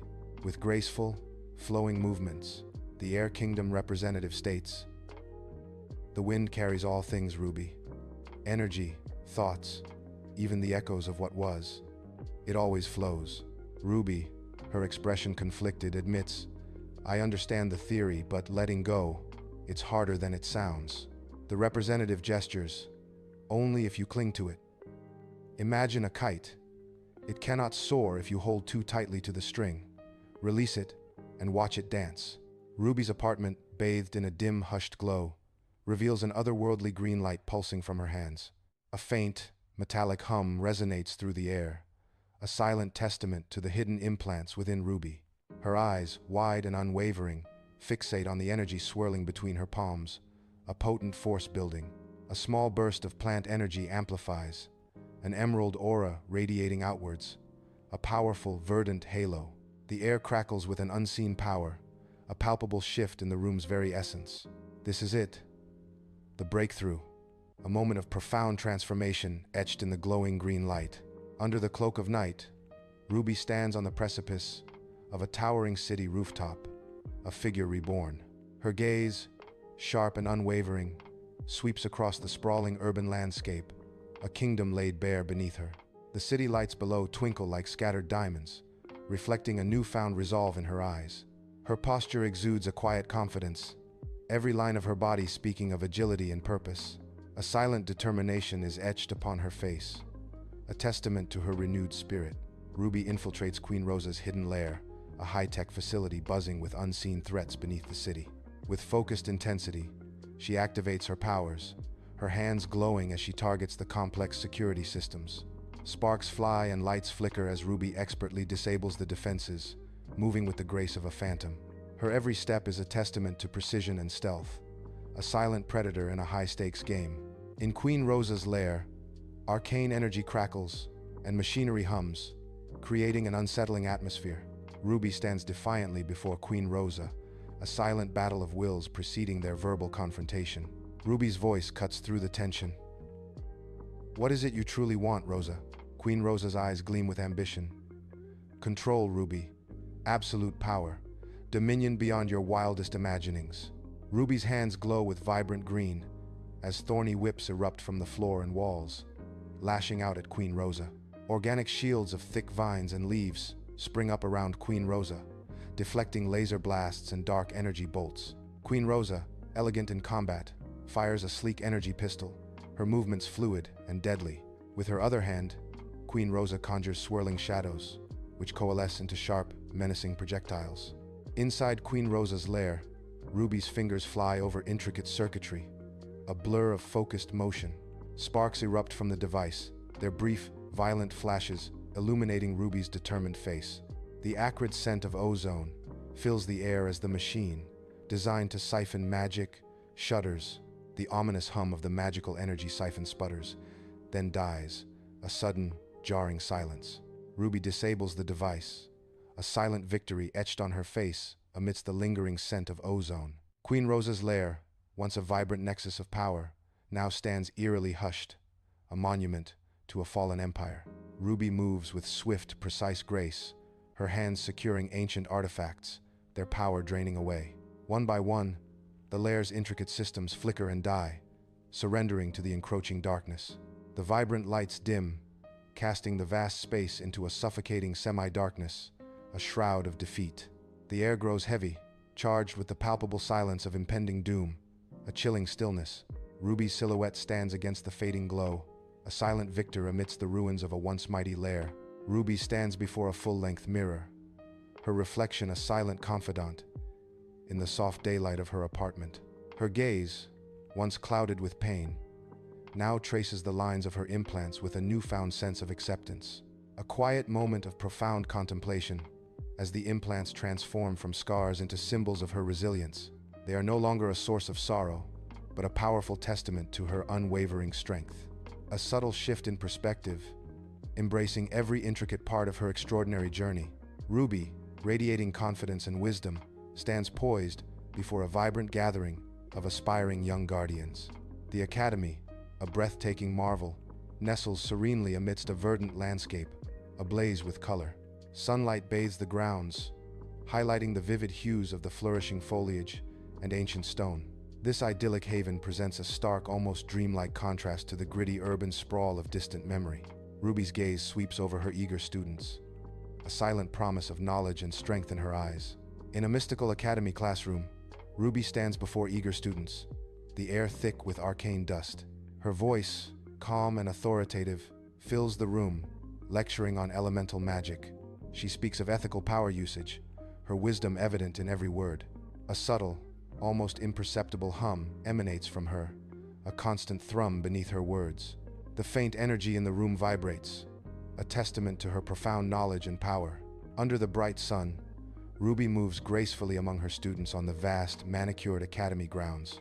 With elegant poise, she demonstrates a technique to channel energy, her movements fluid and controlled.